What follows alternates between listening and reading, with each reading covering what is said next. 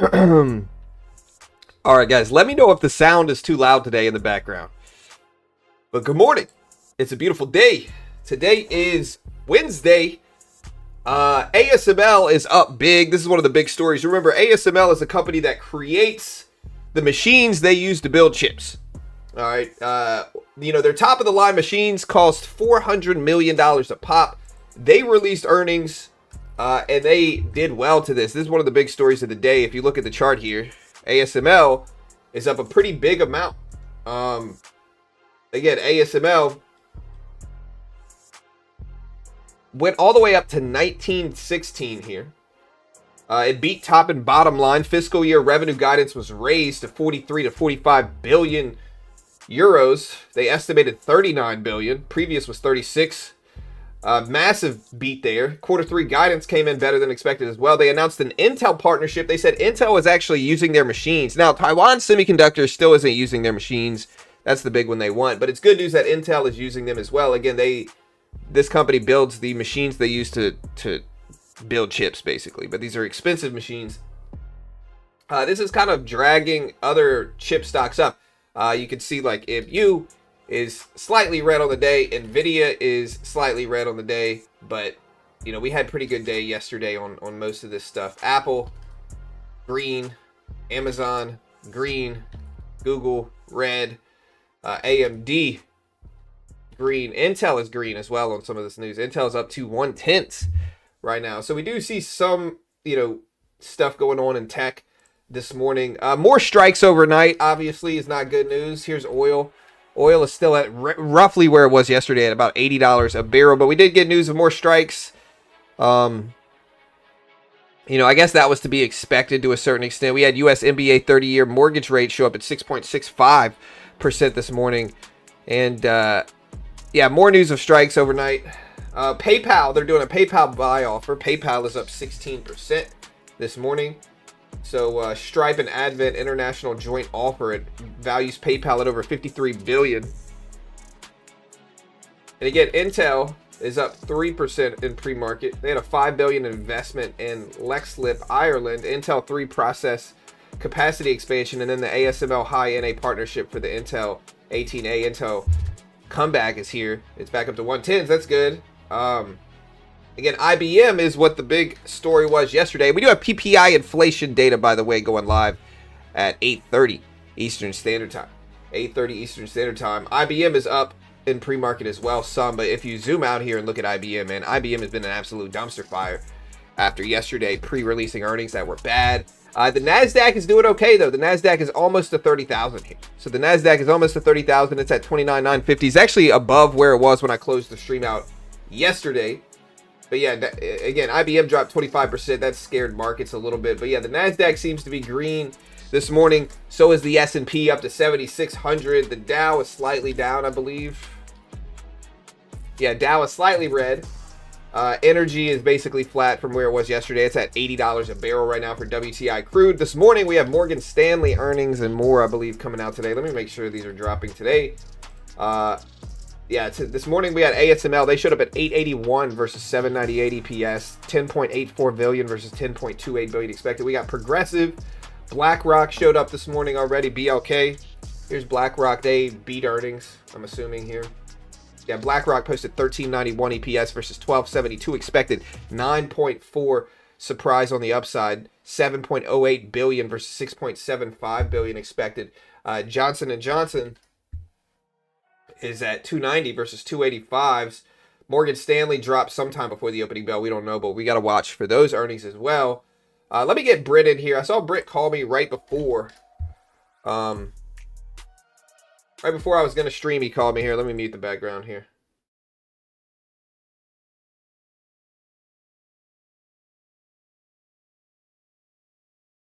But we're here today, guys. Let me know if you're bullish or bearish. Britt might be a little bit too loud, though. Say something, Britt. Yo. Yeah, I can hear you. How's Britt's volume? Is Britt's volume good? Is it too loud? Is the music too loud? There you go. Yeah, but Britt is here today. There he is. Hey everybody. Good morning. Is he too loud? He kind of looks too loud, but it might be just on par with my voice, so maybe it works. But yeah, ASML up big, 1840s today. Good earnings for them. What's up, Faye? Day Hustle, Real, Beer. I started almost on time today, guys. I just want to put that out there. I almost started on time today. PPI news impact, buy or sell. I don't know. We'll have to see what happens. What's up, Chuck? What's up, Lee, GJ, Aha, Pelican, Julie, Kaltenberg, Proxy, 500, Steve, Red, Field, Sherbert. There he is. It's Sherbert. Strikes overnight is great news. We need to get this ended. There he is. You're a famous man here now. Oh, PayPal buyout news. Yeah, PayPal up big. Elsway, what's up, dude? Doc, Pew, Chavo, Craig, Rack, Steve, Ashun, Cam, Edson, Knight, Pava, Dill, CJ, Tom, Brian, Old Hack, Proxy. I think I said Proxy already. They're arguing about Michael Burry in the chat. I see good news. What's up, dude? Jonathan, what's up, man? Raha, Fed, Steve. I think I said those already. YouTube, how come futures are up? Because markets are just reacting less. What's up, John Cook? What's up, Sean? What's up, Steve Harrington? What's up, Kay? Slum, Faye, World Speech, Asif. Did I say everybody? I think I said everybody. Steve Harrington is in the dude from Stranger Things. It's got to be the Stranger Things guy, unless there could be another Steve Harrington. But no, it's him. Oh, it's He's him. coming to us directly from the Upside Down. Oh, I believe it's him. You know. Hey, what's up, Liberty? What's up, Charity? What's up, JS? Well, good morning, everybody. Good morning. Good morning. We got inflation data again today. Yesterday's inflation data, if you remember correctly, came in better than expected. CPI showed up at 3.5%. What was it? Negative 0.4% on the month. Noticeably better than expected. But people are going to say oil is elevated still. Oil is still up, you know, relative to when June ended, which is when this PPI and the CPI report from yesterday, that's the period it was in, was June. Relative to June, oil is still higher. And we've had more escalation this week. And so people are worried that we're still going to see some worse inflation moving forward. I don't know. We'll see. Are you bullish or bearish on PPI, guys? Let me know. I'll put the question up in chat. Are you bullish or bearish on today's PPI inflation data? There we go. All right, so that is the poll. The poll is now live. We're watching oil here. Here's the NASDAQ. Gold still sitting pretty low at 4,030s right now. So gold, you know, even though inflation data came in good, it kind of faded all the way back down. So gold afterwards popped all the way to 4,100s after, you know, lower yields, which means less people buy bonds and more people buy gold. And so gold reacted really well, but it did not hold. It faded all the way back down to 4,036. And I think this is markets just understanding that this data is a little bit late relative to where oil is now, and that we might see worse inflation moving forward. I'm not saying we're going to, but that's the worry right now. I think that's the worry you have to have for this. Yeah, PPI is from last month. Bull for this month, bears for August and for July data. Or for the July data. I'd assume higher oil was showing PPI. Well, I mean, this is for June. It's already shown in PPI. Remember, the last PPI report, if we look at it here, the last PPI inflation report was not low. The last PPI inflation report was, if my page will load, was, ... Come on, load. There it is. All right, so the last PPI report was 0.4%, 4.9% on the year. They're actually expecting it to increase more. Last time was 4.9% on the year. Today they are expecting 5.2% on the year. The month-over-month reading is what you want to look at, though. The last one was really high at 1.1% month-over-month. This one they're expecting at 0%. 0%. Year-over-year headline PPI. So the last one, apparently, I read the 5.2 number and 4.9 previously was core year-over-year. Headline year-over-year today is expected at 6.2%. Last time was 6.5%. So these are also pretty high numbers for inflation data, except for the month-over-month readings. The month-over-month readings, core last time was 0.4%. Today they're expecting 0.3%. And headline month-over-month, which is the biggest reading for PPI, is expected at 0% today. It is expected at 0%. Previously, it was over 1% on the month. Today, they're expecting it at 0%. So we'll see what happens. But that is dropping in an hour today, guys. What's up, Sam? Do you think gold will shoot up or down? Depends on what yields are doing. Hey, Sam. What's up? Sustained weakening CPI could be labor weakness. Yeah, but not right now. I don't think that's labor weakness right now. We did have lower payroll prints. Go ahead, Britt. I was going to say I'm bullish on it. You're bullish. Okay. Yeah. I mean, big shock, but, you know. Yeah. I mean, I think if there's a way to go with this, I mean, especially after yesterday's CPI report, I mean, I think the way is probably bullish. Yeah, just because that's kind of what I was basing it on was yesterday, really. Yeah, yesterday's CPI report, which is consumer prices. This is wholesale business prices, but they're similar. PPI eventually trickles into consumer prices. Yeah, is what it is. So, there's a little bit more lag with PPI, but it can ultimately trickle into consumer prices. But yeah, I mean, yesterday's was obviously very bullish for CPI, much lower than previously, lower than expected. Markets went up. I don't think betting on low PPI today is a bad bet. I think we'll probably react well to it if it's low. Any ideas for gold? I don't know. I don't know what gold's going to do. We'll see. Hey, John. What's up, Sam? What do you guys want to buy today? Again, ASML is the big story. Again, ASML manufactures machines they use to build chips. Their top of the line one is $400 million. The one AMD is using, the one Intel is using is $350 million. So chump change. But yeah, they are up big on good earnings, good guidance, good news altogether. Again, Intel using one of their machines, it's up to 110s as well here. Let me put the sub notifications on. Let me copy this, add the sub notifications.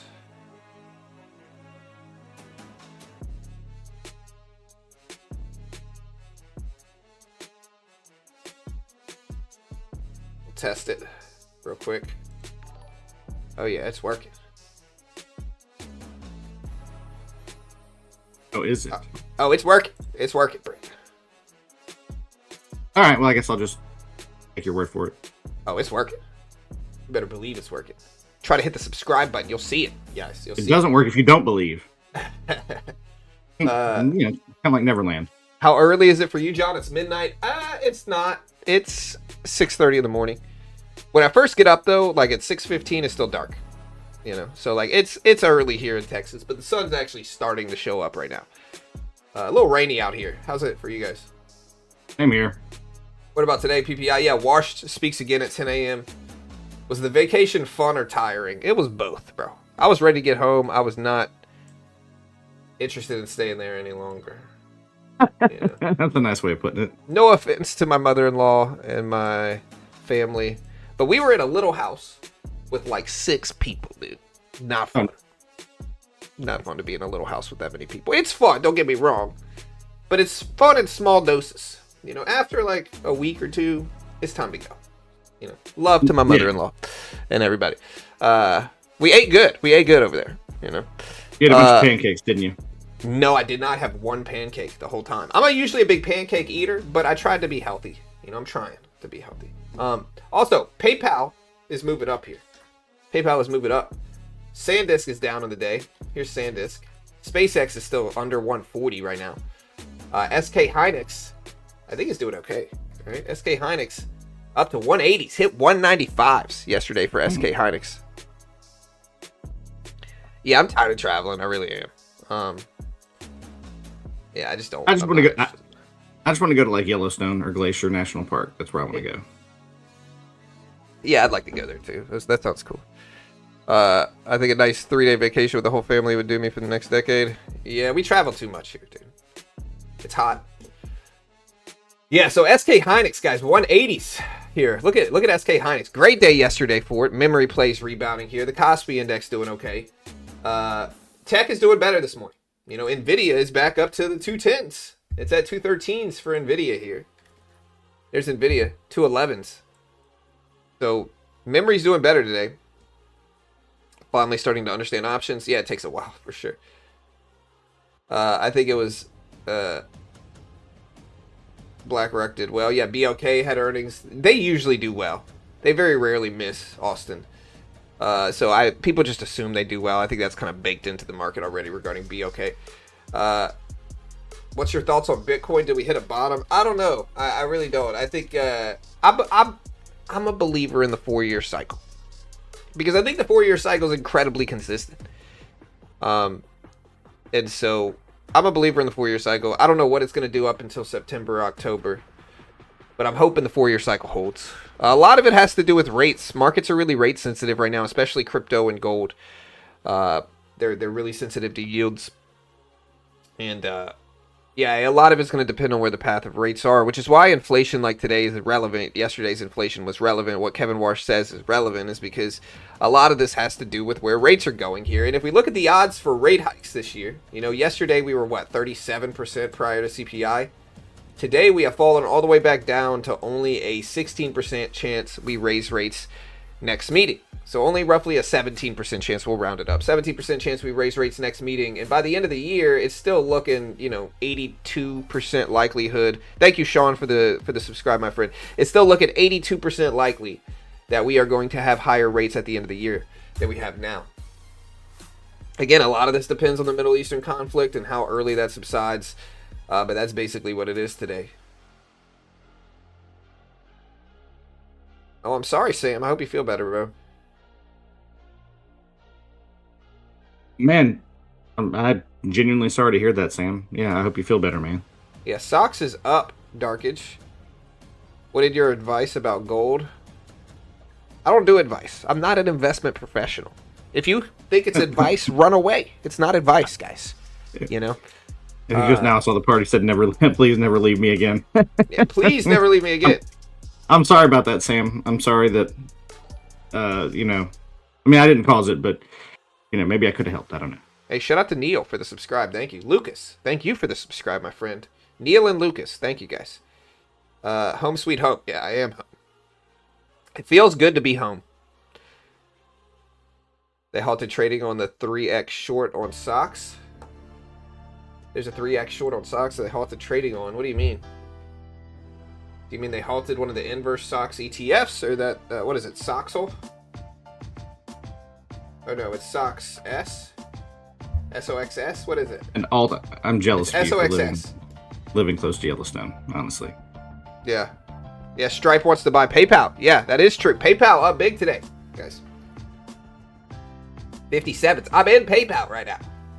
Yes, I am in it. My average price is 44. It's at 57. I love this news right now. I love the news. Why didn't we come up with the idea for PayPal, John? We should have done that instead.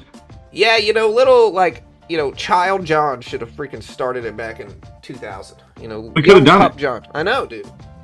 Would have been Wunderkins, Right, that's right. I believe that, Britt. You should have brought up the idea. I think I tried to one day, but then everybody said, shut up, we're playing Halo. Yeah, that's probably what happened for sure. Is gold a buy? I don't know. Long term, yes. Short term, who knows? But gold's sensitive to yields right now. I think markets are pricing in higher inflation after renewed escalation in the Middle East, and that is worse for gold, pushing bond yields higher, is what I think is happening with gold. It originally reacted well to this report yesterday. Here is the initial reaction. Went up to 4100s. I'm just gonna say this, guys. I'm just gonna put this out there, okay? I'm not saying I said this would give it back after this move. I'm not saying I said it wouldn't hold this initial pop and come back down. I'm not saying I shorted it around here. I'm not saying that. All right. If you did, I'm not saying it. Okay.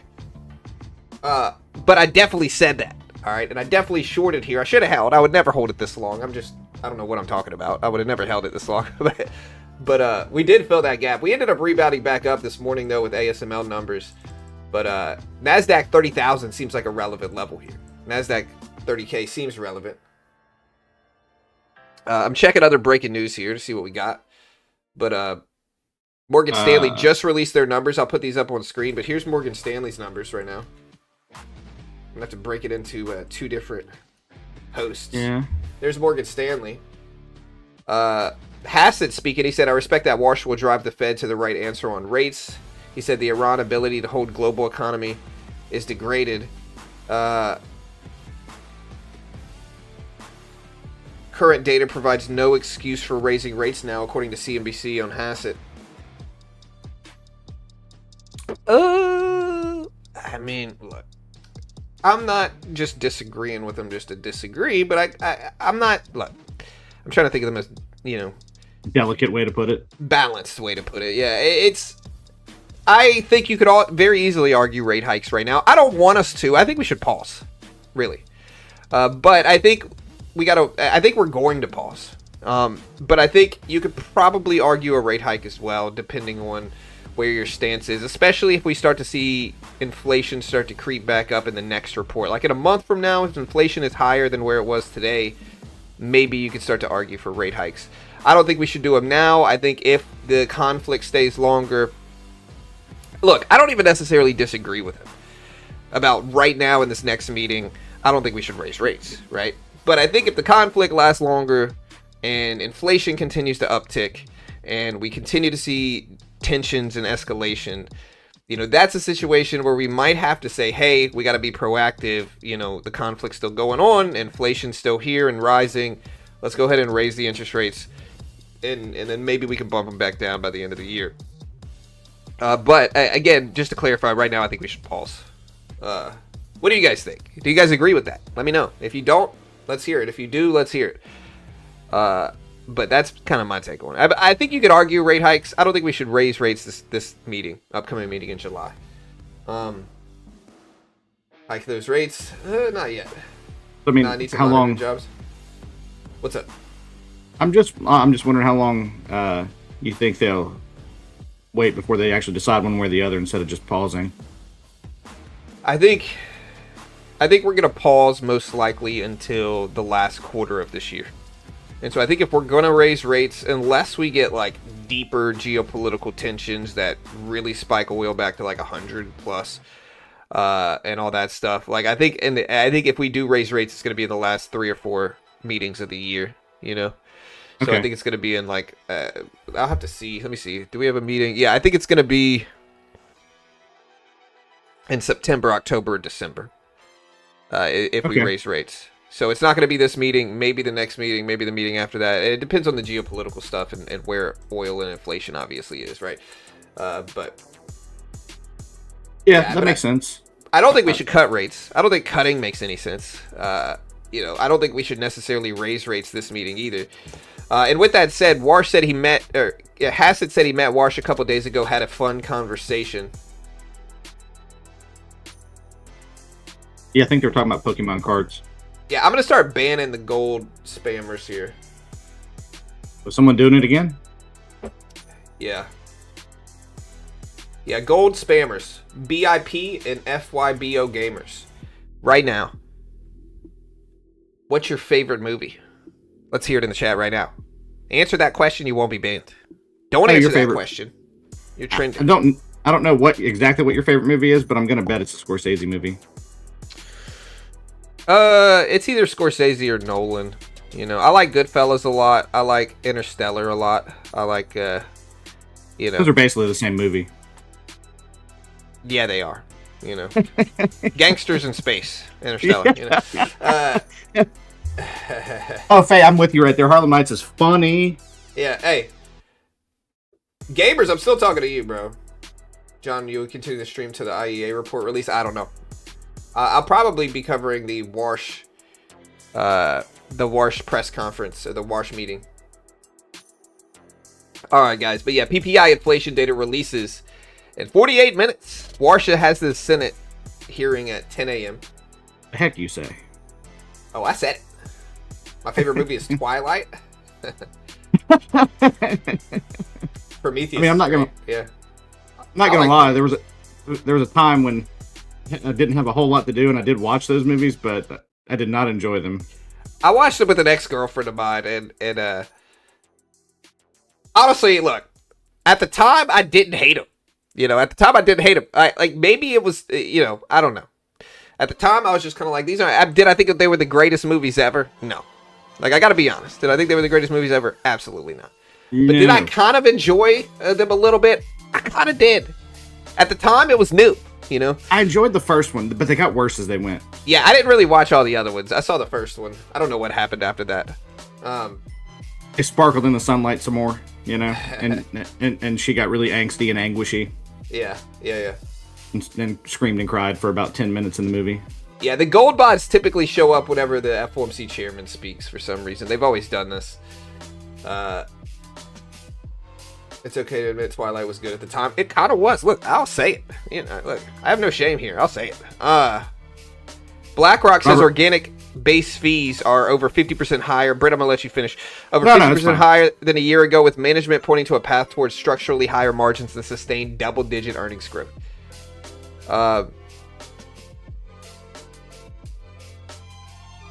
Yeah. All right, what's the purpose of the Senate meeting with Warsh? It's just a lot of political posturing, dude, on both sides, dude. It's just a lot of oh, look what you've done, dude, both of them need to sit down and just stop it, I don't like any of the political stuff. I'm very, everybody needs to just sit down, and then some of them are just going off in left field on conversations that have nothing to do with what they're talking about. So I don't know. Yeah.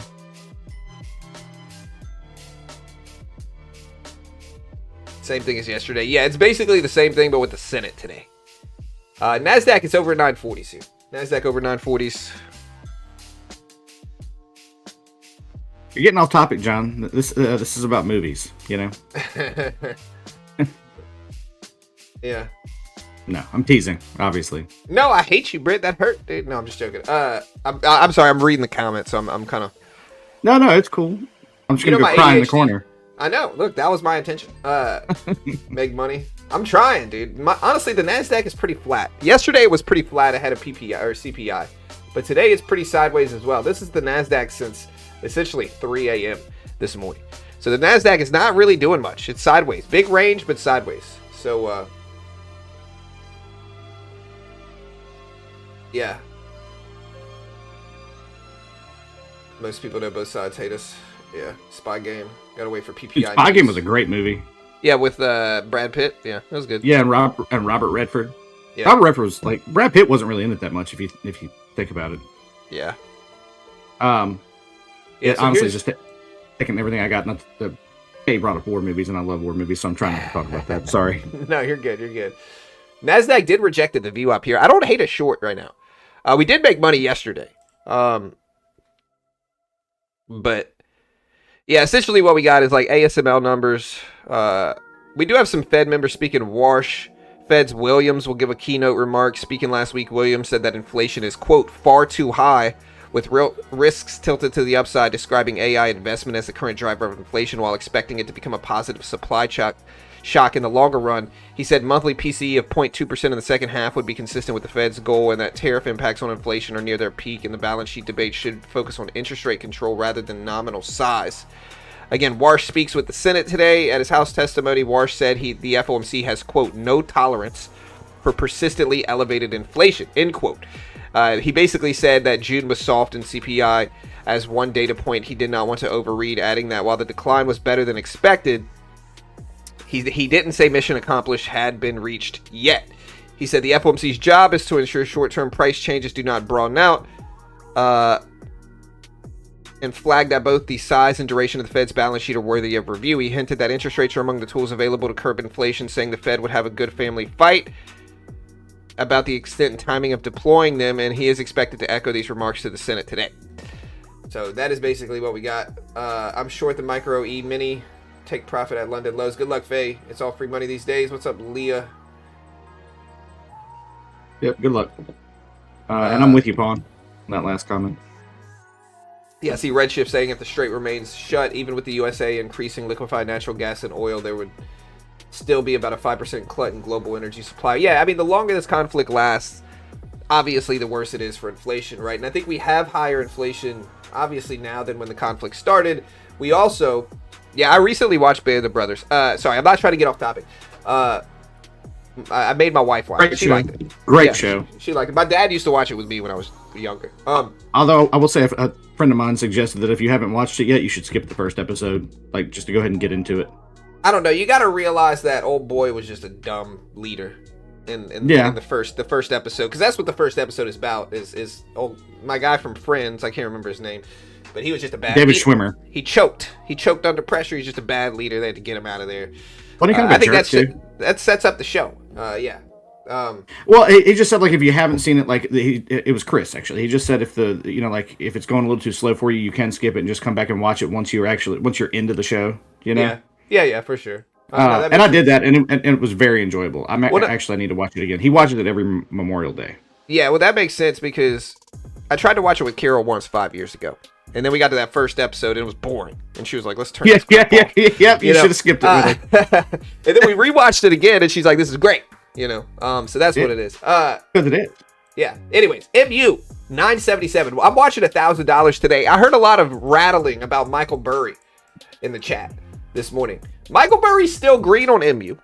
And look, I'm not a big fan of Michael Burry necessarily. I like Michael Burry, but I also dislike some of his ideas and his call-outs and his picks and his directional bias. But regardless, MU is up to almost $1,000. Michael Burry shorted MU is about 1050. About 1050. He's shorting, what else is he shorting? He's shorting Caterpillar at like 1060s. He's still green on that. He's shorting Tesla at like 416. He's still green on that. He's shorting Nvidia. He's red on Nvidia though, so he is still red on Nvidia. What is he also? I think he's shorting stocks, and he's pretty green on this thing too. So I think Michael Burry's still green in most of his shorts if he's still in them. No? I'm sorry, that was funny. I don't dislike Michael Burry, but I dislike this, but this, I disagree and this about with him. it. Yeah. AI already topped. He got one short, incredible. So what, guys? What about gold and the upcoming data? I mean, gold is going to react. Hey, thank you for the sub vlogs. Gold in the upcoming data here. Gold's going to be sensitive to yields, and so essentially what we see here is that if PPI shows up higher than expected, that means yields are going to go up. That's bad for gold. And so if you want to know what gold does, higher yields is bad for gold, higher inflation is bad for gold, lower inflation is good for gold, lower inflation is good for yields going down. And that's essentially the story here with gold. Is silver just kind of hanging around with gold too? Yeah, silver's doing basically the same thing. I see Sam said I watched the Pimblett fight last night. Bro, honestly, I hit that guillotine on people in training. Honestly, for a little while, I didn't know if it was correct, because like I'm a sucker for a guillotine in training, and sometimes I'll get the Darce grip, and instead of like hooking around and trying to hook their legs, I'll just drop into guard, And so it kind of gives me a little bit of validation, because I'm gonna start drilling that Pimblettine, whatever it's called. I'm mad I can't do jujitsu. Hey, what's up, Charlie? PPI news, buy or sell? I don't know. Bull or bear, guys? We did a poll. 70% bulls, 31% bears. 70% bulls, 31% bears. 500 plus votes. Michael should be shorting XRP and something else. I think the dip is behind us. He should have bought MU at sub $100, not shorted at 1050s. Do you think chips are in a bubble? Maybe. Memory prices, PE ratio in memory is still pretty low right now. So like memory prices could be elevated, but like price to earnings are not super elevated in that regard. Like chips, like regarding like microchips with like Nvidia and stuff like that, and AMD, those are a little bit higher PE, a little bit worse valuations for those in terms of extension. But it depends on which sector we're talking about. Tech is elevated over the last 5 years for sure. And maybe we correct, but I think long term, even if we do correct short term and crash short term, even obviously long term we're still heading up. So PPI moves markets. I'm assuming you're talking about PCE, Kim. PPI, I would say, moves markets more than PCE does. But it varies. CPI moves more than all of them. And we did have a pretty green reaction to, here's silver under 60s, but at 58s. Here's gold. We did have a pretty good reaction in the NASDAQ here. Here's the NQ. Here's the CPI print yesterday. We did have this big green candle from it. Maybe this one's a little bit more discounted though because of you know, the elevated oil that we're seeing now. You know, it's very possible. You know, we do have higher oil now.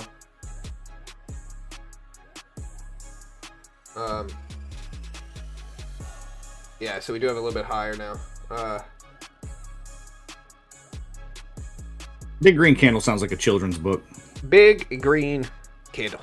Yeah, so I'm reading this article that Financial Times posted that, quote, "We're old enough to remember when the market cap of the loss-making telecom SpaceX was bigger than Amazon's. Heck, for a few precious moments, it was bigger than Microsoft's. Maybe one day it will be again, but for now, the stock is down 38% from its peak IPO valuation.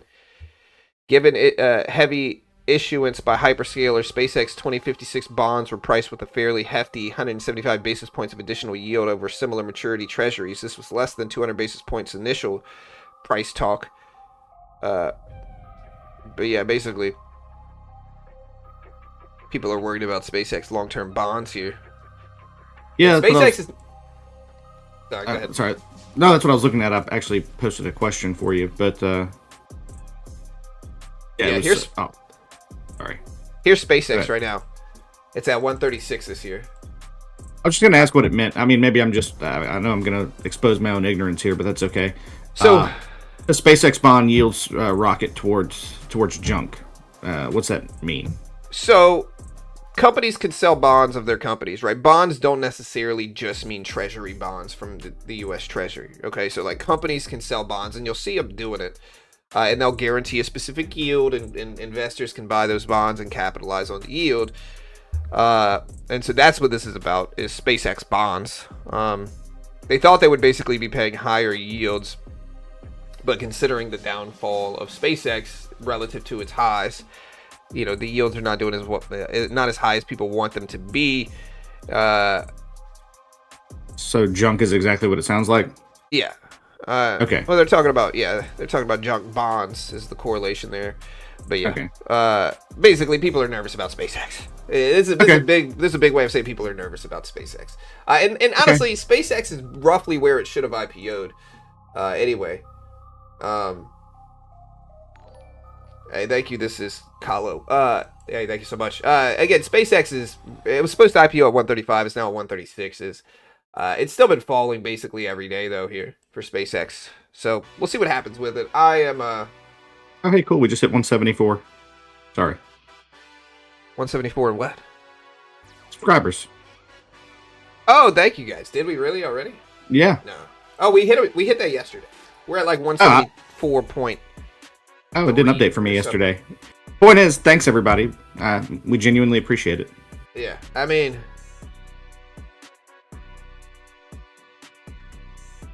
yeah, we're at 174,235 subscribers. Oh, heck yeah. That's even better. Yeah, guys. Ugh. You know, we're hitting 175 maybe today. Should I put it in sub-only mode? Maybe I should. I mean, I don't know. I don't know. Yeah, I mean, look, this is why IPOs are sketchy, guys. I don't care what it is. IPOs are a little sketchy. Doesn't matter how healthy the company is, they're still a little sketchy. If I buy an IPO, it's a very small size. Hey, thank you, Hanson. Shout out to Hanson for becoming a member. Thank you so much, dude. Cheers to Hanson. Thanks, Hanson. You know, play Umbop for me one more time. I was about to say, I hope you're the Hanson.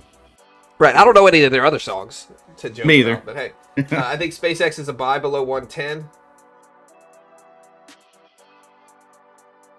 Well, yeah, I mean, they use bonds for funding, right? So if the bonds go, stock goes to crap. Yeah, no, 100%. IPOs are always sketchy. You're right. Yeah, they're pretty sketchy. Today, PPI news, buy or sell. I really don't know.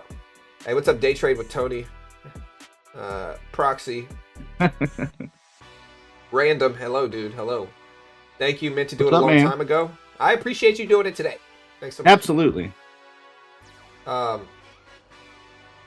here today, guys. We're here. Hanson, he's so hot right now. Yeah. I mean, I know it was Hansel, but in the chat he is right now. In the chat he is. PPI tends to lag some, doesn't it? Yeah, I mean, eventually we have some trickle into consumer prices, but there is a little bit more of a lag. But PPI prices have been, I would argue, more volatile than some of the other prices we've seen lately. And so you could argue PPI prices could shake things a little bit more than CPI, at least in terms of some of the readings. Although CPI did show up noticeably lower than expected. Here's gold.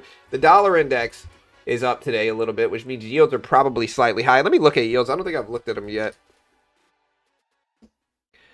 So here's yields right now. 2-year Treasury sitting at 4.21% today, 4.21%. If we look at them where they're at this morning, they are down from the CPI report, but they have rebounded up a little bit here. They're at 4.21% this morning. Hey, what's up, Solar? It's like the most IPOs.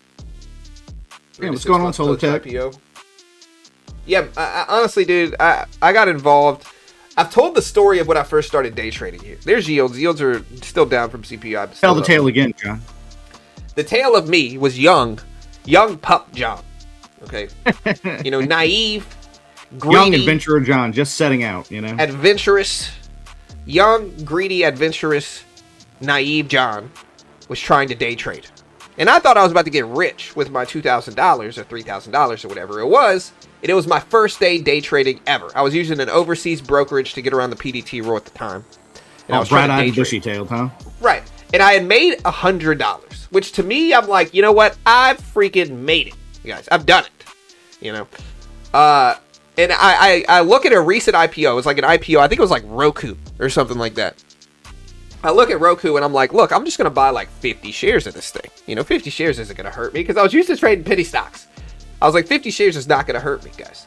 Let me buy 50 shares of this stock. Maybe I'll make 10, 15 bucks. If I lose it, it's not the end of the world. Bro, I buy this stock and I immediately am down like $400 in like 30 seconds. Oh, no. Like just like a deer in headlights. Just didn't know what I was doing, immediately sold, down $400 on the day. And so again, lesson learned. How bad did you freak out, honestly? I held it together, but I was pretty heated inside. I was pretty heated inside. I was pretty upset. But hey, it's a lesson you can pass on to everybody else, So yeah, listen, don't do that, guys. Don't do it. Listen, 50 shares could be a lot. It seems small. It's not. If it's not, at first you don't succeed, buy a paper account. Yeah, that's right. Paper trade. That's right. That try again thing really doesn't work if you don't know what you're doing. Are y'all talking about soccer in my chat? Look, I hate to admit this, but I don't watch soccer, guys. I don't know what's going on with the World Cup. I don't know who's winning. I know there's some Viking guy everybody's talking about. That's all I know. They got some Viking guy that looks funny that everybody's talking about. He's a beast. He is. Now, listen, don't get me wrong. That dude's a beast. I'm not hating on him. He looks like he's like 6'6". I can't really tell. I know the U.S. lost, and there was some type of drama around a red card, but that's all I really know. That's all I really know. Yeah, I don't know. I don't know either. Like I said, I played soccer for about 5 years, and I really enjoyed it. And I like watching it. I just when I don't have some kind of emotional investment, I'm not going to watch sports. Right, exactly. I need to be able to root for somebody. Yeah. But yeah, there's Google 350s. And hey, Vegas. Sorry. What's up, Vegas? I was close. He's 6'5". Yeah. Oh, he's out already though? Okay, yeah. Like I said, I don't watch soccer, guys. I have no freaking idea. Yeah. France lost. Is that who he played for? Or plays for? No, he played for Holland, if I remember correctly. I was about to say, no, maybe it was it I thought he was a Viking. Basically. Not, Was he Norwegian? What did he play for? Was it Holland? Was it? It was one of those Nordic places. Yeah. Norway, someone says. Okay, yeah. That's what I was thinking. Like, it had to be Norwegian. Yeah. Okay, so he probably is of Viking descent then. Yeah. Yeah. All right, guys. Amazon 240s. What do you guys want to buy today? Again, the big story overnight, guys. Again, I'm going to talk about it again. ASML reported numbers, raised guidance, much better than expected. Announced Intel is using their machines. And again, this is a company, they don't produce microchips. They produce the machines that produce microchips. The top of the line one costs $400 million. The one Intel is using costs $350 million. So they sell the machines that are used to build microchips. All right, it's good news that Intel's using them. They still don't have TSM using them. TSM basically says that their machines are too expensive, but this is the company that produces the machines that build microchips. ASML posted really good numbers, raised guidance. It's up to 1830s today. It's one of the big stories heading into PPI inflation data in 30 minutes. So that's essentially the story here. I wish I made those machines. I wouldn't sell them. I would lease them. Yeah, TSM is a monster. Well, Yes, lithography machines. That's how Howard Hughes' dad made his money, leasing drill bits. Yeah. Yeah, it's a good move. Good move. All right, guys. So, yeah. So, NQ pulling back a little bit. Still shorting around the 200 exponential. I'm still watching it here. Let's see if it holds. But, might get a blast from core PPI. Yeah, I get higher or lower PPI today, guys. Higher or lower. What do you guys think? I think GameStop joins Uber Eats for deliveries. Did it really? Yeah, dude. I just saw it. I mean, GameStop's got that weird candle. GameStop doesn't move much anymore. Again, people just don't want... GameStop eats. Come to our old game stores and eat food. Right. Let's see. I'm trying to look at the price action here. It's hard to even look at this. All right. I can't even look at this chart. Maybe they did this intentionally. That one little... Oh. Also, Rag, I saw your last comment. That was funny. Yeah, 2240s for GameStop. GameStop never stopping. Higher, buy or sell. I have no idea if this is going to go up or down from PPI inflation data. Again, bull or bear, guys. We did a poll earlier. 71% are bullish on PPI inflation data. 30% are bearish, basically. Again, so NASDAQ at 29.9. See, I think I'm watching 30,000. Again, the S&P is slightly green on the day. It's at 7600s as well, 7590s. We're close to all-time highs in the S&P, though. So S&P all-time highs are 7650. We're at basically 7600s. The Dow, if we take a look at the Dow is slightly red on the day. But all-time highs are not that far away on the Dow either. We're at 53.6s. We're at 52.8. So a little bit farther away than the S&P. But we'll see what PPI inflation data does. I think, you could argue bullishness today based off of some of the numbers we got yesterday. Thank you, Michael. I appreciate this up. But again, we did have Wells Fargo, Bank of America, Goldman Sachs, JP Morgan, Citigroup yesterday. Most of them beat EPS and revenue. Today we had Morgan Stanley, BlackRock, and more. And again, BlackRock reported already. They did fairly well. But here's the NASDAQ here. We're still waiting. We got 30 minutes until PPI inflation. Give us your PPI prediction, John. I don't know, dude. I'm on day 2 of no vapes, no nicotine. I'm doing proud of you, John. Honestly, dude. Like I didn't hit I wanted to once yesterday, but not today. I've done it. I've given it up. Yep. He's back to cigars. Yeah. Yeah. People are talking about the LCID shares. Yeah, Lucid. I mean, look, guys. Man, most of these, I've said it once, bro. I say it again. I've said this for years. Most of these EV companies that are standalone EV makers, outside of maybe Rivian and obviously Tesla, but outside of, if we're not talking about Tesla, outside of maybe Rivian, all the other ones are most likely going to fail. Let's just be honest here. Why? Because not enough people want to buy them. If they want an EV, a lot of the time they're buying a Tesla or Rivian if they don't like Tesla. Or they're buying a legacy brand. Sorry. So, no, go ahead, Brent. I was going to say, I think at this point, with some exceptions, I think most of the people who want one already have one. Right, and yeah, I mean, and the people that do want to buy one, they're a lot of the time they're just going to buy legacy. Not enough people even know about Lucid to help it super succeed like Tesla or something like that and turn it into a huge company. And so I think, and really the future is probably hybrids anyway. I agree, unless the technology improves. A decent bit. I mean, I know range is always improving. We've talked about that a little bit on here. The chat has educated me some on that. But I think they still have problems with losing range in extreme cold weather and that kind of thing. And I don't appreciate that. Or at least I just don't like that aspect. No, for sure. No, makes sense. And if I'm wrong, you guys correct me. But I think the batteries, they lose a significant amount of their range in the cold. Yeah, sorry, I'm seeing U.S. president says that an Israeli withdrawal of troops from parts of Lebanon would be a good thing. I'm trying to see where he posted this. Let's see. I don't see anywhere where he posted this. Not on Truth. Is he speaking somewhere? I don't know. I just saw this report drop, and I did see that GameStop joins Uber Eats for deliveries. I don't necessarily hate the GameStop news. That's what I told you earlier. I know, but I'm just now seeing it on the tape. I don't hate it. Like, what are they going to do? Deliver controllers and stuff like that? I don't know. Yeah, I'm really struggling to understand what they're going to do in that market. It's got to be something like that, right? Like, you order from GameStop, somebody comes and delivers it to you. I'm okay with it, you know? Oh, I am too. But no, I mean, I guess actually that does kind of make sense. You know, if you can just order like, hey, my controller broke, I want a controller now, instead of having to go on Amazon and wait 2 days or drive there. You know, I would do that. No, for sure. Yeah, 100%. The future is flying. Yeah, so Uber, let's take a look at Uber here. Uber at 72.30s right now, 72.30s. So let's see what we get here today.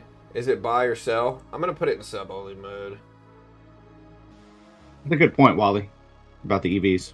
Yeah, I'm putting it in sub-only mode. We got 23 minutes left until PPI inflation data drops. Futures flying Uber service. Yeah, I mean, I saw the news. What I'm trying to say is I saw it on my sources pop up, the Uber news. I heard Britt say it, but I'm taking credit for it. You know? No, that's okay. No, honestly, I find it weird that you and I get like different things at different times on the same source. Yeah, for sure. Most stuff he gets before me, but for some reason I got that before him. Like, it's weird. Yeah, I don't appreciate it, dude. I don't appreciate it. And you shouldn't, John. You shouldn't put up with coming in second. Yeah. I was about to pull a "you're fired," but I'll wait. You know. But still drives a horse and carriage. Hey, dude. I mean, I would if I could, honestly. I rode some horses in Michigan, dude. I am like freaking John Dutton on those horses. Okay, I am like Wyatt Earp on those horses, dude. They love me, you know. Both played by Kevin Costner. I really did ride some horses. I got to run on them too. It was fun. Oh, dude, I would love to do that. I mean, I've ridden horses, but I've never gotten to do a full gallop. My dad says, like, when they're at full speed, it's incredibly smooth. Like, you'd be surprised. It's smoother than when they just trot, for sure. Oh, yeah. So, looking at yields, guys, we can also look at 10-year Treasury yields. Again, 10-year Treasury yields are up to 4.6%. They've basically given it back. You know, we saw yields fall yesterday on cooler PPI inflation. And remember, guys, today's PPI report is expected to show up at 0% month over month, which is the most important reading, is the headline month over month reading for PPI. 0% expected today. 0%. Last time it was over 1% on the month. Today they are expecting 0%. So we'll see what happens here. But it's relevant, guys. It's relevant. It's important. PPI inflation. Again, it's the second most important inflation report for the Fed after CPI. PPI below expectations mean we're seeing some inflation pressures easing and support rate cuts, bullish for stocks and crypto and gold. PPI in line might be flat. Above expectations might mean we're going to get big negative reactions. I said this yesterday, but it's one of those situations where we have higher oil prices now than we did when June ended. And so what that means is that now people might discount lower inflation, but they might not discount higher inflation, because if we have higher inflation than expected today and then we're leading into next month's report, that's bad. That's not good. Yeah.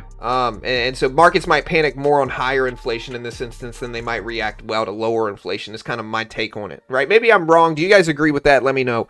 But that is my take, is that markets might be a little bit more fearful of higher inflation data today than normal, and they might also discount lower inflation a little bit more, just based off of where oil is now versus when it started, or when it ended June here. So like, look, here is June right here. Here is the month of June in regards to oil prices. So oil faded all the way down to this in June, and then June ended like here, right? So this is June right here in oil, right? But what we see since June ended is we see oil pop back up to $80 a barrel right here.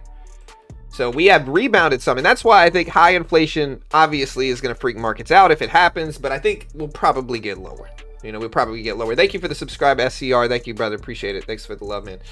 But that's my take on it, is that we're probably going to get lower, but markets might discount it, and it might not be as bullish as it normally would be.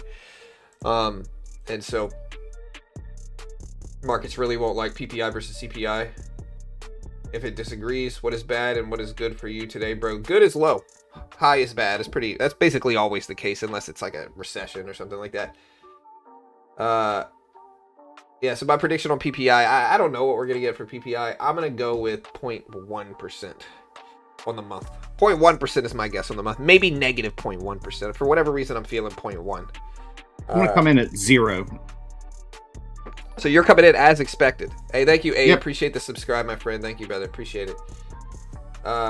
Yeah, I mean, I feel like maybe that's maybe the best we could hope for. I don't know. Yeah. Half of June was way higher than oil prices now in oil. I think inflation is Oh, thanks, dropping. Ade. Oil's back up. Yeah. I'm assuming it's Ade. Is it going to be buy or sell?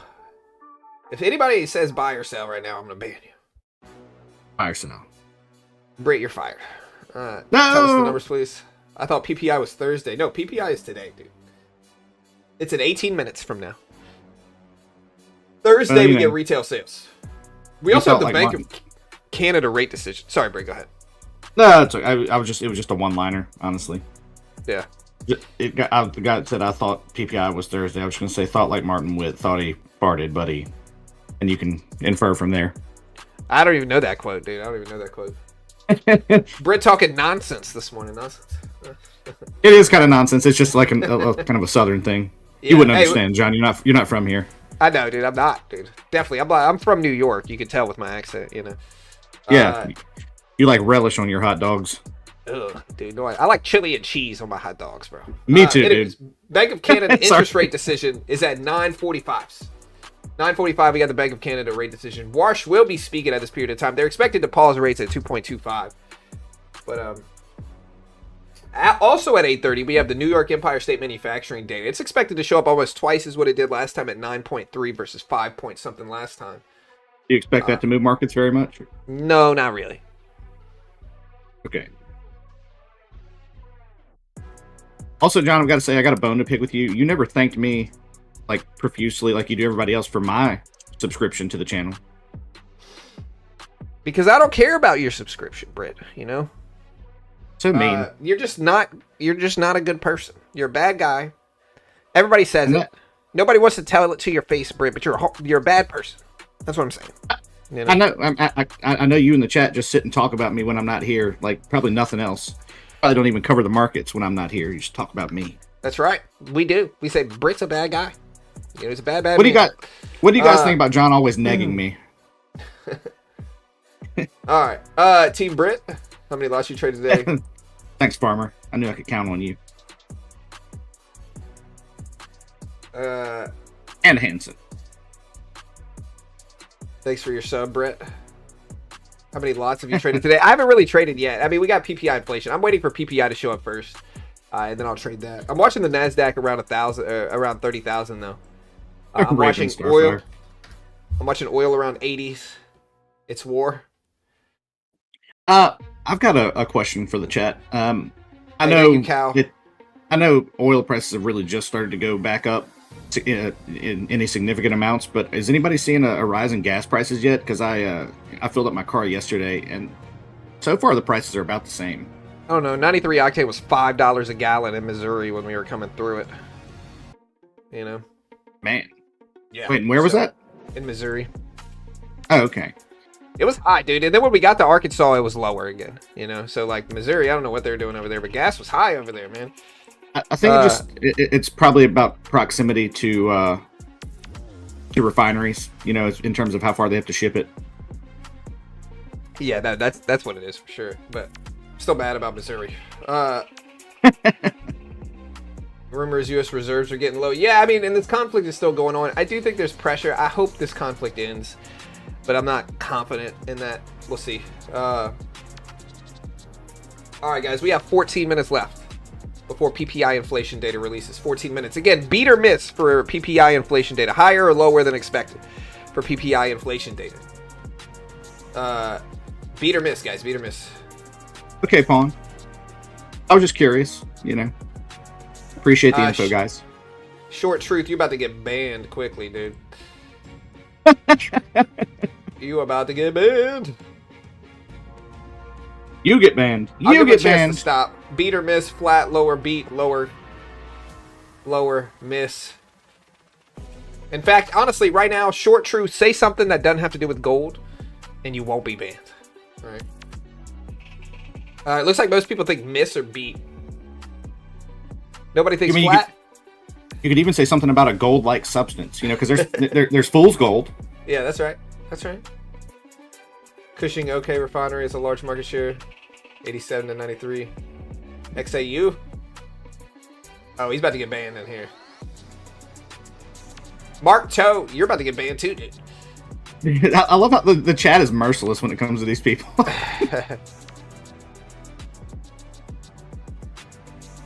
Yeah, every report every week, dude. This is what we do here. Hey, thank you. I appreciate the sub. Thanks so much.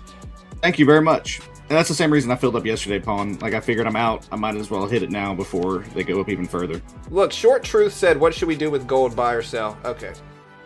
Banned. Sorry, dude. You're banned. We gave you a chance not to say gold. You said gold anyway. I even gave you, like, a really good option. Like, it was gold related. You could have just said what I said. Why do you say this over and over again, guys? Alright. Alright, you're banned too. You're banned too. I don't even have the banning power, but you know what? Yeah. You're banned. How low is good and how high is bad? I would say low is good regardless of how low. Super low is very good. Anything over expected is bad today, in my opinion. So, like, anything over the expected number is not good at all. It's terrible.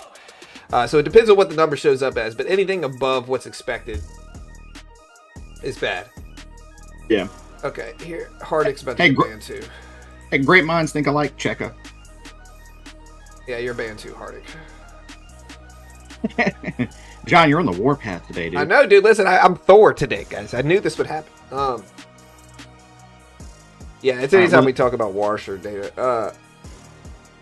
It's pretty easy to do. It's kind of entertaining. It gives the stream something to talk about. But yeah, we got 11 minutes left. 11 minutes. Hey, thank you, Amon. Appreciate the sub, my friend. Thank you, brother. Thanks, bud. Buy mustard. You get a ban, everybody gets a ban. Yeah, that's right, Jono.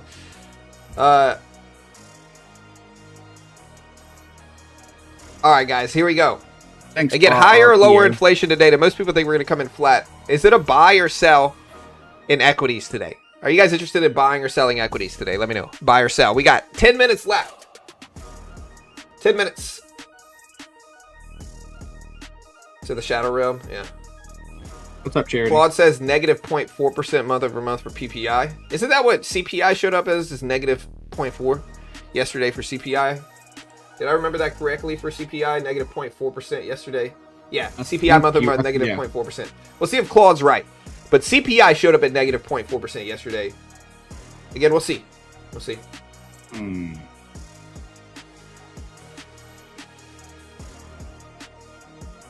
A 100 band giveaway.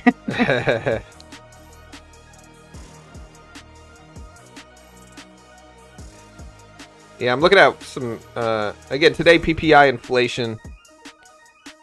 Warsh does speak again today. It's basically, most people expect kind of a continuation of what we heard today from Warsh, or yesterday.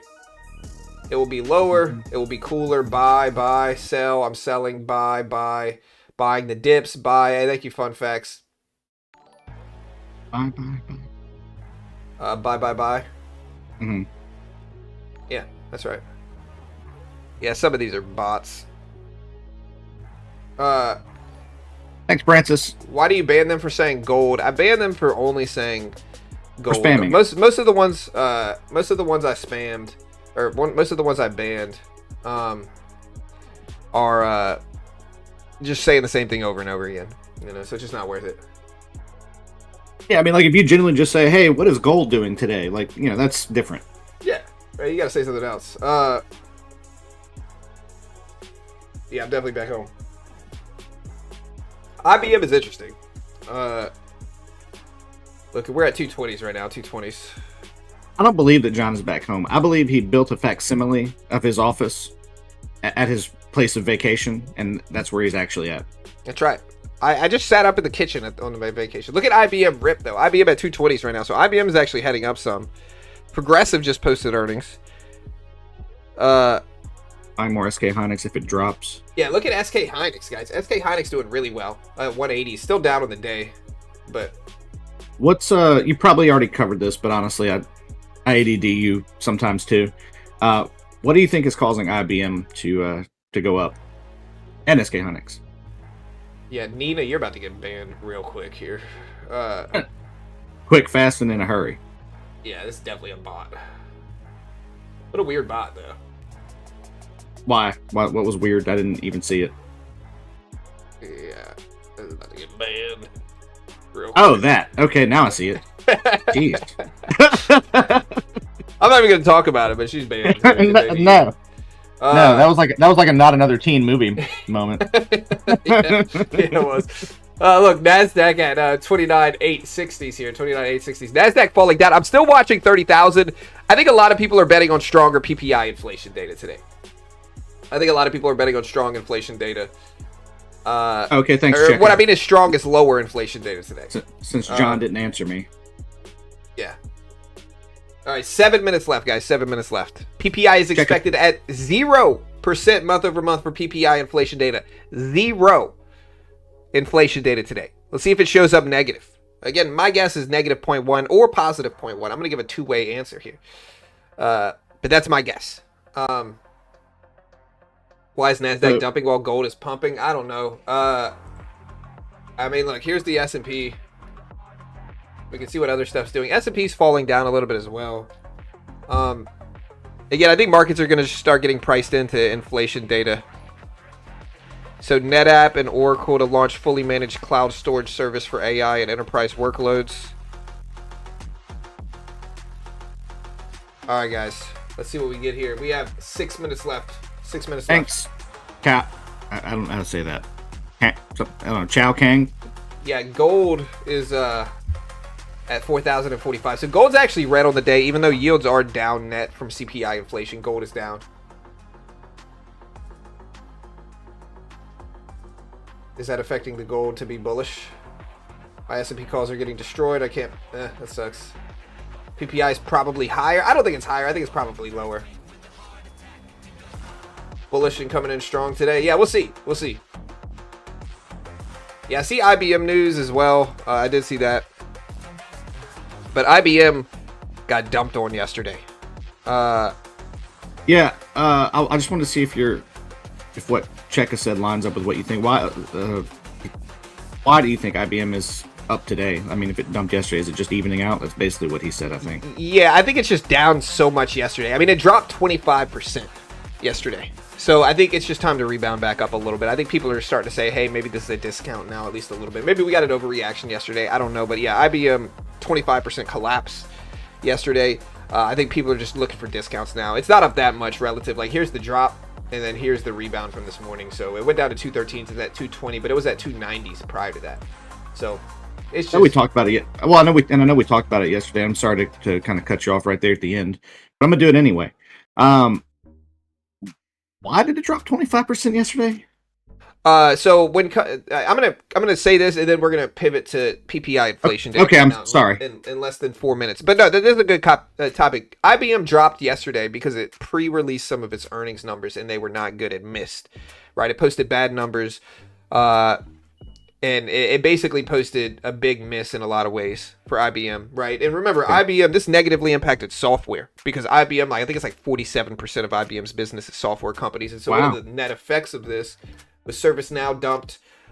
We saw like Microsoft react negatively to it. We saw Adobe fall from this report as well. You can see Adobe down here. So like that, it negatively impacted software yesterday for IBM specifically. But all right, guys, 4 minutes here. 4 minutes. Thanks for going over that again. Yeah, no, all good. How's the volume as well, guys? We got 4 minutes left. Let's see what we get. 4 minutes. Yeah, I see Lucid, my bankruptcy. Britt, did you go on tea therapy? You grew some? How would you know that? You can't even see me. Yeah. Hey, thank you, Dark, for becoming a member, my friend. Thank you, brother. Appreciate it, dude. Thanks, Dark Dark Wayne? Nah. I don't know. I just say dark. Hey, thank you, Dar. Appreciate the sub, my friend. Volume is good. Okay, good volume. IBM is up because of short covering. Yeah, it's a dead cat bounce, which is basically when something's down so much, a lot of the time you get a small recovery bounce, even if we continue down, is what a dead cat bounce means. Thanks, Darminder. Are we going to move as much like CPI? I don't know. I need downside today. You skipped class yesterday. It wasn't yesterday. It's the day before yesterday. Johnson & Johnson earnings. Oh, interrupt me, dude. I'm used to running the stream by myself. Brent, I'm going to let you finish. But I'm used to running the stream by myself. So I just keep talking, you know? No, yeah, like honestly, again, and we've talked about this a little bit, but John and I have known each other for so long, like, you just got to cut across each other. We both talk a lot, so. Yeah, for sure. Okay, hey, you get banned too, my friends.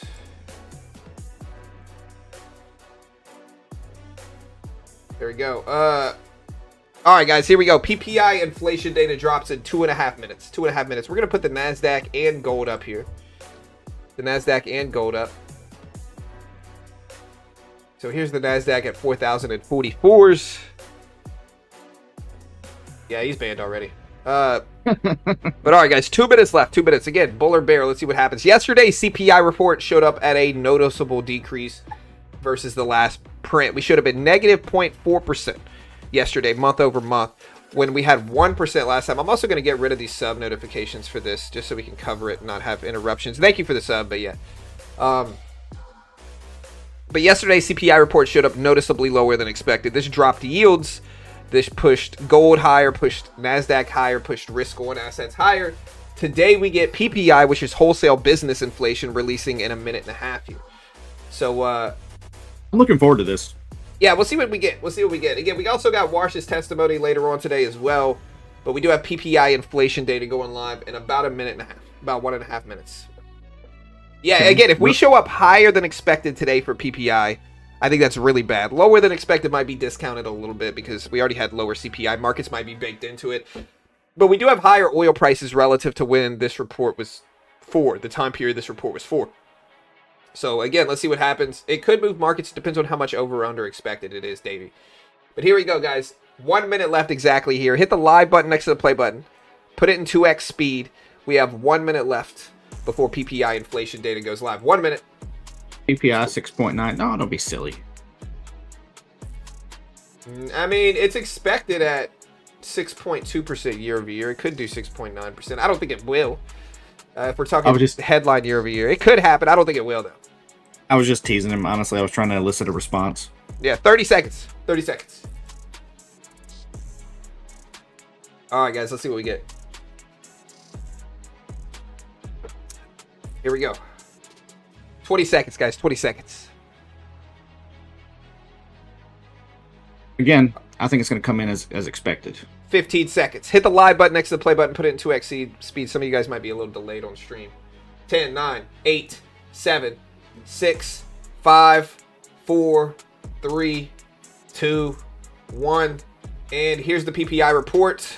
Okay, guys, so PPI data showed up at negative 0.3% on the month. Negative 0.3% on the month versus 0% expected. Very good. Negative 0.3% on the month. Core PPI showed up at 0.2%, lower than expected. And again, negative 0.3% on the month versus 0% expected. Way better than expected. Let's take a look deeper into this. We also got the last numbers revised down. So some of the last numbers were revised down here. Negative 0.3% PPI, 5.5% on the year. Some of the last numbers were revised down. And so the NASDAQ has reacted well to this. We have reacted well. But yeah, we have a good jump up on the first candle anyway. Yeah, a pretty big jump up here, really. A pretty big jump up. We'll see what happens here. But yeah. So we got revised numbers that were down big. Let's see.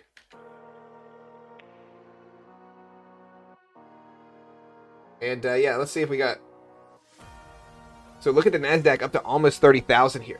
And so digging through this PPI inflation report here, guys. Like, again, I'm digging deeper into this. But You think being so close to 30,000 will actually pull it up there? Yeah, gold up to 40/50s here. Yields spiking up. So again, fell 0.3% in June. Over the last 12 months, final demand prices are still up 5.5%. It's all about goods and energy. So final demand good prices fell 1.4%, which is the biggest drop since July. All right, so like digging deeper into this, final demand good prices fell 1.4%, the biggest since July 22nd. Energy prices fell 6.4% in June. All right. So in June, 6.4% energy prices. You can see that right here. 6.4% energy prices fell. Final demand foods fell 0.6%. Goods, excluding food and energy, rose 0.2%. Final demand services rose 0.2%. Nearly 2/3 of the decline in goods came from gasoline, which fell 12%. Other notable declines were diesel fuel, jet fuel, crude petroleum, fresh vegetables, thermoplastic resins, and plastic products did go up 1.6%, but the decreases in oil, on the services side, about half the increase came from fuels and lubricant retailing, while margins jumped 13%. Other rising categories in this report: security brokerage, investment advice, furniture retailing, apparel, jewelry, footwear, loan services, and inpatient care. Weaker services, machinery and vehicle wholesaling, margins down 8.4%. Food and alcohol wholesaling and deposit services.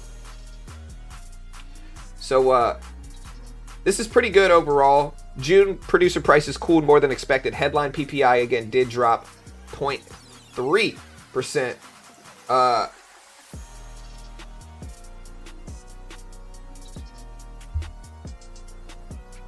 You good? Yeah, sorry. Was changing something. But yeah, so again, everything basically dropped. NASDAQ is green on this report. Gold is pushing up on lower yields, and I'm sure yields are falling down here. Sorry, I had to change the stream title real quick. But yeah, I'm sure yields are falling as we should be. Yeah, here's 2-year treasury yields. Everything was lower than expected basically today. Look, so here's 2-year treasury yields. We're down to 4.17%. And here's 2-year yields dumping down here. I'm sure these might even push the odds of a rate hike down even more than they dropped yesterday. But lower than expected PPI inflation data today. Lower than expected. We're still at 16%, but this should fluctuate with lower yields from PPI inflation data. But look at yields fall. Again, I might buy this up more. I don't know. Let's see. I ended up shorting some of the rebounding yesterday here. But I don't know what I'm going to do with this today. Let's see. Bull or bear right now, guys? Bull or bear? Bull. OMG just got ripped. Oh, man, I'm sorry to hear that, Haley. And I agree with you, USMC. Prices, at least in that regard, are not down. Yeah. Bull or bear, guys? What do you guys think? Just got ripped. OMG. Bears pulling muscles. Hey, what's up, Will? People are worried about July with U.S. and Iran now. Yeah, I mean, we should see higher inflation here. This is why I shorted yesterday. Here's the NASDAQ. But this is why I shorted yesterday in markets after reports like this. I think the NASDAQ is close enough to 30, though, to where I might buy this more. And so we took 4 contracts here. I think the NASDAQ might want 30,000. And so we'll see if we get a rebound here. Yeah, that's what I was asking earlier. If you think that price point would pull it up the rest of the way to 30,000. Yeah, I think so. I mean, I think we could today. I think things look stronger in pre-market this morning as well. So, we got a small position. Yeah, this is an actual funded account. There we go. All right, we're gonna take half off here, kind of scale out of this, and then hold the last 2. See if we get a rise back up to 30,000. Here's 30K on the NASDAQ. If you look at 30K on the NQ, it's right here. So that is 30,000 on the NASDAQ. My bills are not going down in grocery. Well, yeah, I mean, this is inflation slowing down, not going down. Inflation rarely goes down. It slows down, right? So this means prices are only rising. They actually, honestly, month over month, technically, we did see some actual decreases in inflation at negative 0.3%. But on the year, prices are still up 5.5%. There we go. We're getting another move here. I'll take a little bit more off on the top. Bull thesis was correct on today. I'll get out the rest right there. Yeah, grocery prices are pretty out of control, though. Like, I don't... It's just ridiculous how much they've gone up. I don't know how some people are making it. Yeah, I mean, look,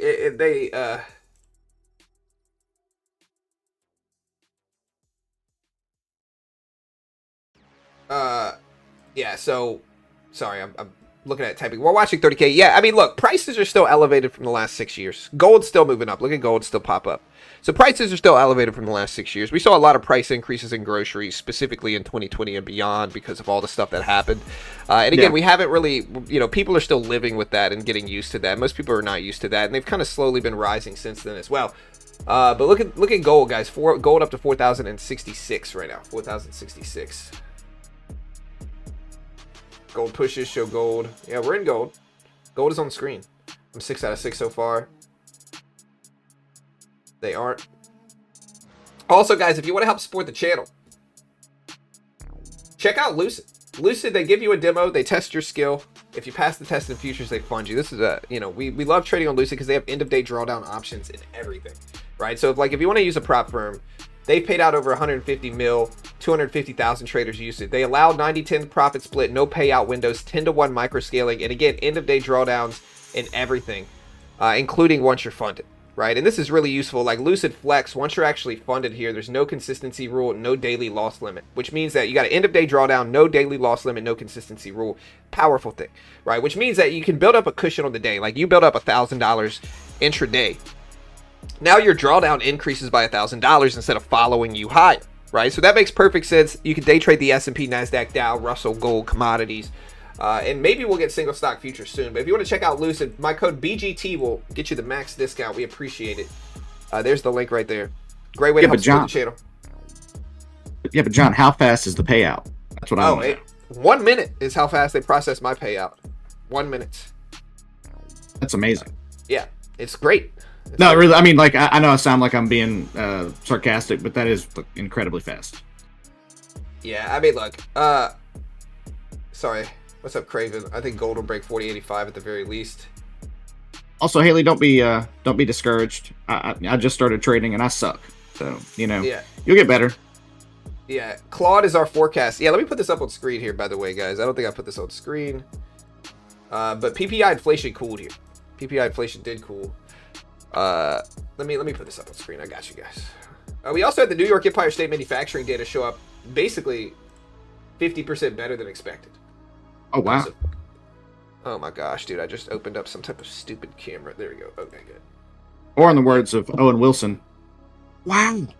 Yeah, wow. Yeah, inflation data was better than expected. That's why we bought this dip. Gold is up. I think the NASDAQ wants 30,000. So let me put all this up. I am amazed every time I hear it because it's amazing. Yeah, so look at gold. Gold is reacting really well. I mean, yields are falling, as they should be. I'm still watching the Fed watch tool to see if this reflects here, but obviously oil prices. Yeah, so now our rate hike odd went from 16%, 17%, all the way down to 15% basically right now. So, yeah, look at the rate hike odds. So rate hike odds have gone down after this PPI inflation report as well. You can see the rate hike odds right here. So they have gone down again. PPI did cool relative to expected. We showed up at negative 0.3% versus 0% on the month expected, much lower than expected. Year over year was lower than expected. Everything was lower than expected, and they revised the last numbers down. So they revised the last ones down, which is like great. That. Yeah, and so all of it was lower than expected, and these can eventually trickle into consumer prices.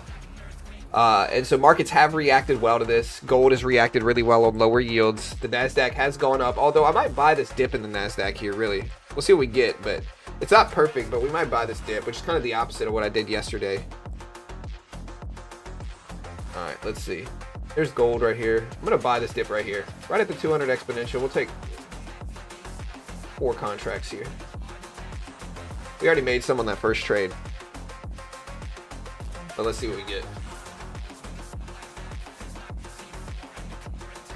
Again, PPI lower than expected, cooled. I will put a timer up here. Here's the data on the bottom of the screen now. I'm not going to add any more of this. I'm going to see if we bounce at the 200 exponential and rebound here is what I'm looking for. Watching gold as well here, though. We do have Warsh speaking at 10 a.m., guys. 10 o'clock.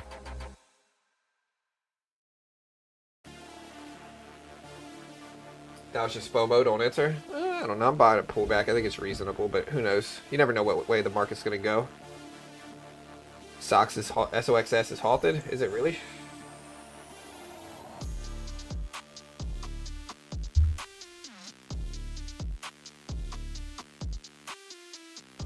It is halted. It was halted yesterday. Has it rebound? Wow. Interesting.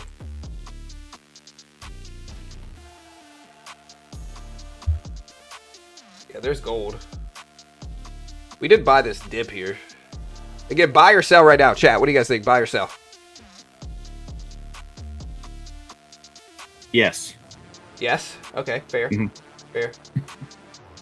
Alright, we bought the dip. I'm going to take a little bit off here, just a tad bit, because we did get a bounce at that 200 exponential. I'm going to see if this rebounds back up. There we go. Take a little bit more off up there. So we've taken half of this position off already.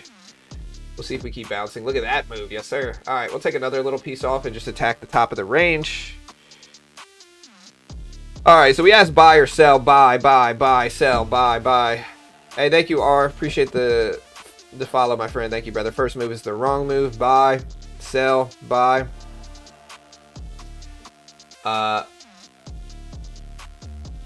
Gold is actually pulling back. Look at the NASDAQ rip here, though. Fed's Williams says with inflation running high, it is imperative Fed restore to 2% goal on a sustained basis. All right, I'm going to sell. There's some type of news maybe coming out right now, but I'm going to sell into this news release right here and just get out very, very green on that trade. Easy money. So, yeah, we're up hundreds today already. That's good. Fed's Williams, inflation is unquestionably too high at about 4%. Spot gold turns positive, last up 0.2%. Growth in the economy is solid and on trend, and the labor market is likewise solid and stable, while effects of Middle East conflict pose significant risks. The U.S. economy so far has absorbed these events fairly well. Also, yeah. That was Williams. Yeah, so see that.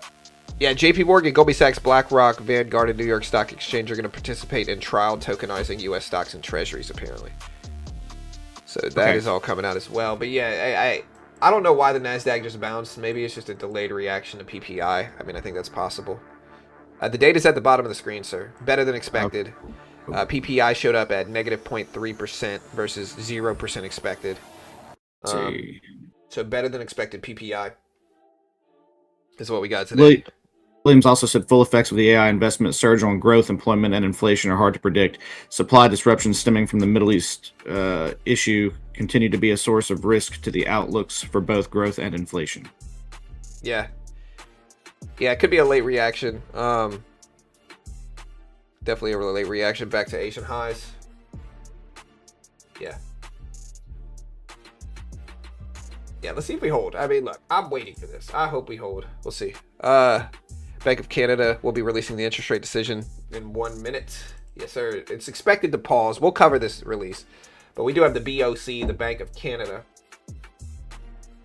posting their interest rate decision very soon. Again, New York Empire State Manufacturing data showed up much stronger than expected as well. PPI was lower.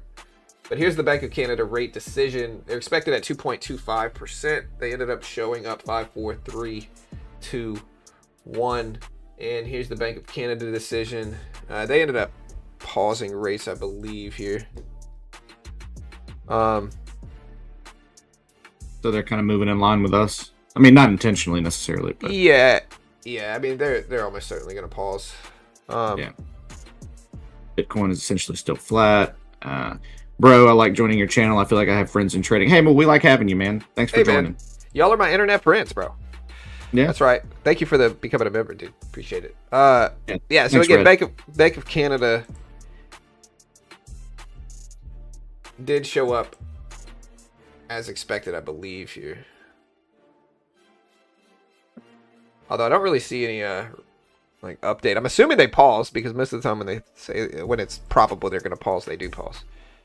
But I'm trying to see if I can find their statement. Yeah. All right, look at the NASDAQ dip here. I'll give you a statement. Chaz Michaels is figure skating. Yeah, I don't know. Is the inflation data showing up now or later here, guys? Or is the Bank of Canada data? It was said it was supposed to show up. Oh, the Bank of Canada decision's in 59 minutes, bro. Whoever told me that, you led me astray. It's not now. It was me. It is in an hour. It is 15 minutes after the bell. How dare you? Dare you? How could you do this to me? You led me astray. You're a beacon of dishonesty today. If you guys can't hear it in John's voice, he is scandalized. I feel it today, man. I'm looking for the Bank of Canada decision, and it's not here. It's not here. Nowhere it never to came. be found. It never came. All right. Yeah, It's like when you're waiting on your Amazon delivery and it just never shows up. Oh, dude, I've been heated at Amazon a couple times. You know, they're like, it's gonna be there in 5 minutes, and so I'm like, okay, it's gonna be there in 5 minutes. 5 minutes, it never shows up. I'm checking. They're like, hey, your order was delayed. I'm sitting there. I'm like, bro, I saw you right down the street from my house, dude. You know, laziness. Yeah. The UPS guy drove right by my house and waved. Yeah. All right, guys. Look, NASDAQ, I'm thinking about buying the dip again. Gold continuing to push up. We're at 4,070.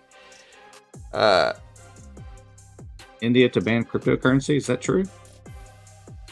I don't know. They're pretty strict on it over there, though, really. Really? Yeah. So it sounds plausible. All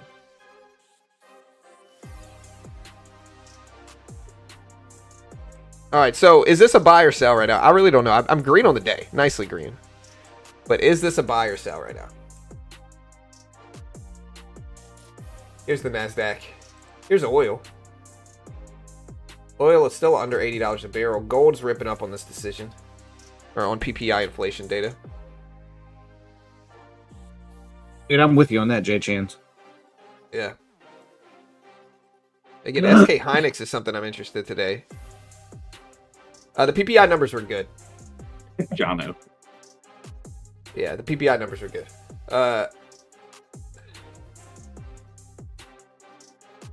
Will Germany buy Bitcoin again? That's the real question. Very green. What's up, Sarge? Buy. Not a sell. Buy. Wait. Buy. Sell. Wait. Yeah, I mean, I feel you guys. I was thinking about buying right here. I should have bought it, maybe. I don't hate the volume profile, and I think this is good. I think NASDAQ's down over the last few days as well.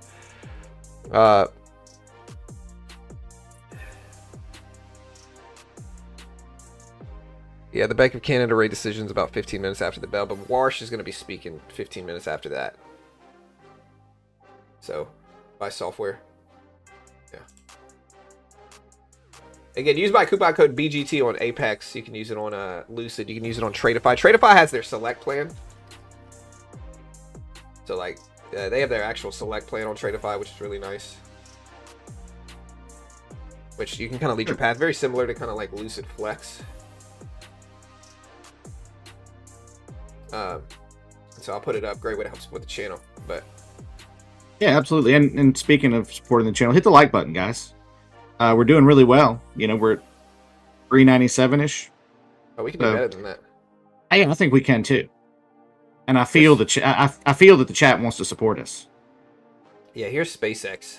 SpaceX at 130. Does anybody want to buy SpaceX here? SK Hynix is doing pretty good yesterday, up to almost 181s right now. But look at SK Hynix. What are you looking at? SK Hynix went from... Sorry, go ahead, Bert. No. Finish your statement. It's more important. SK Hynix went from 150s to almost $200 yesterday. It's back down to 180s today. Does anybody want to buy this dip?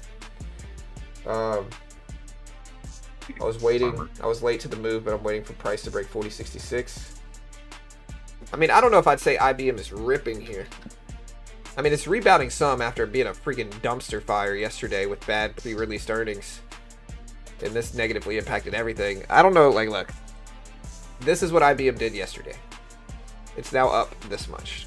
So, very small rebound. Dead cat bounce rebound, essentially. The NASDAQ is basically at all-time highs again. Not all-time highs, I'm sorry. Highs of the day. Let me clarify. Not all-time highs. Highs of the day. All-time highs of the day. Yeah. That's right.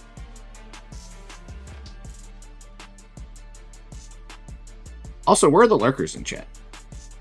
I see we got about 2,000 people here. 2,100 people. Lurkers. Lurks. Emerge from the shadows. You know, make yourselves known. Bad news, you're about to get banned. I'm gonna put you in timeout, dude.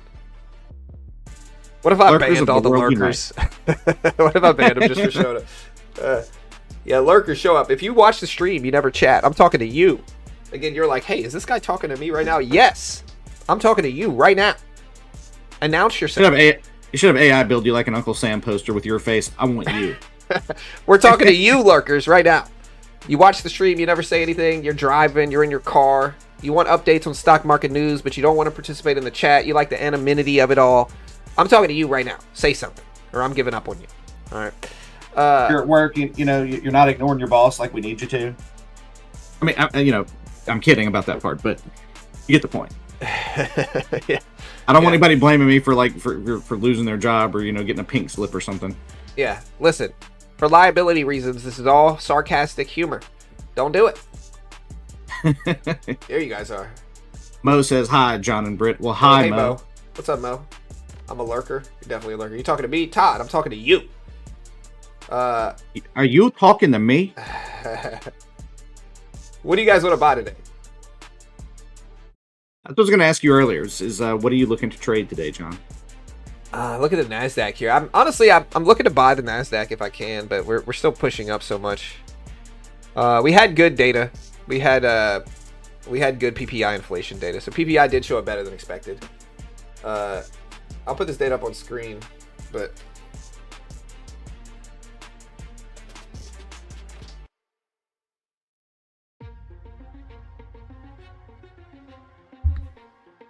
John 2 times. Yeah, I'm not going to say which websites. I use social media more to get all this stuff. I'm in the NASDAQ for the day. Buy NASDAQ, but can't get a good entry. I had a good entry earlier, but we made our money and we ran out of here like a wimp. Yeah, I would I would say it's an amalgamation of sources, Yeah. What's running today? SoFi, 1967 Mustang GT 350. SPY is challenging new high, boys. Yeah, S&P's right around new highs here. Speaking of the S&P, I'll put the SPY up since that's what you mentioned. You mentioned VU. Yeah, but it's basically the SPY. It's up there. It's close to highs. Here's the S&P futures contract. It's at 76.13. All-time high in the S&P are 76.28. So we might break all-time highs here. Or 76.48, I mean, they're all-time highs. So we're really like 30 points away from all-time highs. Maybe a little bit more than that, but we're like 30, 35 points away from all-time highs here in the S&P, guys. Let's see if we hit it today. Does the S&P break all-time highs? What's it at now? It's at 76.12s in S&P futures. And what's all-time high? 76.48. I think it'll probably break it. It definitely could. Memory and data centers need massive capital and debt, just like EVs. Don't chase the hype. Buy profitable software. I like Microsoft where we're at now. Microsoft seems reasonable to buy here, but is it perfect? No, but it seems reasonable to buy.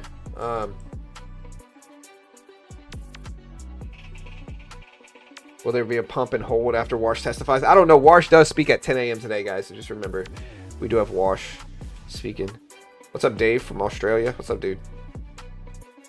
Oracle is so low right now. I keep dollar cost averaging. Dave's not here, man. John, what do you think is more important in edge or risk management? Risk management. You got to go to account preservation as number one. All right, so Feds Williams says, regarding the Q&A, says, seeing markets respond to Middle East changes, CPI print was consistent with what I am hoping to see over the next coming months. Yeah, you got to go account preservation, number one. But I think having good risk management is an edge. So, always risk. Yeah, Bitcoin here, guys, should be reacting well to this print here. Here's Bitcoin. Yeah, it's up to 65K. I mean, lower yields is good for Bitcoin. MU at 890, Netflix and Microsoft hood. I mean, you need money management even if you have an edge.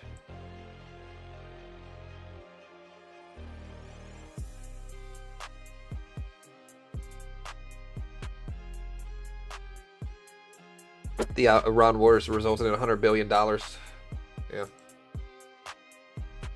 ETH near 2000. What a theme song.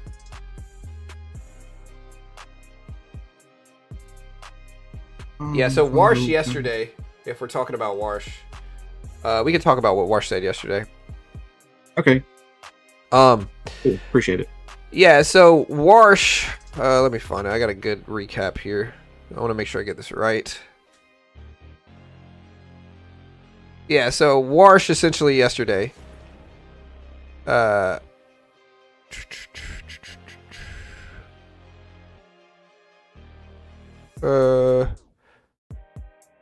yeah, at his house testimony, Warsh said the FOMC has no tolerance for persistently elevated inflation. He described soft June CPI as, quote, one data point he did not want to overread, adding that while the decline was better than expected, we have not yet reached mission accomplished phase yet. He said the FOMC job is to ensure short-term price changes do not broaden out and flag that both the size and duration of the Fed's balance sheet are worthy of review. He did hint that interest rates are among the tools available to curb inflation, saying the Fed would have a good family fight about the extent and timing of deploying them. So basically, a lot of people thought he was hawkish. The NASDAQ is almost up to 30,000 right now. So look at the NQ. It's almost to 30K after this PPI print. Yeah, all good. Anybody want to buy memory right now? I don't know. Do you have to pay 100 billion? Hey, what's up, Jeff? The chef. I don't really have any trades yet. I think it depends on what Warsh does. I mean, we're already green. We made a lot of profit in pre-market on right after the PPI print. We had some good results here. But, you know, again, you got to remember, guys, like, we don't know what the heck's going to happen today. You know, not an investment professional. A lot of this is going to depend on what Warsh says. And we do have the market on open, or not the market on open. We have yields, or I'm sorry, not yields. We have 9 o'clock. Opening bell is here. Oh, man, I just can't freaking talk today. 9 o'clock's not the opening bell. We have the 9 a.m. scrum right now, is what I've been trying to say this whole time, guys. I blame the chat for whatever reason, you know. I mean, to be honest, it's pretty much every day. Like, realistically, most of the time you just sound like Boomhauer from King of the Hill to me. That's probably true. That's probably true. I used to have worse of an accent. I think the stream made it go away. You know, I think I've been streaming for long enough. It depends. If I talk to somebody else that's country, though, the accent comes out. Me too. Sometimes I'll hear, like, it's weird, but sometimes I'll say something and I'll kind of hear it again after I say it. I'm like, man, that sounded country. Yeah, for sure. Gold's still running. I have no idea in Paradox. No idea, dude. All right, but yeah, the NASDAQ just tapped almost 30,000. I do have a level here that's not quite 30K. Look at this level I have on my chart. It's 995. I don't know why I have it on my charts, but the NASDAQ is following it here. Bitcoin back up to 65K plus. Gold up to 4,076. Still moving higher here. So let's see what we get. But gold might break 4,100, but money in the bank at 40.85. Yeah, I mean, I'm from Baton Rouge, Louisiana. NASDAQ starting to come down. Let's see what happens here. NASDAQ is down to 29,985 here. I'm watching that. There's the market on open data right now in 15 seconds.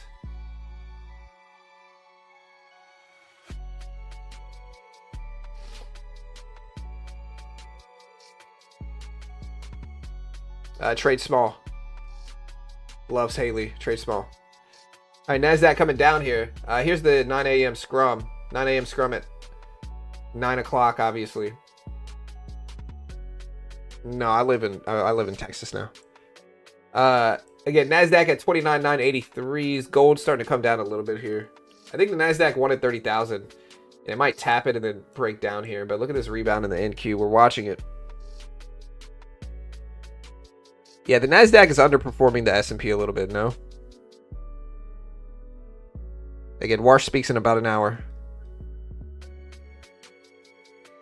See what he's got to say, but Warsh does speak in about an hour.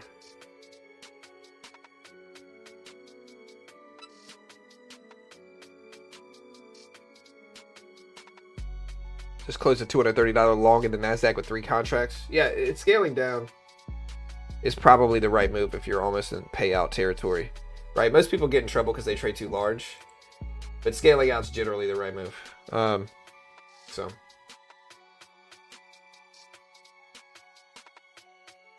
Yeah, I've just been trying to do, I mean, I haven't been trading much, but I've just been trying to do what you talked about in terms of like setting a price to get in and setting a price to get out. Yeah, I mean, look. You create your trade idea or your trading plan before you get into the trade. Once you're in the trade, you're too biased. Like, you want it to do what you want it to do, right? So you're the most biased before you get in.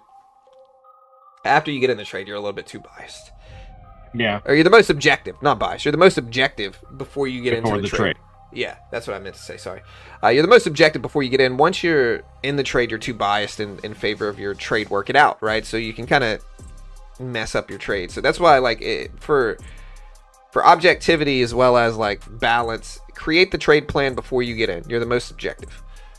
Once you're in, you know, your brain's gonna try to trick you into doing what it wants to happen. So basically, set a price like where you want to take profit, and set a price where you want to get out. Like, you know, if you lose that much. Yeah, for sure. Yeah, Brit's from Louisiana as well. That's a secret. Warsh is definitely speaking at 10 a.m. It's definitely not 10 p.m. I guess it depends on where you live, though. I'm talking Eastern time, though. Hey, thanks for bringing us news live every day, John. You the man. Most of the time I'm watching you on the TV, so I don't chat, but I appreciate you. Hey, thank you, Jay. Appreciate the love, man. Thanks so much. Thanks, Jeb. Yeah, appreciate it, dude. I mean, I know you're talking to John, but, you know, thanks anyway. Yeah, he didn't say anything about you, Britt, you know? I just inferred that he meant me too. You know, we're a package deal, is what you're saying. Okay, I see. Yeah. Yeah, I'm a big poker fan, so I love Las Vegas. Jeff, the chef. I've only been once. I did not get. Go ahead. No, I'm just talking. Oh, I've only been to Las Vegas once, and I did not gamble very much, but I did eat a bunch of buffets. Like a bunch, and saw an Elton John concert. It was great. Freaking Elton John. Great music by Elton John. I'm not even afraid to say it. Elton John's got some freaking great music, you know? Absolutely. You know? One of the highest selling recording artists of all time. Yeah, Mona Lisa, Mad Hatters. That's a hit, dude. That's a freaking hit. Goodbye Yellow Brick Road. Yeah, hit. You know? Your song. I mean, like, you could just go on and on. Yeah, that dude just puts out hits. And so I will. No, I'm kidding. Yeah. All right, guys. Look, NASDAQ on a little pullback here. I don't know if I like and trust it necessarily here. I don't know if I trust it as much. Your friend sounds like Peter and Family Guy. Dude, that does hurts. a little bit. It does a little bit. I can kind of hear it a little bit.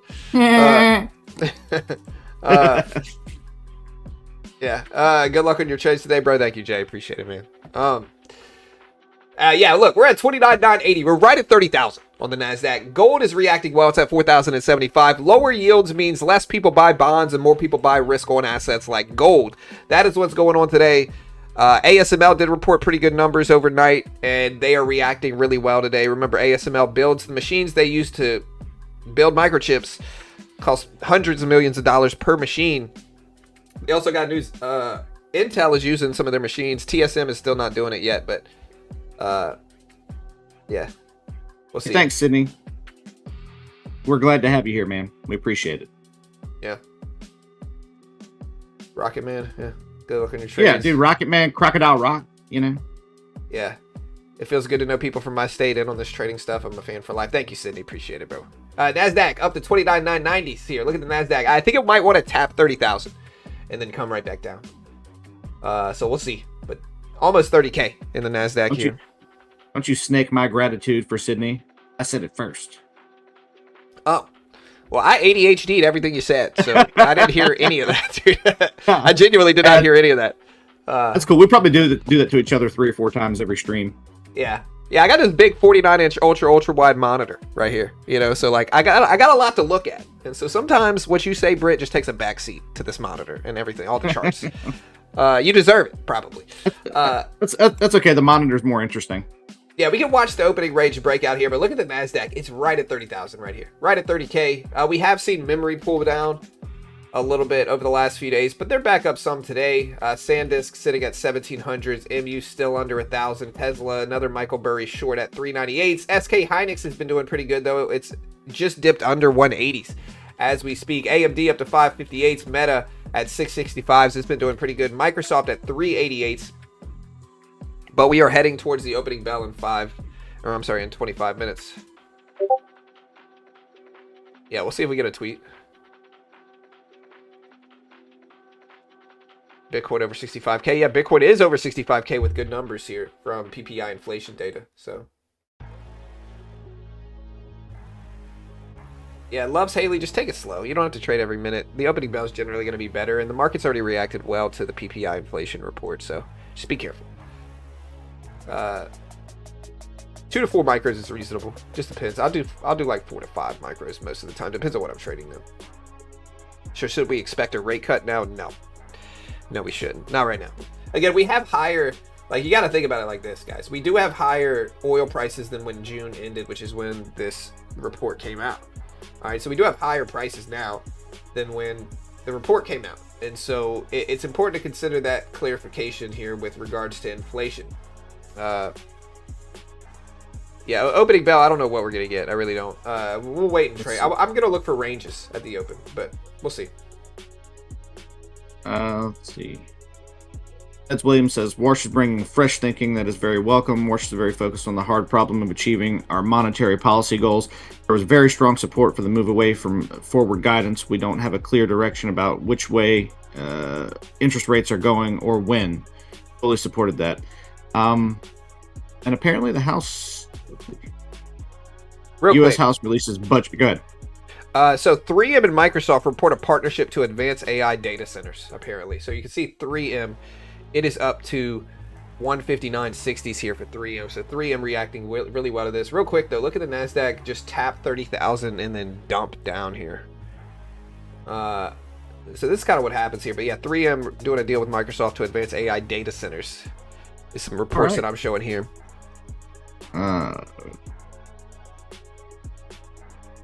Pez Williams, I'm seeing an explosion of new businesses in the U.S. There's a lot of dynamism in the U.S. economy. And House releases a budget for $95 billion in emergency spending. Yeah, and I'm seeing this tap of 30,000 and then a rejection here. And this is sometimes what happens at these big milestone levels is we go up to tap them, and then we dump down after tapping them. So we just basically got to 30,000. I think we're like 5 cents away in futures from 30K. We also see news that CNBC's Faber says regarding Stripe and Advent's PayPal offer that it seems like it's an organized leak to the press. Talks have been going on for some time. And this is after PayPal ripped up today. Look at PayPal. 57 almost. Here's gold. Gold's still moving up. But look at the NASDAQ with a pretty big red candle. Is this news related? I don't see any news, but it could just be a big fake out here. I gotta look for maybe stock news, stock movements here. Stripe, Advent, Intel, I just covered block that. Contributing. Yeah, no, that's all. I'm just saying that's all I see. Yeah, I'm looking at reactions here. I think a lot of these reactions. MU pulled back, Sandus pulled back, SK Hynix has been dipping some here. So also ADD you too. Sorry. No, you're good. Yeah, but look at this pullback from we tapped 30,000. Now we're pulling back. I might buy this dip, but. We'll see. Again, I am trading on an Apex 250K funded account. Right now, you can still get 5 accounts on Apex, 5 50K challenges. You get 5 50K challenges on Apex for $95, less than $100. Pretty good deal. For 50K challenges, I think that's a pretty good deal. I've had that sale going on a while now, huh? Well, no, the previous one was the 250K for like $17. You can get 25K ones for $17 a piece at $85, but for $10 more, they can be 50K, which is obviously good. If you want to check out Apex, I'll put this link up. You can use my code BGT at checkout, get the max discount. I appreciate the love, guys. Thanks so much. Here's the Apex link.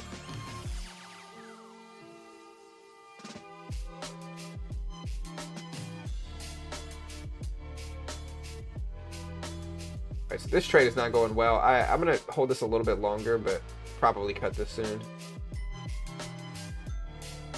We're just starting to see some corrections here. Yeah, I'm out. I'm still green on the day, but we're just dropping quickly here on the NASDAQ. So.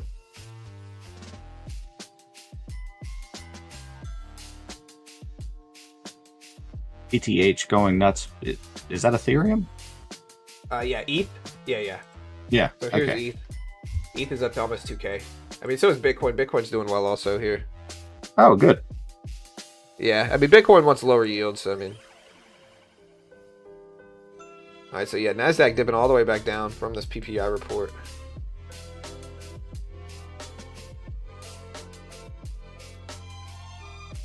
See if the drops continue. I don't see any real news coming out outside of this, though. Me either, so far. I mean, I'm checking intermittently, but... Yeah, I see the Stripe news. No shout-outs today. You spoiled me yesterday. Hey, shout-out to whoever you are. Shout out to you, bro. Yeah, man. I knew you would be here. But don't expect it every day. It's not special if you get it every day, Yeah, shout out to you, dude, whoever you are. Agreed with Warsh, forward guidance should be cut. EOD is way better way to trade, girl. EOD is so much better. End of day drawdown options. Like, if you like EOD, Lucid's great because it doesn't follow you up. But there's good stuff about all of them. It depends on what you're doing. If you're brand new, like, the cheapest accounts are probably the right ones, to be honest, because you got to learn. You know, once you're experienced, you can pivot to, like, looking for EOD and stuff like that. But all right, guys. So, again, NASDAQ and gold at 4,071s. NASDAQ still pulling back here, though. Not really looking good.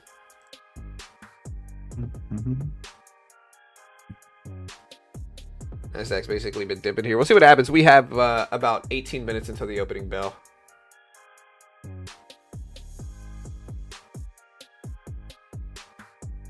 See gold, bro? Yeah, I'm looking at gold. Gold's at 4,070 right now. And you get banned pretty soon. You know, I'll put you in a timeout for now, but I'll probably just ban you, actually. Now that I think about it, I've never seen you before. So. I don't know why, it's just when you talk about banning somebody, the way you phrase it is funny. You get banned too. Like it's a winning thing. Like, you're gone. Good day, sir. You get nothing, you know? Tell him what he's won. A free trip out of here. Yeah. All right, NASDAQ coming all the way back down. Tap 30,000. Now trapping some of the longs. I got too optimistic at 30K. Let's see what we get here now. But, Gone banning them all. Yeah, it's like Pokemon, you know, gotta ban them all. Yeah, that's how I feel, you know. How's Silver doing? My dad told me yesterday it's something to watch. Yeah, look at the NASDAQ still fading down here. So we're almost at the volume weighted average price, though. We're starting to give it back here. ASML CEO says we'll be able to ship about 65 low NA EUV machines. Morgan Stanley CEO says expected AI CapEx continues to climb.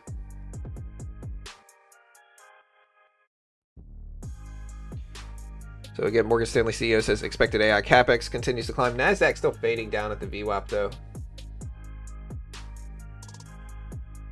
Some sell-offs continuing to occur here. I'm watching like NVIDIA. NVIDIA 211s.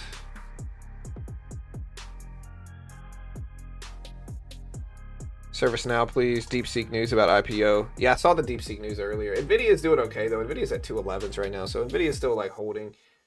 SK Hynix is still dipping, though. It's at 178 here. So we do have SK Hynix dip.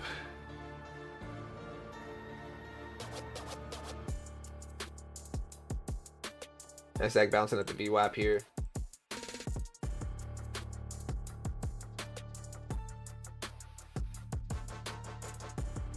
You have some pretty good bounce level for it, but same thing happened yesterday. Went from big green candle to sell off. Yeah, be careful.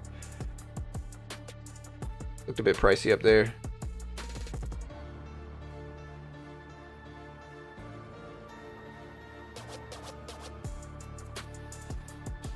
Yeah, we'll see if it holds here. I mean, we've been falling down a lot. Red continuation could occur, but AI companies. Yeah, I mean, look, ASML did report, and they produce the machines that build chips. And so they had good numbers yesterday, but they're fading back down too. They're at 1812s today, so they're starting to fall back down some. Yeah, I'll be back in just a second, okay? All right, bro. Yeah, join our Discord. There's the link of the Discord in the chat right there. If you haven't already checked it out, join our Discord here. We are at this bounce level in the NASDAQ, though. So look, here's the VWAP. Here's the 200 exponential. Seems to be a pretty good spot for it.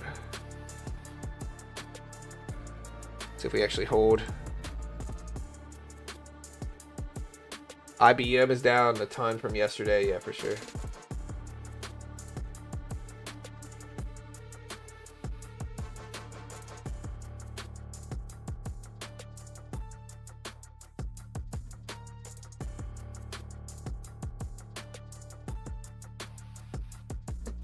Yeah, look at oil, though. Oil is down a little bit. Or actually, oil has been ripping here, so it could be geopolitics. Look, something's making oil go up. It's back over 80s here when it was under 80s this morning.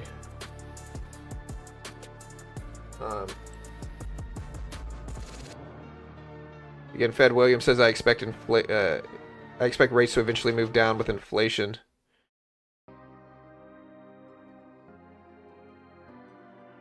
But yeah, look at oil still jump here. So oil's been moving back up.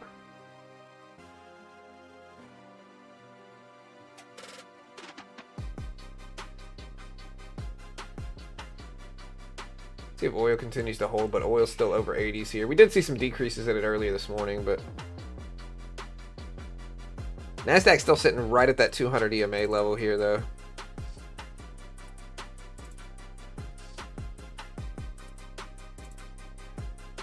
I missed it. What was today's PPI? So I'll put it up on screen so you can see it. PPI was lower than expected basically everywhere. Yeah, so here it is on screen. PPI was lower than expected, better than expected, negative 0.3% on the month, lower than expected on the year as well.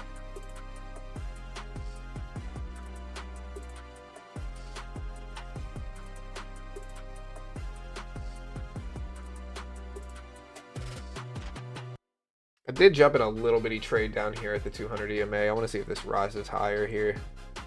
We're a little red on the day, but not a lot. And we'll give it a second here, see if we keep moving up. We got to get over this short-term moving average here.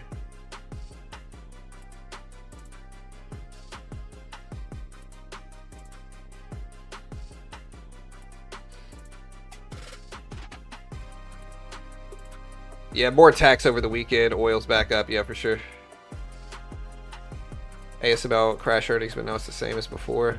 It's still up a little bit, not as much as it was though. So ASML did fade back down a little bit. It closed yesterday at 1770s. Today it's at 1800s, so it's doing okay.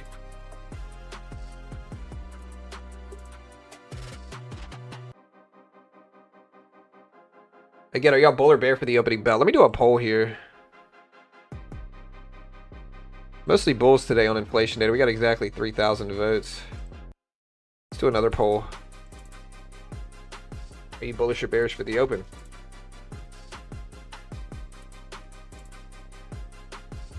Yeah, let me know. Bitcoin climbing ahead. Yeah. Bitcoin up to 65,400s. So Bitcoin is climbing. So is ETH this morning. So ETH and Bitcoin going up.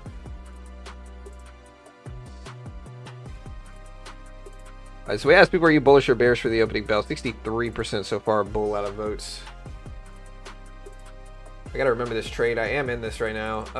I'll take one off up here. And see if this can continue climbing there and then hold it basically flat on the last two.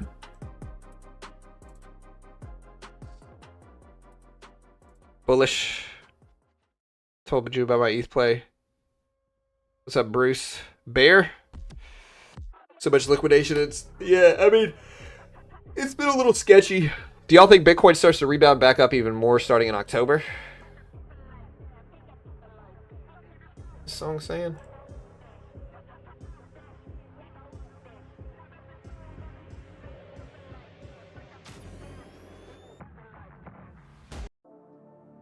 Back. Y'all can stop talking about me. Man, I hate that guy, Britt. Agreed to red. Very bullish. My goodness. I must have accidentally overheard that. Yeah, look. Oh, wait. Britt, are you here? No. Oh, yeah. Yeah, dude. Does anybody want to buy IBM today? Is a question. Does anybody want to buy IBM? All right, so we just got stopped out at the last little piece here. Does anybody want to buy IBM today? I'm always bullish even if my portfolio is red. IBM bouncing back a little bit. It's probably just a dead cat bounce, but it is bouncing some here. We got 5 minutes until the market on open data and then 10 minutes until the opening bell. Let me change the...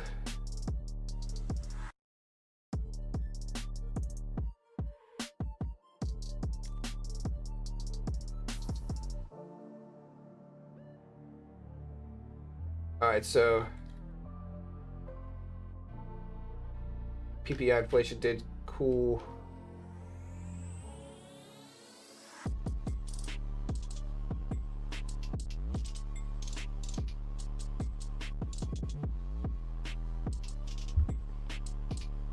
Yeah, remember, Kevin Warsh does speak live at 8:30 Eastern Standard Time today. CPI yesterday was also lower than expected. The same thing with PPI today. We'll see if we continue to bounce at the 200 exponential.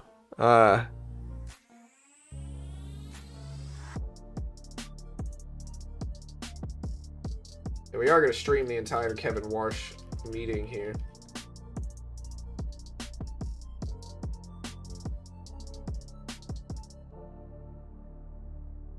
Alright. Yes, the PPI data is out.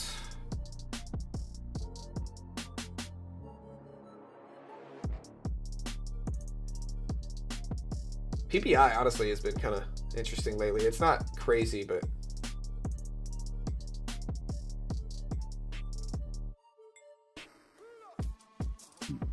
all right, Brett, I'm What's wrong?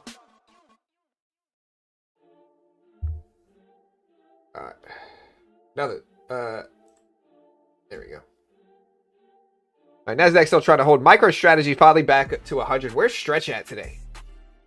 So here's Stretch, 88s. Strategy, 100 plus finally again. The only reason I'm putting the hell out of MicroSlop right now is ChatGPT. I'll buy IBM, but not today. I would not buy any software service stock right now. Chat is so bullish. Exactly. CoreWeave is a good buy at these prices. All right, guys, let's see what the opening bell brings us here. We'll see. Was there a problem a minute ago? Did you have something you wanted to say to me? No, I was just going to say hold it down. I had to switch out the titles and stuff like that of the stream, but we're back. Oh, okay. Yeah, you're good. All right, guys. We're in sub-only mode as well. Let's see what the opening bell brings. Again, I don't know. I did the poll. 70% are basically bullish, 30% are bearish out of the votes we got so far. Yeah, you can guess which one I picked. Which one did you pick? Bull. Bullish. You said, of course. Bull. Two Yeah, bullish here, absolutely. grabbing some... Oh, sorry, go ahead, Brett. No, I'm just saying absolutely. Oh, yeah. Brett's bullish, guys. Brett is bullish today, he says. Mm-hmm. Most days. We knew he could be it. We knew he could do it. You know? All I had to do was put my mind to it. You know, if Yeah, you can that's right. believe it, and you can conceive it, and you You can can achieve it, and bullet all that other stuff, you know? Yeah. I don't know. Yeah. You can believe it, you can bull it, Brett. We know you could. Yeah. Alright. Too much uncertainty to run up so far. Is Claude worth the money? I don't know. I use it a lot for code. Claude's worth the money for me, but everybody's different. Just maybe depends on what you want to use it for. Right, exactly. Yeah, it just depends on how you're using it. Claude's great though. Really is.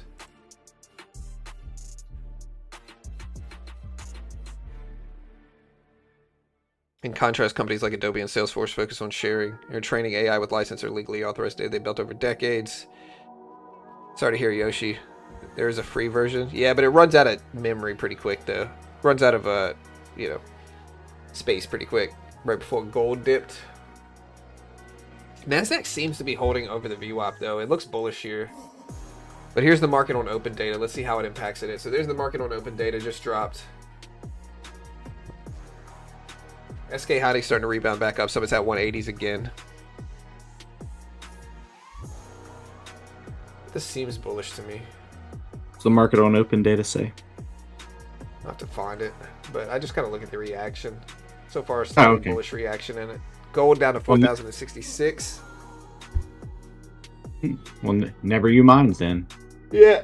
I see the chat asking me what do I think about SpaceX here. I have no idea what SpaceX is doing. It's down for sure, but yeah, I have no idea what SpaceX is doing down here. Again, I hope it holds, right? I'm biased. I'm in SpaceX, so I hope it holds, but I have no idea.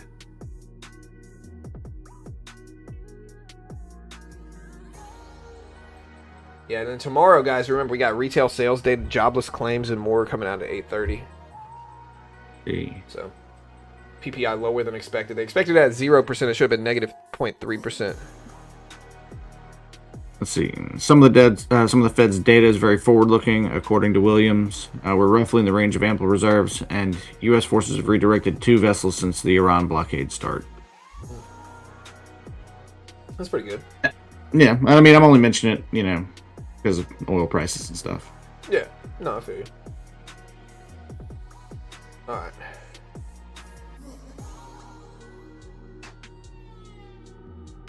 Yeah, Nasdaq still. I'm tempted to buy this though. If we weren't so close to the bell, I'd buy the Nasdaq here. I usually trade NASDAQ, gold, S&P, maybe. Stocks. Is buying Apple better than buying the SPY or the Q? I don't think so. I like Apple. Don't get me wrong. I think Apple's a great stock. But I would rather buy the diversified NASDAQ or S&P than Apple. Although maybe short-term Apple might be a little bit safer bet because of the extension. But long-term, I think the S&P and the NASDAQ are going to do better. But who knows? Yeah, here's the NASDAQ. Retest the bottom of this low. Again, it's too close to the opening bell for me to trade this.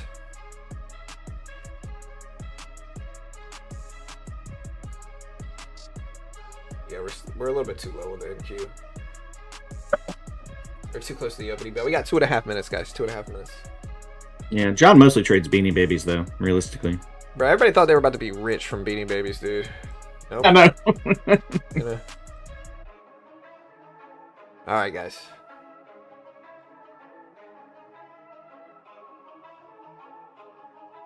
Look at the NASDAQ at 29,950s here. Very choppy and rangy. Let's see what the poll says now. 67% are bullish, 33% are bearish. I'm with the Bulls. Gold's starting to pull back, you know. I hope that's the one thing I do hope keeps dropping. Yeah. Well, that in oil. Yeah, I mean, gold's, you know, for low inflation data, gold's still not really reacting as well as you might think. I mean, it's been moving a lot. It was up to 4100s after CPI. It's back down to 4060s. I think maybe it's just finally hit a stable, rational level as opposed to, you know, jumping up into the $5,000 and $6,000 range. Well, I think gold markets understand that inflation data might continue to trend up because we have more escalation in the Middle East from the conflict and stuff like that. And so I think markets might recognize that we're at higher oil prices than we ended June in. So that means we might have even higher inflation coming. So even if we get low prints today, they're going to discount them a little bit here. It's kind of it's been my thesis. It's your working theory. Yeah. Okay. All right, so yeah, Warsh is speaking again today. He does this twice a year. He speaks with the House, which was yesterday, and then the Senate today. Is what this is. So, do me a favor, hit that like button, guys. Hit the notification bell. Do it now. Yeah, I mean, gold's sensitive to yields right now, though. Higher yields is bad. Lower yields is good. We have lower yields from today, but I think markets are still discounting the data a little bit, and that's why gold hasn't been like a crazy good reaction. Yeah, you might be right. Again, check out Lucid, guys. Lucid has end-of-day drawdown options and everything. It's a great way to learn how to day trade. You know, once you're actually funded on Lucid Flex, there's no daily loss limit, no consistency rule, 10-to-1 micro scaling allowed, and more. Just really favorable rules, good payout rules. They process payouts very fast too, and so it's a great way to learn. Most day traders lose money, and so if you want to check them out, you can use my discount link here. There's the opening bell, though. Sorry. Here's the link. You get 40% off Lucid. But there's the opening bell. NASDAQ went up a little bit originally at the opening bell. Let's see if we rebound here. But let's see what happens.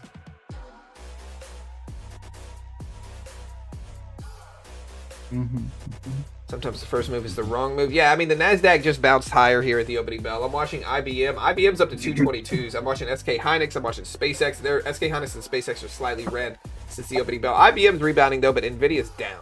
So to me, it looks bearish so far, but it's very short term after the open. Again, Google's ripping up. It's at 350s, though, so maybe that props us up a little bit here. All right, so look at Google's pushing. Look at this. 350s. Look at that. Wow. 359 almost. NVIDIA. Technically green on the day and green since about flat since the opening bell, though, for NVIDIA. We also got to watch like ASML. We got to watch IBM. IBM's up to 223s. SK Hynix down a little bit since the bell. MU down since the opening bell. So memory pulling back some here. Memory, NVIDIA starting to dip as well. Gold isn't really moving too much here, but let's watch the NASDAQ. I got to let things settle first. What is ASML or whatever you said, ASLM? I didn't hear that part. ASML? Yeah. What is that? They produce machines that are used to build microchips. Oh, that okay. The company you've been talking about. Okay, I just never caught the. Caught the abbreviation. Yeah, the symbol. Yeah, all good. Yeah. All right. So it looks bearish right now. We are only 2 minutes into the day, though.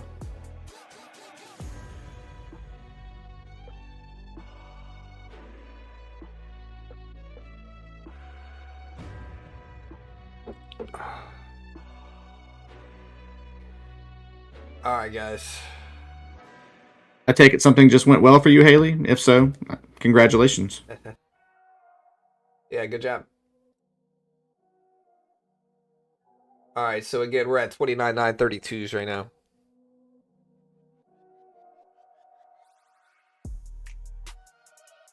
$29,930s here. Nasdaq honestly pretty rangy. I'm gonna look for an opening range breakout. I saw a couple people say this yesterday, but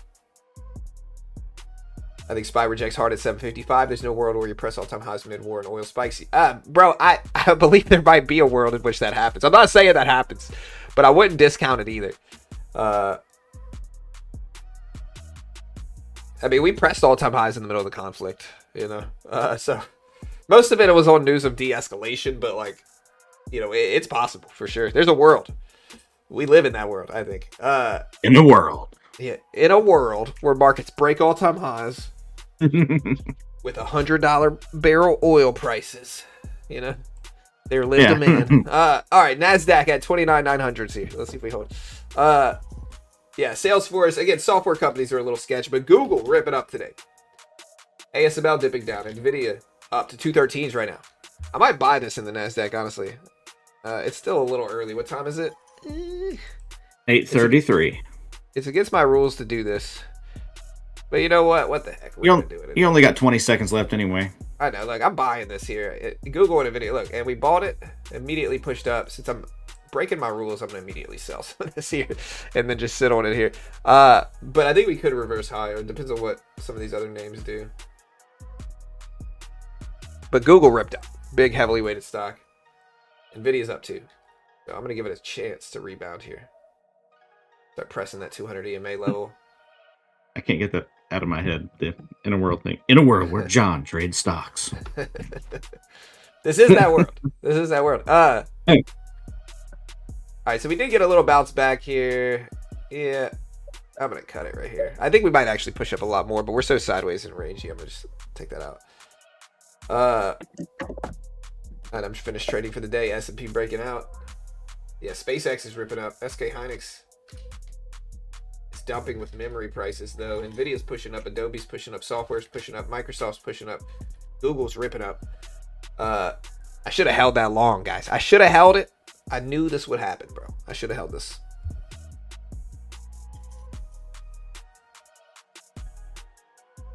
Why would I sell?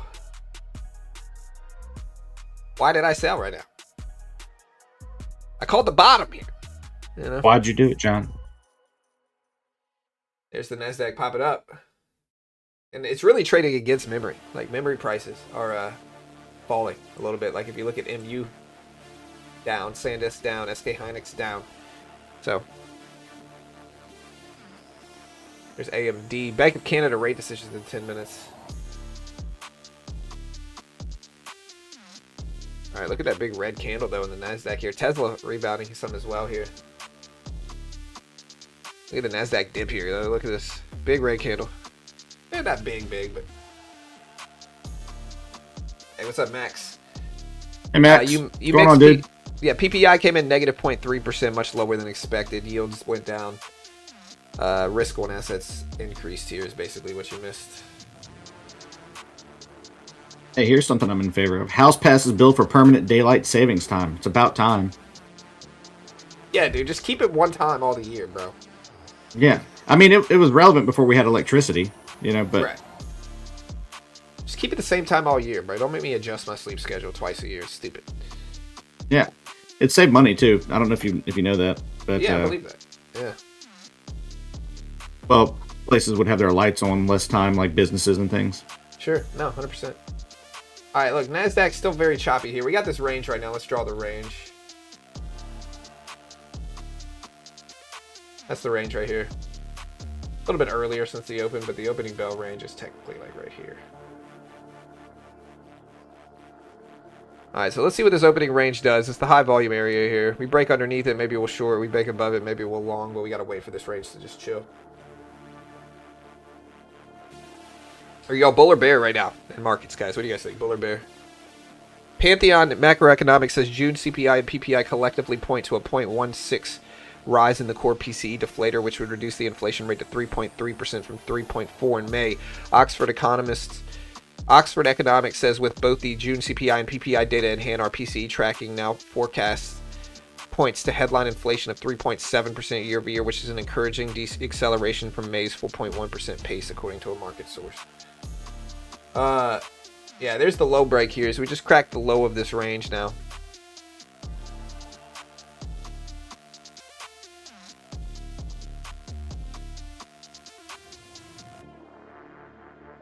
Adobe's starting to rip back up, so IBM, I'm guessing, is back up too here, huh? Yeah, IBM is back up, Adobe's back up, software names are back up some. NASDAQ is still fading down, though. A lot of this is like memories breaking lows consistently. SanDisk crack lows, it's at 1670s. So memory is dumping down here right now. SK Hynix is falling a little bit. SpaceX is actually back up a little bit today. But look at this drop. Still falling here.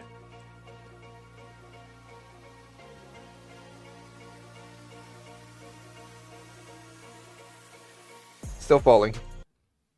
I don't really see any news here either. Maybe we'll short a bounce. Yeah, I'm not seeing anything yet either. I saw U.S. forces have redirected. This was like 15 minutes ago, but U.S. forces have redirected 2 vessels since the blockade started. Yeah, I read that earlier. Yeah. I'll get a bounce short here if we get a little pop up to like 890. But I might not get a chance to. The orb setup.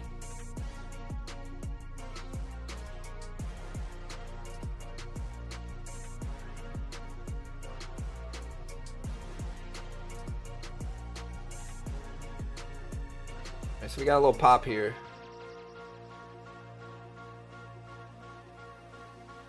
I'll short this. Might be a fake out though, but we'll short this. There we go.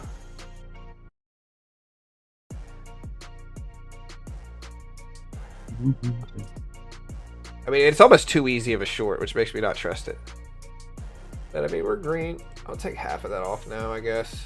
Nah, dude, that's just your world-class skills making it easy. I know, I believe I got it right at the top, dude. It looks like I did. Alright. And we're going to sell into the strength of that. Okay, so far so good. We're out. We're back to green on the day. That's nice.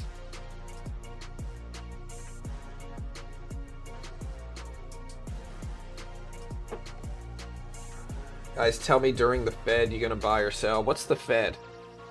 Is that like the purge? You know? Yeah. What is it? The Fed? Fed day? NASDAQ coming down here. Let's see if we hold.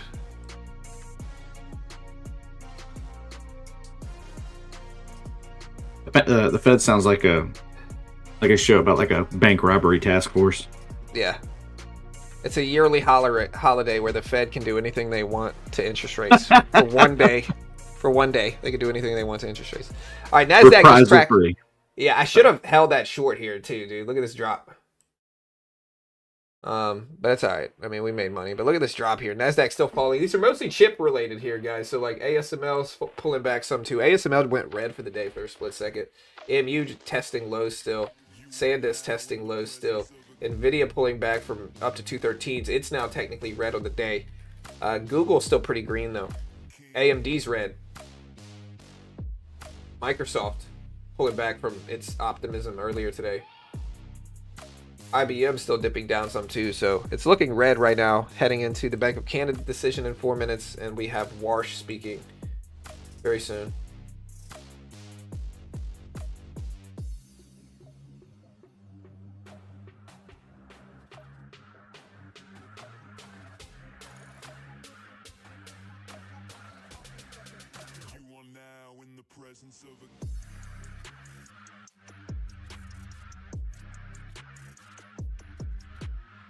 Alright, so we are seeing a little pop back here. I don't know if I trust this one now, though.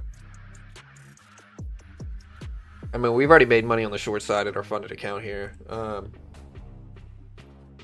just don't trust it as much.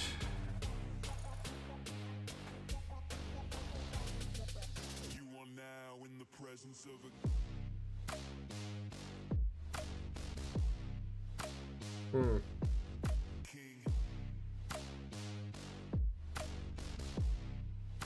I go the other way now?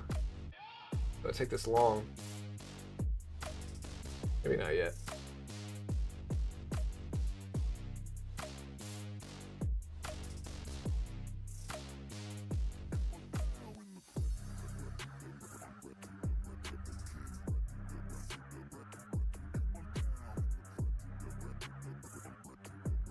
All right, let's see if we hold. I'm trying to be patient here.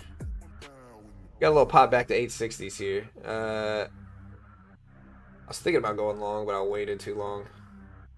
Pun intended? No, not pun intended, but long off the London low. Yeah, I'm looking at it, which is right here. But I don't know if it's an easy one. I might buy this right here, honestly. There we go. Very bad, or very risky inverse trade here. I think it just could fake out some longs and start to rebound liquidity grab. There we go. All right, I'm gonna take half off there. We'll have the rest break even now. As long as I don't get like slammed down quickly here, we'll be all right. We'll make money in this trade. How many contracts you holding? I'm only one now. I got out of some, but there's the liquidity grab kind of area here. I'm gonna cut it right there at the top. Just get out. Very nicely green. Here's gold. Gold at 4,068. NASDAQ at 29,875s.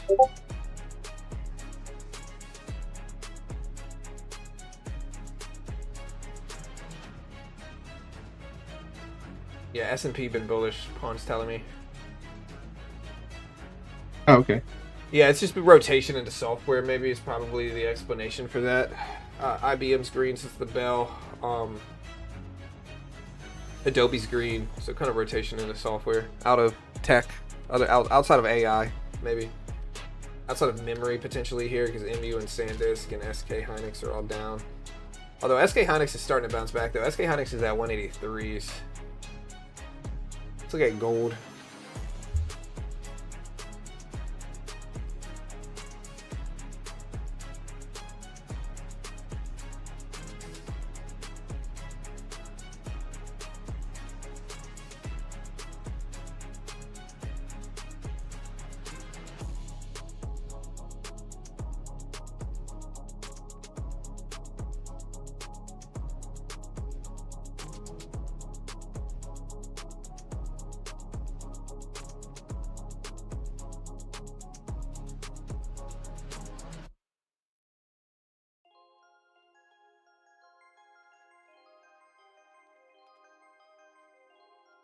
All right, so we're at 7,600. So the S&P is now starting to dip. So the Bank of Canada just did their rate decision here, guys. They keeps rate on hold. They paused as expected. So the Bank of Canada paused here. Warsh is in 10 minutes here.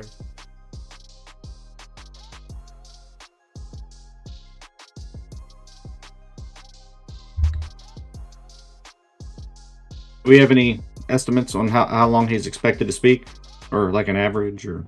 It'll be a few hours. Usually they try to finish it by noon, or 1 o'clock Eastern, so noon our time. Okay, so roughly the same time frame as yesterday. Yeah. Okay. Bank of Canada hold rates. I like Adobe, just not enough to buy. Yeah, again, Adobe is really cheap. I don't trust it still, but Adobe's still really low relative to where it was. I've got to think that they're going to be able to pivot to something at some point to keep them going. Yeah, it is Adobe. I mean, it's a huge company, so like you would think they would be able to, but you never freaking know. Yeah, I mean, I would expect them to have the capital to get into something else. Is all I'm saying. No, I get it. You better get it. Oh, I get it. Oh, if there's anybody that gets it, it's me right here. Okay.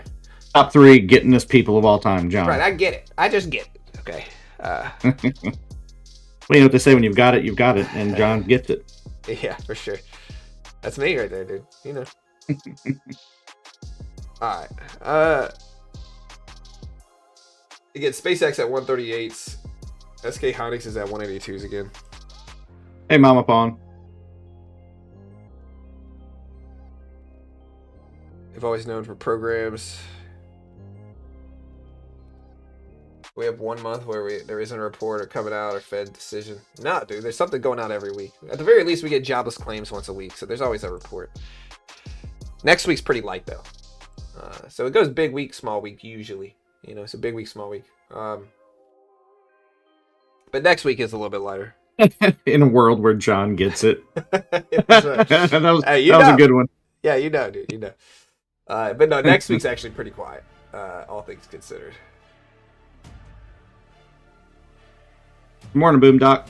How you doing, man? Good morning, friend. CPI yesterday is interesting. PPI today is even more interesting. But yeah, remember the rate decision's on the 29th. So, on Wednesday. You're right, Farmer. Some people say we're the Laurel and Hardy of YouTube, you know? Yeah. I believe they do say that, yeah. Congrats to everyone who bought that hard rejection on the SPY. Caught it. Yeah, I mean, we're kind of chopping sideways. The S&P is still falling, though. NASDAQ's dipping even more, though. NASDAQ at 29,800s. So, again, this is mostly driven by, like, ASML pulling back. NVIDIA kind of flat on the day. MU and SanDisk pretty red. And so, memory kind of driving prices down in the NASDAQ this morning.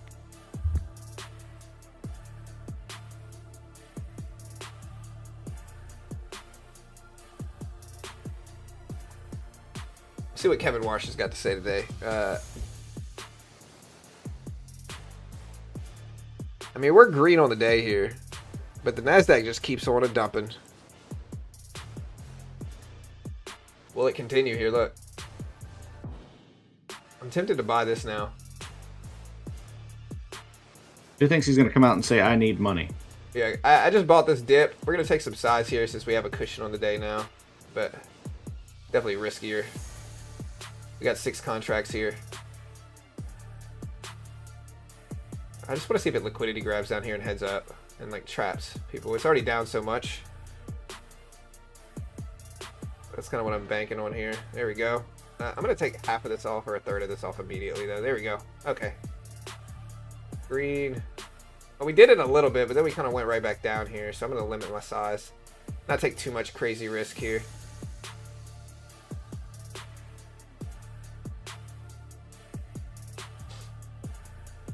SanDisk and MU continue to fall, though. SanDisk is at 1650s. We'll add back if we go in our favor here, which is what I'm looking for. There we go.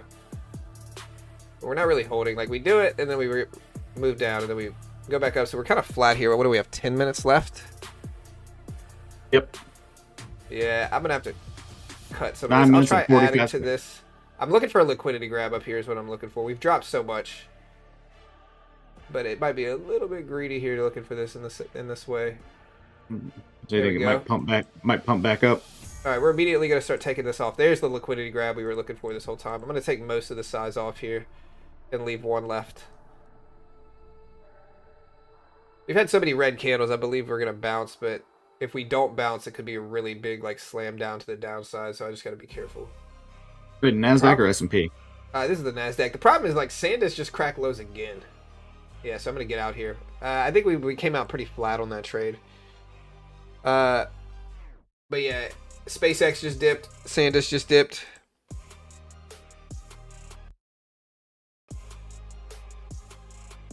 Again, Warsh speaks in 9 minutes, chat. 9 minutes. With the NASDAQ continuing to slump down here. Let's watch 7.5s.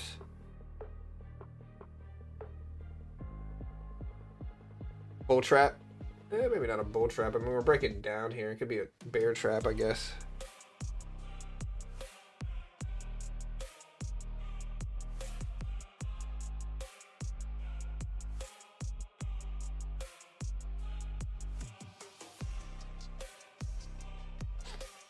I did buy this low again here, so we are in this long again. It may be a little greedy here, but I think there's more risk reward on the upside, and we have a cushion on the day now that we can play with. But we've been dropping for so long, though. I'm trying to see if this dropping stops and we start to rebound recovery a little bit, but not risk free, obviously. Stop and drop, kind of like a stop, drop, and roll. Yeah.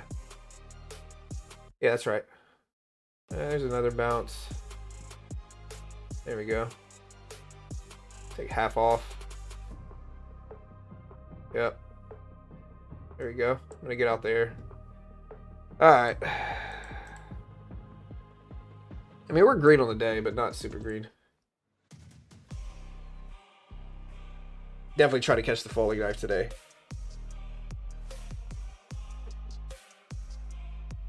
Only a few of us voted bear. Vote on the poll right now, guys. Are you guys bullish or bearish? We got 532 votes. I expect those to pop up now that I'm encouraging you to vote right now. Participation here. Now we got 35. Vote on the poll here. That's a good one, Max. Because honestly, the Bulls were wrong. You guys were wrong. Bear till August. Why are we dropping, especially memory? Yeah, look at all these votes coming in. Honestly, what's weird is that the it's not changing. Still bullish right here, guys. Y'all are bullish right here. All right, guys. Kevin Warsh speaks in 7 minutes. I'm a little bullerish. All right, so yeah. Again, Kevin Warsh testifies today in front of the Senate.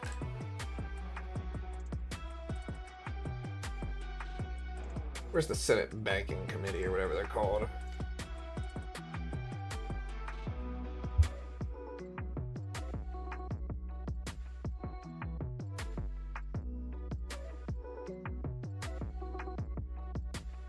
Well, if that's true, you better be careful, McGreevo.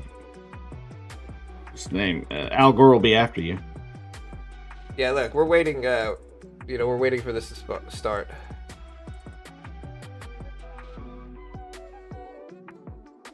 We gotta just wait. Gold's actually seems like a buy here, no? I was bear and I was right. Even said it in the poll. I am bear today. You're bear man today. Yeah. Adobe's still rebounding here, though, guys. So let's see. This might have started what 5 minutes ago.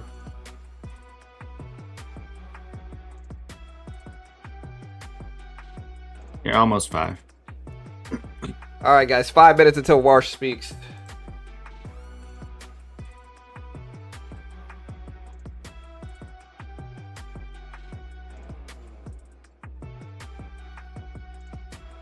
Bank of Canada dropped reference to consecutive hikes. Yeah, I don't know. I don't think we're gonna get consecutive hikes, but they could. I mean, who knows? I mean, I don't know. I was just reading the news. Yeah. Yeah, I'm just looking for when they're gonna start this hearing. Where did it go? Is it behind me now? No, I don't know what I did with that. All right. Fed watch tool out the way. Yeah, we're waiting for the Senate Banking Committee thing to start. We're pretty green on the day. We have Warsh speaking soon, so just be careful, guys. Again, PPI did cool.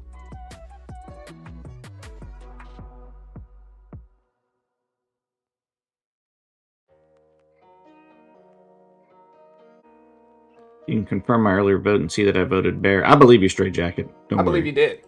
You know, I knew you would. Yeah. I believe you did. All right, let me put this up so we can actually get a screen here on this.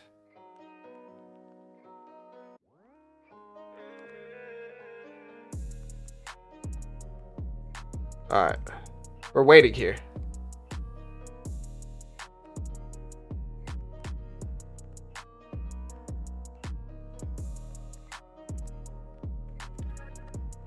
Britt, I'm gonna have to hang up on you in a second.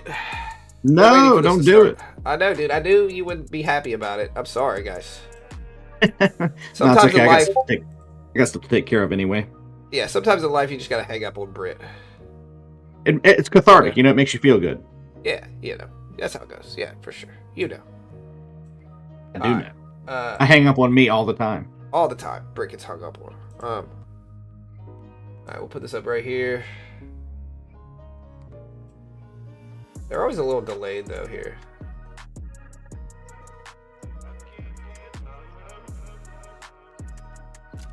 All right, guys, 7 minutes. You mean 3? I'm sorry, 3 minutes. Okay. Yeah, you're right. Yeah, you're right.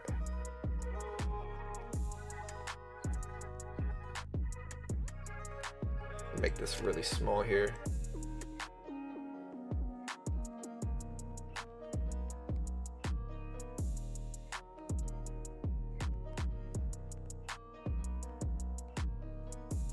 There we go. All right, we're waiting here, guys. We're waiting. Yesterday they were delayed by like a couple minutes, so we'll see if they start. But yesterday they were a little delayed. The faster one that I found here was on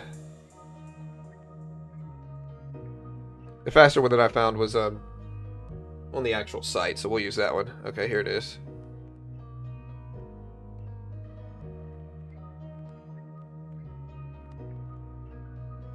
Oh wait, I don't even know if this is the right one. Here we go. We'll use this one here.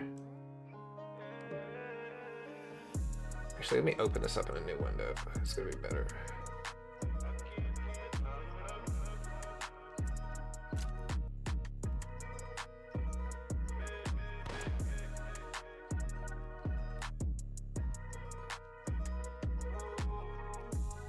Can I alert John to oil? Is oil going up? Is it? No, it dropped. Let's see. Let's see if there's any news real quick. It's not huge, but a couple decent candles. Yeah, I'm checking news here. Hold on. Yeah, me too.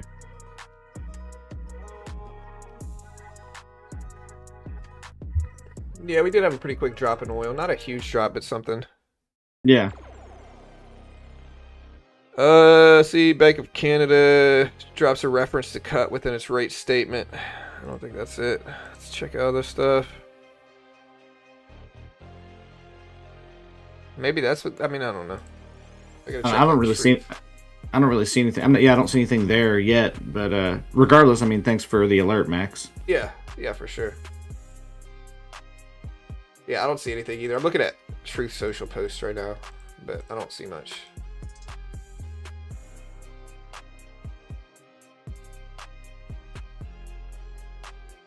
And again, guys, you want to help support your boy here, check out coupon code BGT on Lucid, Apex, Tradeify, Take Profit, and more. Great way to help support the channel. We appreciate the love. It genuinely is a great way to help support the channel. Lucid has end-of-day drawdown options and everything. No PDT rule. No consistency rule once you're funded in Lucid Flex. No daily loss limit beyond initial trail if you're funded in Lucid Flex. So it really is kind of the, one of the best ones to get funded in, Lucid Flex specifically. And end-of-day drawdown options means it doesn't trail you up. I'll put the link up here if you want to help support the channel. We appreciate it.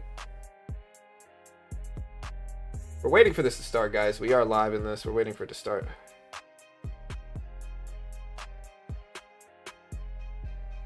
But here's the link if you want to check out Lucid. Again, great way to help support the channel. We appreciate it. Absolutely. Thank you, guys. Yeah.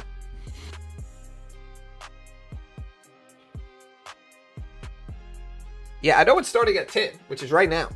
But again, yesterday they were late. I'm gonna turn the music off. Exit out of some of this stuff. Hang up with Britt. Sorry, Britt, I gotta go. No, that's what I was gonna say. You want to go ahead and hang up with me? Yeah, everybody say bye to Britt. That's cool. Bye, everybody. I enjoyed being here with you guys today, and I'll see y'all tomorrow. Later, bro. Have a great day. Later. All right, we got Britt out of there. Still waiting for this to start.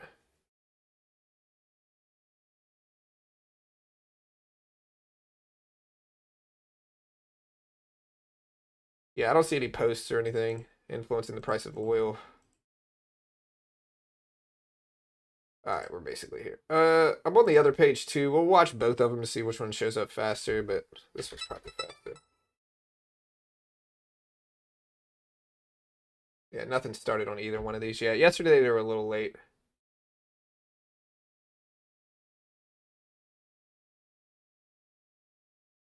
So we are patiently waiting here, guys. Again, hit the sub button, hit the notification bell. We appreciate it. Warsh should say some things about the economy and markets. Let's see. Again, we'll wait and see what happens. But look at the NASDAQ here. We'll put the NQ up. Starting to rebound a little bit. Technically green on the day here. So we are holding some. Yeah, bears aren't really saying too much.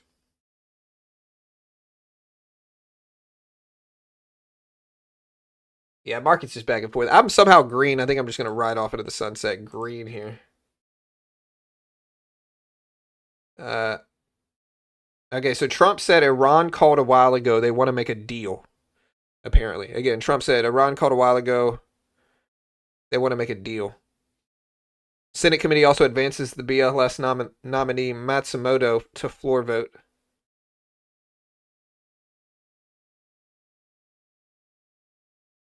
All right, here we go. We're waiting for this to start, guys. They're a little late apparently today, but that's all right. When it starts, let me know if the sound is good. And let's see if we hold. Yeah, that's probably what decreased the price of oil.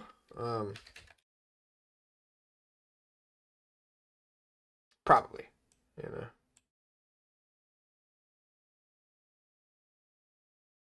Yeah, I'm checking both sources. Neither of them have populated anything here. We're still waiting.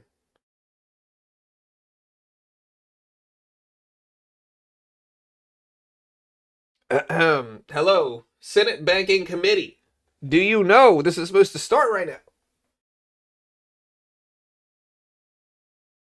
Again, I'm going to do a poll. Will Warsh be hawkish or dovish?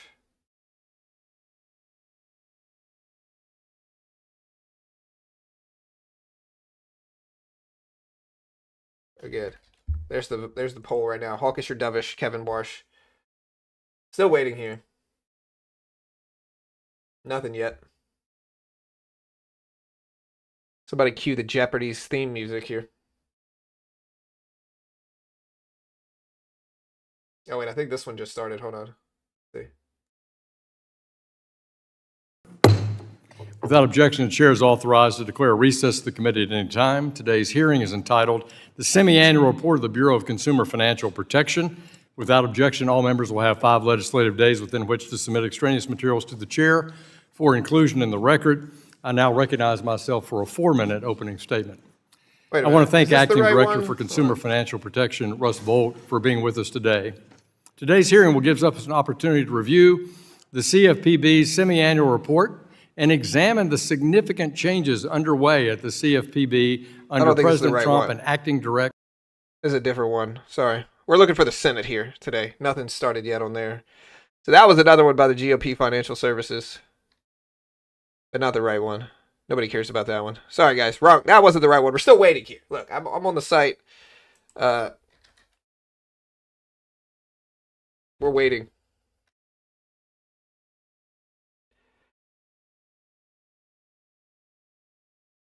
Here's the right one. Years of mission creep at the Fed and restoring the Fed's credibility, especially to the general public. The decisions that the Fed makes affect everyday life in South Carolina and around our country. For example, those decisions affect the mortgage payment a couple is trying to afford, the credit card bill a single mom is trying to pay down, welcomes and the decisions a small business owner makes about whether they can afford a loan or not. Frankly, the Fed even has impact on the interest rate environment. As you know, Ranking Member and I spent over a year working on a housing bill that will actually help us increase housing supply, help us expedite the process of building a house through NEPA reform. It'll create more diversity in housing selection at the end, the removal of the chassis requirement. These are important issues that will make housing affordability incredibly easier, but it will never get to the main point of interest rates. The interest rate is something that you control that we don't control. We want you to follow the facts, however, because that is really important for the long-term durability of our economy. But in North Charleston, where I grew up, families do not talk about monetary policy, Kevin. They just don't talk in those terms. But they fully understand the principle that when prices rise faster than paychecks, it's really hard to make their ends meet. That is why affordability must be at the center of our conversation. The Federal Reserve has a mandate to pursue and promote a strong labor market through maximum employment and stable prices. Those are serious responsibilities, and I'm glad that you are the man for the job and you've taken it seriously. They require clear thinking, steady leadership, and the commitment to follow the data, no matter the political ramifications. It also requires understanding the forces shaping our economy, including AI's impact on jobs, wages, productivity, and prices. Independence is not a slogan. It is a responsibility. And the best way for the Fed to protect its independence is to stay focused on its mission. For too many years, the Federal Reserve drifted into issues outside of its core responsibilities, and America paid a price for it. Mission creep makes the Fed less accountable and undermines public trust. I am encouraged by the steps that you are taking to reform our central bank. That starts with a more disciplined approach to how the Fed communicates, moving away from overly detailed predictions about where interest rates might be going in the next several months is a helpful step to make sure the Fed is able to adapt when conditions change. Families, small businesses, and markets are better served when the Fed follows the data in front of them, not a forecast that may change in an instant. Less guessing and more discipline will help the Fed stay flexible, credible, and focused. The 5 independent task forces that you set up also sends a very important signal that the Fed is willing to start from its core principles and pursue thoughtful reforms to deliver on its statutory mandate. You and I had a quick conversation before walking in here, and I wanted to note that I think that the working groups are fantastic. Frankly, I think that the composition of the working groups are really important. One of the things that we talked about was a balance sheet working group. I must concede that I'm a fan of Abraham Lincoln's approach of these team of rivals, and it seems like you have Jeremy Stein, you might know Jeremy, from Harvard, as well as the former governor of the India Central Bank, Mr. Rajan. They have very nicely put competing approaches and philosophies about the balance sheet.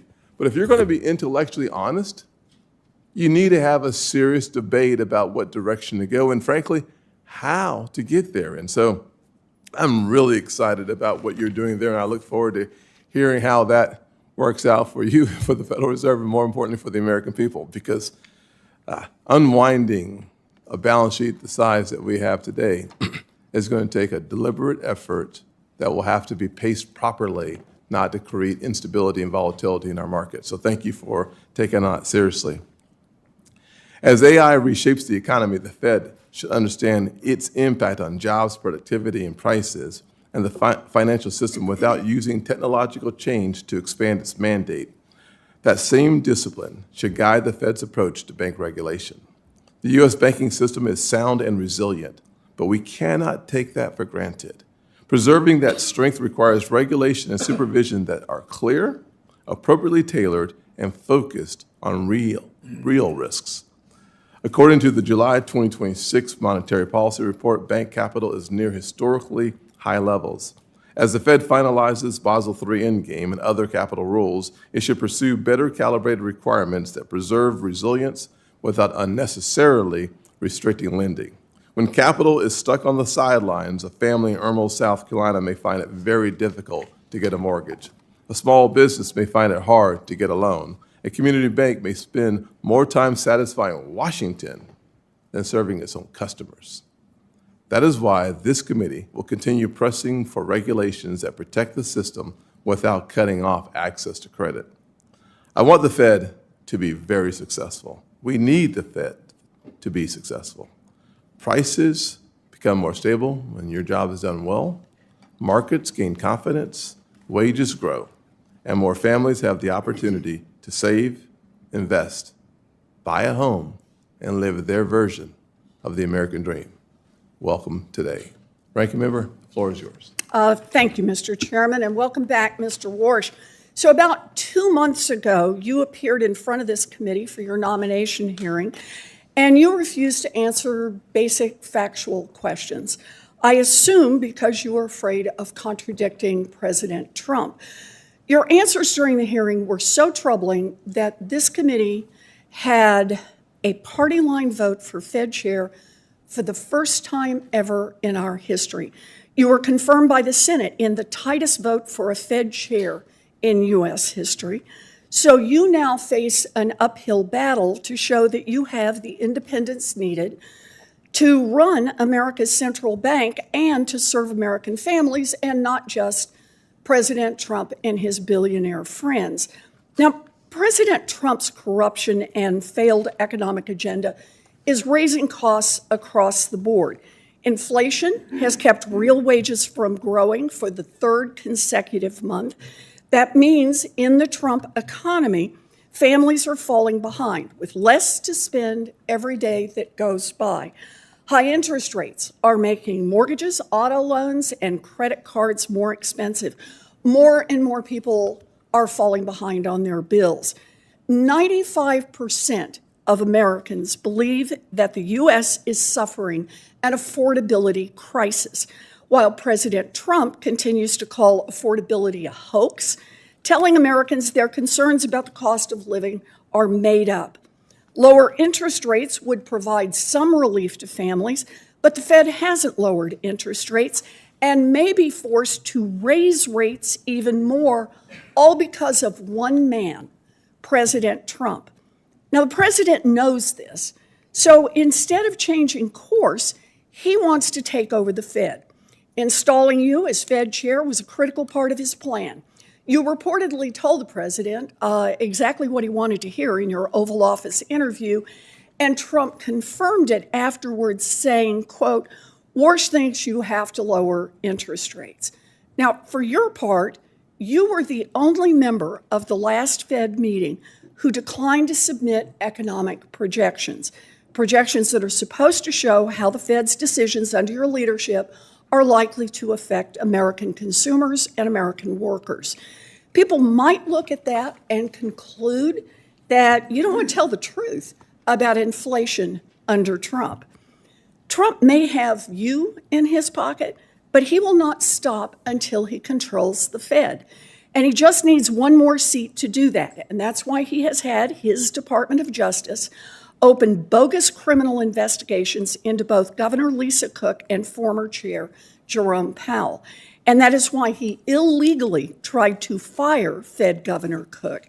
His own Supreme Court recently blocked the firing, at least for now, but Trump has vowed to try again to fire Governor Cook. The fight for control is a fight over interest rates, but it is also about corruption. President Trump likes to play king, and the Fed offers many appealing opportunities for the president to enrich himself while he fleeces the American people. Start with crypto. Trump's family crypto company is World Liberty Financial, the centerpiece of the crypto enterprise that let him rake in $1.4 billion in 2025 alone. Now it is currently applying for a bank charter. After that charter is granted by Trump's own bank regulator, World Liberty could seek special privileges from the Federal Reserve to juice its own profits, like a master account that would give Trump's own company direct access to the Fed's core payment rails. And there's more. If he can control the Fed, Trump could threaten to revoke banks' access to Fed services if they refuse to do his bidding. He could hijack the Fed's extraordinary powers to bail out financial markets, making sure that he rewards his friends and punishes his enemies in a crisis. And you better bet that Trump will turbocharge the Wall Street deregulation that is already underway, juicing megabank profits and CEO bonuses, knowing that American taxpayers will be on the hook once again if there's another devastating financial crash. Congress and the American people will be watching closely whether you serve the public or whether you become yet another instrument of Donald Trump's corruption. Thank you, Mr. Chairman. Thank you, ma'am. Chairman Warsh. Thank you for being with us. The floor is yours. 5 minutes. Thank you very much, Mr. Chairman, Ranking Member Warren, other members of the committee, good morning. It's a privilege to join you. It's my first appearance before this panel as chairman, and I'm particularly honored to represent my superb colleagues from across the Federal Reserve System. In submitting the monetary policy report, I can't help but think of a long line of central bank chiefs who came before the Congress in keeping with the Federal Reserve Act, and I can't help but think of the best of the Fed's traditions. As a country, we just marked our 250th year, and when Americans count our blessings, we can include an economy predicated on the brilliance of our constitutional design and system of ordered liberty, an economy without equal in all it's done for human flourishing. Some forms of communication, including some that the ranking member referenced, are discretionary, but not this one, and for good reason. It's a prudent and wisely conceived obligation designed to keep the Fed responsible, accountable, and faithful to the mandate that you gave us of full employment and price stability. These obligations are of a piece with the Fed's rightful independence in the conduct of monetary policy. Today, we're at a hinge point in history, and it's up to each of us, myself included, to meet this moment. The Fed's number one objective is to get monetary policy right. That's our clear and constant aim, the star by which we steer by. And if we get policy right, and we will, the inflation surge of the last 5 years will be a thing of the past. Just a month ago, I chaired my very first FOMC meeting. My colleagues and I recognize that high inflation has been an undue burden on American households and businesses. And while monthly fluctuations are inevitable, especially in an unsettled world, underlying inflation over longer-term horizons is determined largely by monetary policy. As I've said before and will say today, inflation is a choice. The members of our committee have no tolerance for persistently elevated inflation, and we share a resolute commitment to restore price stability. That was our focus when we met a month ago, at which we decided to hold the target range in the federal funds rate at 3.5 to 3.75%. Naturally, our work at the Fed demands a proper reading of economic conditions. As you might have seen in our report, economic activity is expanding at a solid pace, showing resilience in the face of recent developments. Household consumption growth is moderate, and manufacturing output has moved up steadily this year. The housing sector, however, strikes a different note. It gives a different picture and continues to lag. I want to highlight the most striking feature of our economy right now, and it's business investment. It is a surge in capital expenditures. Compare that to what we've seen for a long period of financial engineering. This is a better situation. The rapid pace of CapEx, which appears to be accelerating, reflects in large part the construction of infrastructure, including in and around AI and the immense demand for AI-related equipment and software. Investment in equipment overall increased about 8% for the year in the first quarter. Within that category, high-tech spending logged an especially impressive growth rate of about 25%. We don't yet know the extent to which the economy will benefit from this build-out, yet it seems inevitable, at least to me, that what is now called AI investment will soon just be called investment. Even so, new opportunities for the economy introduce new challenges for policymakers. We at the Fed are monitoring the implications for the inflation and for the labor market. That brings me to the supply side of the economy, a subject worthy of equal attention, where productivity growth has been strong. And I'll note that this productivity growth predates gains from AI adoption. America's labor force appears to be broadly stable. Job creation has kept pace with the workforce. The unemployment rate low and has changed little, quite frankly, over the last year. We're seeing relatively few layoffs and only slight variance in the rate of job vacancies. Solid growth in nominal wages, too. I've been heartened by the welcome I've received and by the encouragement of my colleagues. We have a duty to point the institution forward, to take a fresh look at current practices, to make sure we're serving our objectives, and we're going about it systematically. As the chairman referenced, I appointed a task force in each of 5 areas that are central to the conduct of monetary policy. I'll just reference them and close. First, Fed communications. Second, our balance sheet policy. Third, our use of existing data. Fourth, productivity and jobs. And finally, the Fed's inflation framework. Our purpose here is to make better decisions in the conduct of monetary policy and put these years of high inflation behind us. We are the Federal Reserve, Mr. Chairman, and as determined as ever to fulfill our mission. Thank you, and I welcome your questions. Thank you, Chairman. Each member will have 5 minutes to ask questions and get answers, and I'll start that off. And I'll start off with your working groups. I think credibility equals transparency.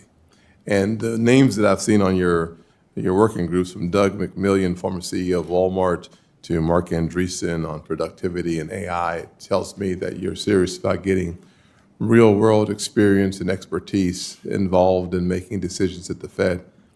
I want to give you just a minute of my time to walk us through perhaps 1 or 2 pieces of that, as we talked about the importance of having contrast on the committee, on the working groups. Really important from my perspective. I think it lends itself to having more confidence in the Federal Reserve. I want to give you a minute to talk about one part of it, and then I want to move quickly to AI. All right, let me be brief, Mr. Chairman, but you're highlighting something that's awfully important.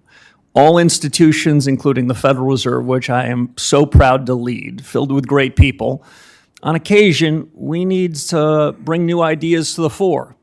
And after 63 months of inflation above the Fed's target, it struck me that any new leader should arrive at this organization and look to the very best minds that we could find. There's a lot of great ones at the Fed, but there's a lot of great ones that aren't even in the economics profession. And I reached out to 15 people who I have known and trusted with a diversity of views to see whether they would take the most important questions that are going to be the determinants of monetary policy and the determinants of the economy in the next 5 years and see if they could sharpen their pencils and do their best work. It's a move towards transparency and new ideas. I'll just give one example before turning it back to you. In the last couple of days, we've gotten data on Consumer Price Index, today on the Producer Price Index. Any central bank would be happy to have the data going in the right direction. My view is these are all imperfect measures of the state of underlying inflation. So one of the task force is going to see whether we can do better, have better data from external sources, and even better ideas as to how important organizations like the Bureau of Labor Statistics, the Bureau of Economic Affairs, might think about how they could do a better job in an evolving economy. Thank you. We met just a few weeks ago with Dr. Phelan, who's slated to be the head of the president's economic advisors, and we talked a lot about artificial intelligence and the impact it will have on our economy and whether or not it will destroy jobs, create jobs, and ultimately, at the end of the day, his conclusion was it'll create more jobs. Artificial intelligence has an opportunity to change how we do so many things, and much of the debate for me can be bifurcated into automation, things go away, and augmentation. People make more money because production goes up, and you've argued that perhaps there's a way for us to see a reduction in interest rates because of that increase in productivity. One of the things standing in the way of that conversation is what's happening in South Carolina, where data centers are meeting real headwinds. New York has basically banned them. We have a moratorium in parts of South Carolina because of issues like electricity bills, water use, aesthetics. So getting to the future that we're talking about, and frankly, beating China in this AI race might come down to something as important as electricity bills and water usage, which could prevent us from having a serious conversation about productivity gains. Thoughts? Yeah, I can't think, Mr. Chairman, of a more consequential change to the U.S. and global economy in my adult lifetime than the surge of investment and the potential in around AI. That's part of the reason why one of my task forces is to focus on what's the effect of this general purpose technology on both parts of the Fed's mandate. on ensuring stable prices, but also on full employment. You gave us both parts of that. Yep. We don't have any legislative orphans at the Fed. There's no disfavored part. I would say it is a huge opportunity, but it's not without challenges. I'll make two other brief points. I think the United States is extremely well positioned to be at the cutting edge and extract more productivity, which should be good for U.S. companies and U.S. workers, than any other country in the world. Any other country would exchange positions with us in a moment. Second thing is, I do want to make it clear that in the near term, I think this investment is probably quite good for jobs as we're building out the infrastructure. And over the long term, my best guess is that this will improve American productivity and will improve the real wages and will help us on full employment. But between the short term and the long term, it can have a disruptive effect. And we're attuned to that. And that's part of the reason why I wanted to shed some new light on it with some outsiders. My time is up, but I will submit one question for the record around the issue of indexing our regulatory thresholds. We've seen so much growth in the last since 2019 that our institutions might need to see a little recalibration on the thresholds that we have put upon them. Ranking Member Warren. Thank you, Mr. Chairman. So the Federal Reserve has long been plagued by a culture of corruption and coziness with Wall Street. Over the last 5 years, at least 6 senior Fed officials have been implicated in serious ethics scandals related to personal stock trading and self-dealing. But instead of trying to repair this broken culture, I'm concerned that you seem to be embracing it.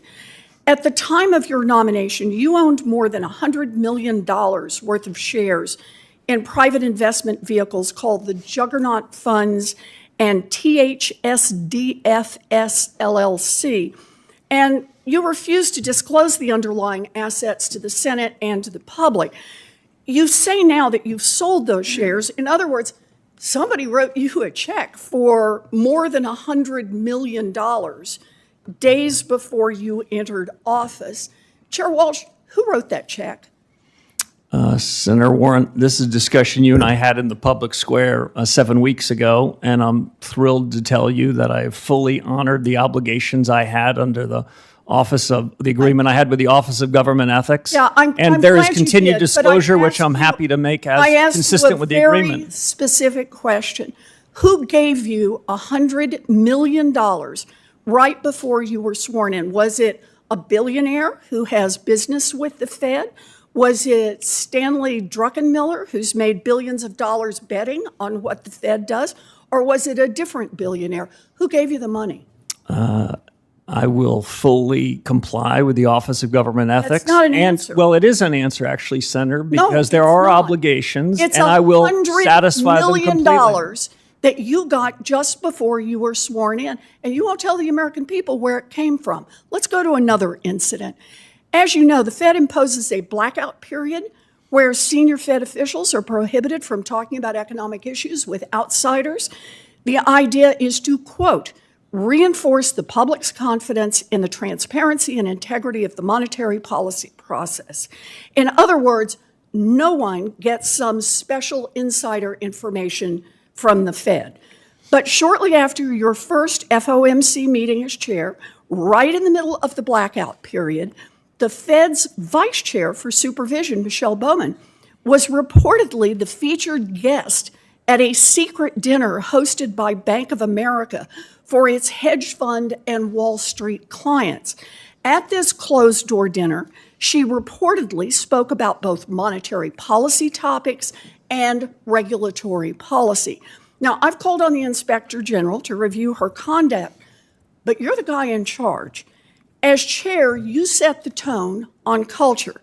Did Vice Chair Bowman provide any non-public information to the attendees at that secret dinner or discuss any regulatory policy matters that are subject to open comment periods? Senator, I agree with one of the premises of your question, which is I do set the culture. Good. After my very first week at the Fed, I sent a letter to the 21,000 people at the Fed outlining our I culture. appreciate that, but we have very limited time and a very strict chairman. So can you just answer the question about the vice chair and her secret meeting? Sure, I'm happy to the extent I can share it with you. The vice chair has been an excellent colleague in my first 7 weeks. I'm aware of the letter you sent to the inspector general.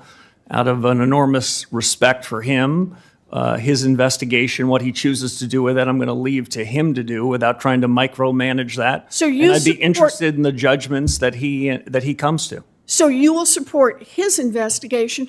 Have you made your own investigation? Did you ask her if she spoke at a secret meeting during the blackout period? I agree with the suggestion that the inspector general is an independent actor, and I'd I know. be very You're the interested guy in his charge. decision. You just said you're the guy in charge. Did you ask her about the secret meeting that took place?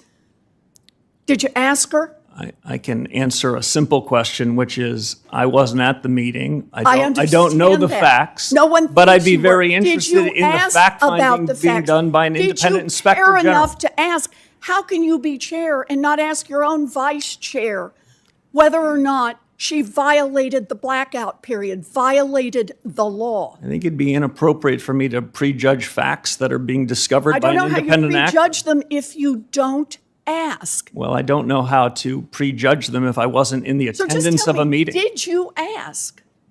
She's been an excellent colleague. Did you We've- ask? I've asked her a lot of things Did you about ask? supervision and regulation Yeah, because I we've been think busy that's one doing more a lot of question real you work don't over want the last answered. 7 I gotta weeks. say, I'm gonna take the same time you did. I just gotta say, You hope so. the tone that you are setting is one that seems to invite corruption, and that's going to be a real problem. Mr. Thank you. Brown. We've had 7 weeks, Senator Warren, and we've set a tone of performance, accountability, responsibility, and integrity. Senator Rounds has already- the floor. Thank you, Mr. Chairman. Mr. Warsh, welcome to your first meeting. Thank you, Senator. Let me give you an opportunity. I think I've got some questions that I think are important with regard to the Basel III and what we're going to do with it. But before we get into that, I think you've been basically harassed a little bit in terms of making accusations to you. Let me give you just a minute to perhaps respond in a just straightforward manner to some of this stuff. Anybody give you $100 million? No, Senator, no one did any such thing. Possible that you may have had assets that were sold based upon an agreement that you had as you became the nominee for the chairmanship?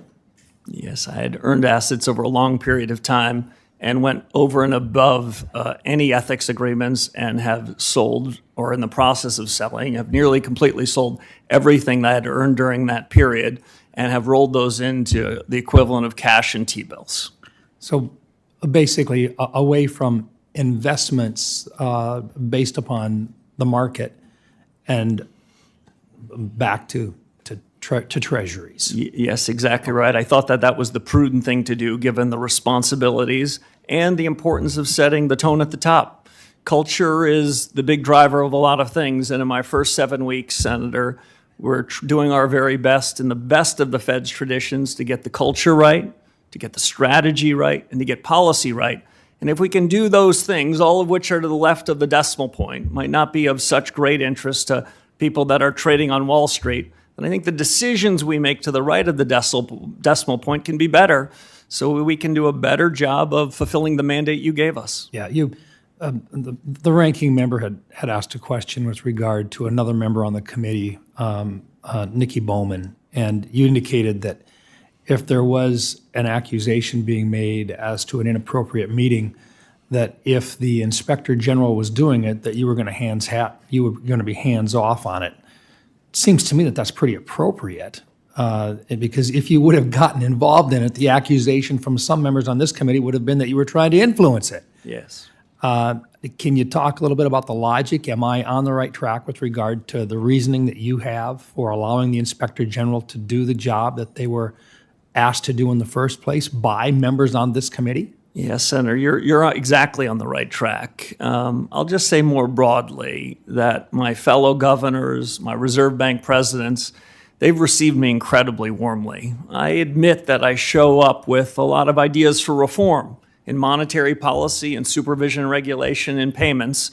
I've only been there a short while, for 7 weeks, but instead of an institution acting inert, what I've found is my colleagues are really open-minded to change. What I found is we're going to have a good family fight. I'm not imposing ideas. That's part of the idea of the task forces the chairman referenced. But we're going to try to be better at our jobs, fulfill our mission, be accountable, be responsible, and do it all with the utmost integrity. That's my intention. We're early into this. I don't want to prejudge outcomes. We made a lot of progress in a short period of time, and frankly, I'm proud of it. I like the idea that you're putting together working groups. I think that will give an opportunity for a fresh look at a lot of things going on. As I shared with you in a phone call earlier, it's not a matter of being necessarily vindictive or angry with previous chairs or previous members. It's a matter of making things better for the American people, and that's really what we ought to be talking about today. So let me just, in the minute and 14 seconds that I've got left on mine, let me talk a little bit about Basel III in particular. I think you and Vice Chairman Bowman and the respective financial regulators, I think you've done a good job in terms of your roles with regard to the Basel III reproposal that was issued this March. The 2023 proposal would have substantially increased common equity capital requirements for Category 1 and Category 2 banks by approximately 19%, failing to strike a balance between maintaining resiliency of our banking system and doing so without hampering lending. I think this is a really critical item, and next to what artificial intelligence is going to do in terms of our productivity, I think it's one of the biggest issues out there. With the June 18th comment deadline now behind us, are there any other categories of feedback that you're weighing more heavily than others, such as the adjustments to leverage ratios or anything along that line? And if I could, is there going to be a go-live date this year sometime? Any idea when you might actually be able to talk about when this thing is going to go public for us? Senator, well, thank you for your question on supervision regulation. As I mentioned before, I've shown up with a lot of ideas for reform, not just in monetary policy, but in supervision and regulation too. When I was before this committee some 20 years ago, there was a debate about what the Basel process should be.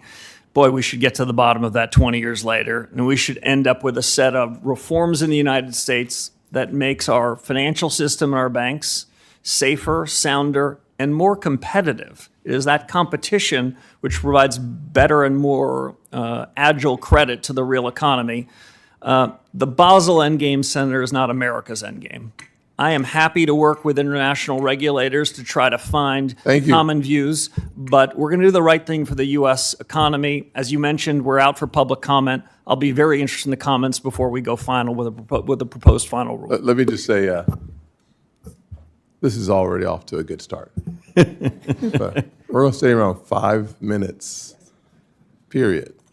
Thank y'all. Senator Reid, the floor is yours. Thank you, Mr. Chairman. Chairman Walsh, I want to see if I put a cap on this discussion between Senator Warren and Senator Rounds. When will you disclose who brought your assets? When? I believe there's periodic requirements under the ethics laws, and I'll fully comply with them. I think the next reporting requirement is at some point in the next quarter or so. And you will fully disclose who you sold your assets to? I'll fully comply with the law and the ethics agreement. Thank you. AI is making a huge impact on everything we do, particularly the banking system. And as you're aware, an interagency governmental group, Commerce, Treasury, Energy, et cetera, has authorized the major banks, the 8 major banks, to use Mythos to evaluate their security. Would you agree that it's important for all financial institutions to have access to these types of AI tools so that they could analyze their operations for cyber vulnerabilities? Yes, I think the broad financial system has new vulnerabilities with these new technologies. I wouldn't want to just isolate Mythos, though. The other large language models have rival products. The efficient frontier has changed even in the last month. But as these new models find their way more broadly, our banking system and, frankly, the Federal Reserve needs to do all we can to patch any vulnerabilities that we have. What are you doing to ensure that these mid-size and smaller banking institutions have access to whatever AI tool is appropriate as quickly as possible. Yeah, so I share the sentiment, Senator Reid. We are not the deciders as to who has access, but I have not been shy in sharing my views with authorities across the government about the vulnerabilities and have been asking for access, not just for the Federal Reserve, but for other institutions, to a whole range of these new artificial intelligence models so that they can protect themselves. If you said to me, what worries you over the course of the next several months, I want to make sure that we're as protected as we can be from foreign actors that want to do us harm. Well, let me stay with AI, but change the focus a moment. Recently, Governor Waller and New York Fed President John Williams have warned that AI investments may be increasing inflation, and many economists have similar warnings. So are AI investments current drivers of inflation? This is one of the good family fights. Let me give my own view on it, which might be somewhat nuanced from the way you just described it and some of my colleagues. The shock of AI, the supply shock of AI, has an effect on demand and supply. We see the effect on demand much more quickly. We see it in the capital investment I referenced. We see it in the prices of chips that are going up. We're inferring, which is just a fancy word for guessing, when the effects will happen on the supply side of the economy. I don't view a one-time change in prices as necessarily being inflationary, because I think there's a supply response. In that way, this is different from a foreign conflict and what it might do, which tends to reduce the supply side of the economy. Will it increase measured prices over the course of the next 12 months? I suspect it will be. But whether that's inflationary or not, that's up to the Federal Reserve, and we're going to have something to say about that. Okay. Now, one of the interesting things about our economy is becoming more and more productive. But one of the disappointing things is that household pay is not rising relative to that productivity. And we're seeing less benefit from productivity gains. So what's driving this trend? Yeah, it's a great question. I don't have a perfect answer to it. Like you, we think a lot about real take-home pay. The part that the Fed can do a lot about is the real part. If inflation were lower, real take-home pay would be higher. That's just the arithmetic. Mm-hmm. Your other question's a broader one, which is what are we going to see the productivity improvements lead to a surge in wages? Wages have moved up at a reasonable pace, but it's likely that as productivity moves up more, we should see wages move more. Getting that timing right, understanding when that happens, that's a puzzle, and it's a puzzle we're going to continue to work on. In the last 10 seconds, will AI eliminate jobs at a catastrophic rate? So you're asking me to prejudge the task force. My short answer is over the long term, absolutely not. I believe that this is a long-term job creator, but will it be disruptive? And will some people have their jobs at jeopardy because of the new technologies? On that, I can't offer any sort of guarantee or comfort. Senator Britt. Thank you, Mr. Chairman. Chair, thank you so much for being here with us today. Certainly appreciate the opportunity to have a conversation, and obviously so early in your tenure in this new role. In this year's monetary policy report, one of the most encouraging themes is the increased in business investment that we're seeing across the country. In Alabama and many places, we're seeing companies expand, manufacturers grow, and communities are benefiting from that investment. I believe that these are good signs and that they're also important for the future because they help us determine whether America remains the most competitive economy in the world. My question for you is, as you look at the economy, what data tells you that today's investments are laying the groundwork and the foundation for a stronger long-term growth and greater American competitiveness? So it's a great question, and thanks for highlighting the capital investment boom. This is what most countries are searching for. Mm-hmm. This is the seed corn for the next group of job creation and productivity. To be honest, over the last dozen or so years, we have been waiting for the surge in business investment. I know in some academic accounting sense, this is leading to a surge in prices in the next 12 months. I don't want to sound dismissive of it. The surge in prices is real. But I'd sure rather the most successful companies in the world investing in property, plant, and equipment than doing a share buyback. So I'm encouraged by it. The trend is our friend here, and this business capital investment is contributing massively to the GDP we've seen in the last 12 months. My colleagues know I'm not big for forward guidance, but I would guess that trend continues. What gives me optimism about it? Well, when the private sector deploys this amount of capital, they must see something shiny at the other end of that rainbow. They must see a very good return on investment. That's why they're taking this capital and they're putting it to work. I tend to think that private investment has a multiplier way higher than 1. I'll let you and others judge whether that's true of government spending too. I'm going to go ahead and switch gears because I know we're on a tight time frame today, which I appreciate. And I'm going to follow up on a question that the chairman asked. I'd like to get you to kind of dig into this. Some banks are already approaching and crossing into new tailoring categories, and they're making staffing and compliance and long-term business decisions based on thresholds that haven't been updated since 2019. At the same time, the Federal Reserve continues to rely on those categories and other regulatory frameworks. So my question is, how are you thinking about updating these tailoring frameworks when it comes to what banks can expect to see and proposals in the future? So it's a great question, one I take seriously. To be candid with you and the chairman and the other members of the committee, monetary policy has distracted me a bit in the first 7 weeks, but the Federal Reserve chairman is supposed to be the chairman of monetary policy and payments and consumer affairs and supervision regulation. But I can tell you this, Vice Chairman Bowman has been working on these initiatives. She has briefed me about them.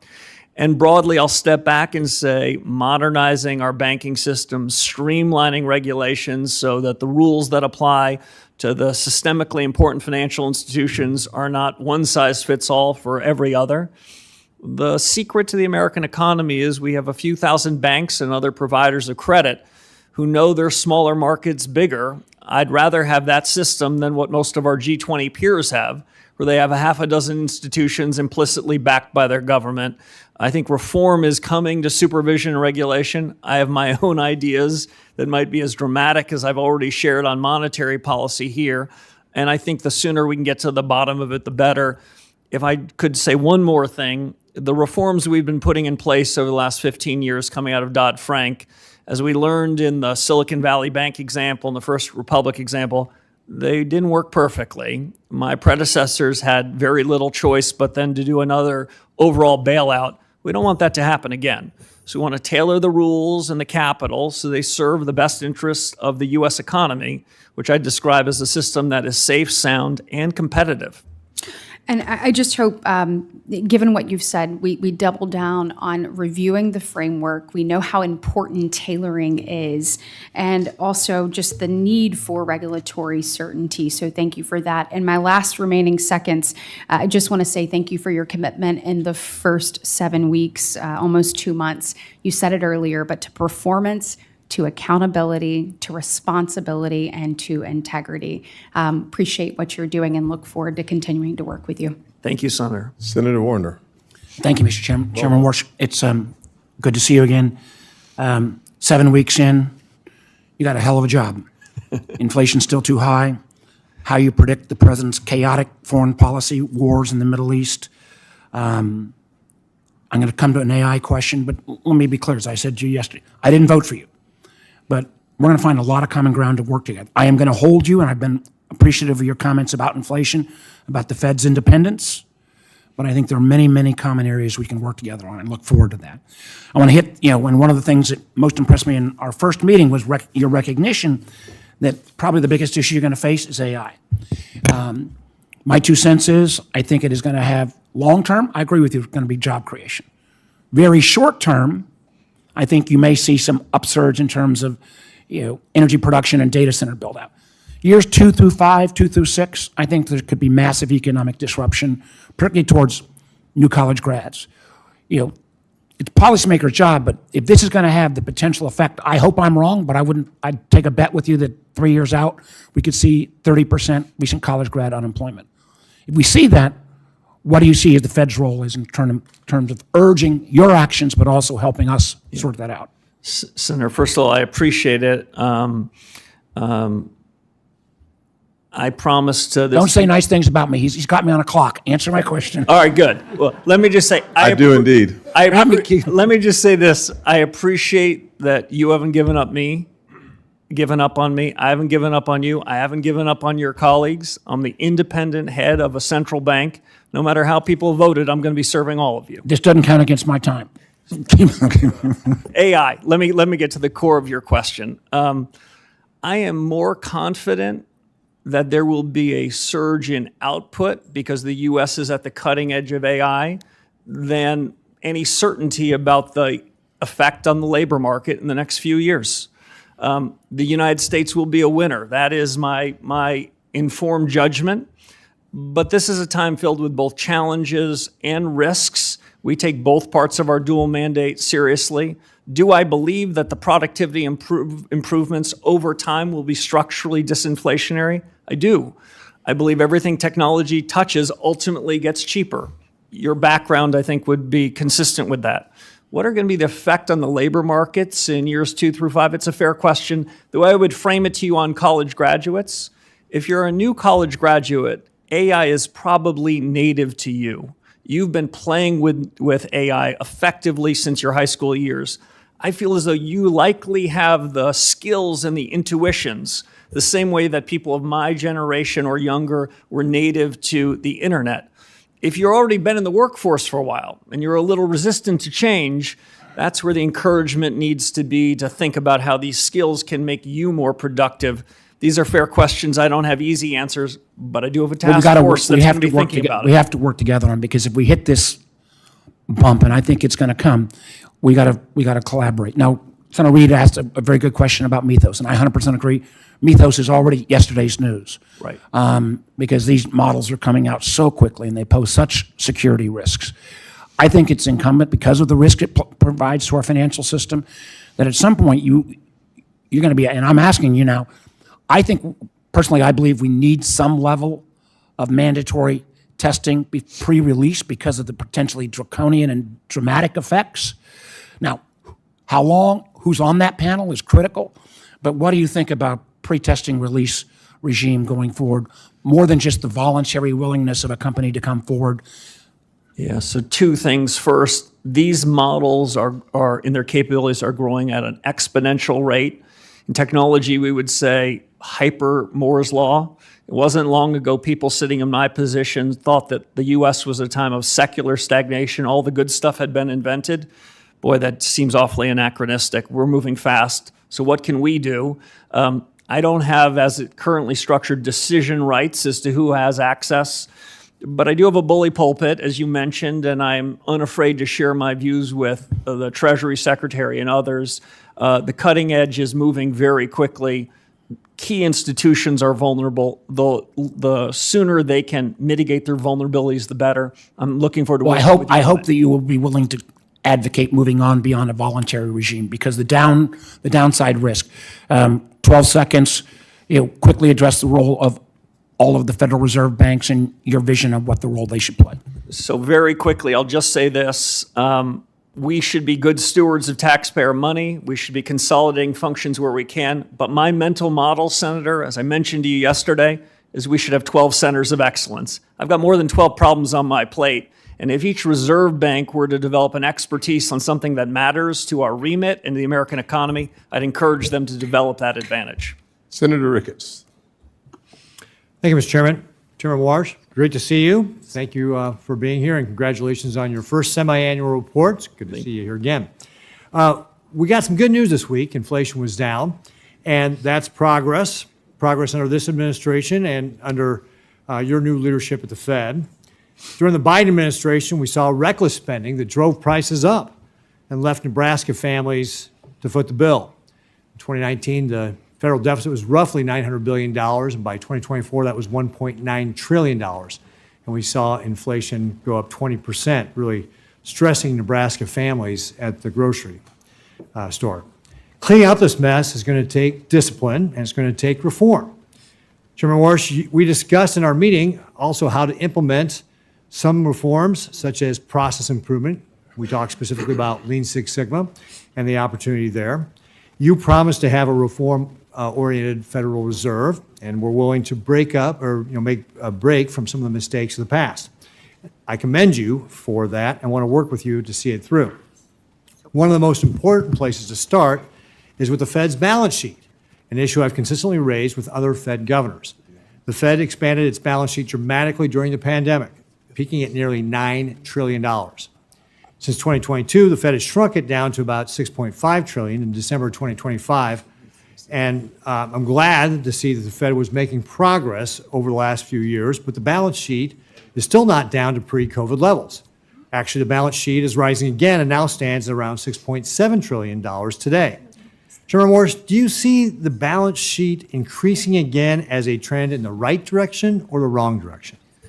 Senator, thank you for the question. I've been focused on the Fed's balance sheet, frankly, since my last day at the Fed some 15 years ago into the present.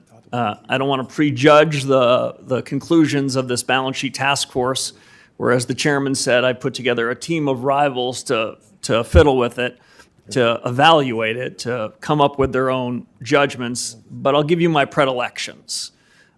Monetary policy is made currently through at least two material instruments: interest rates and the balance sheet.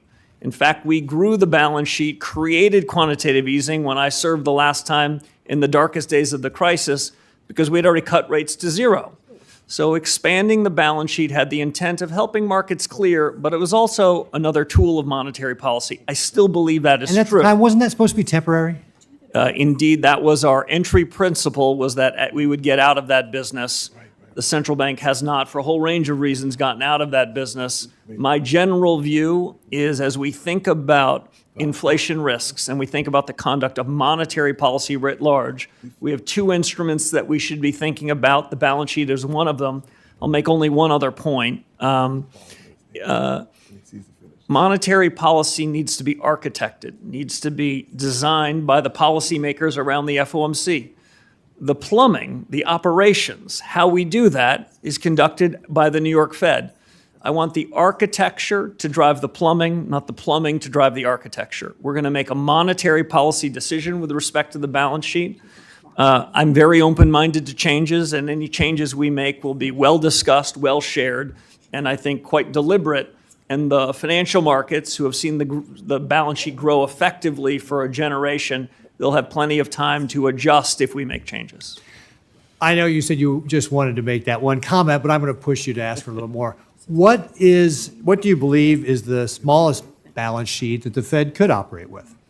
My predilection, my inclination is interest rate policy should be the driver of monetary policy. The balance sheet should be as small as practicable to conduct operations.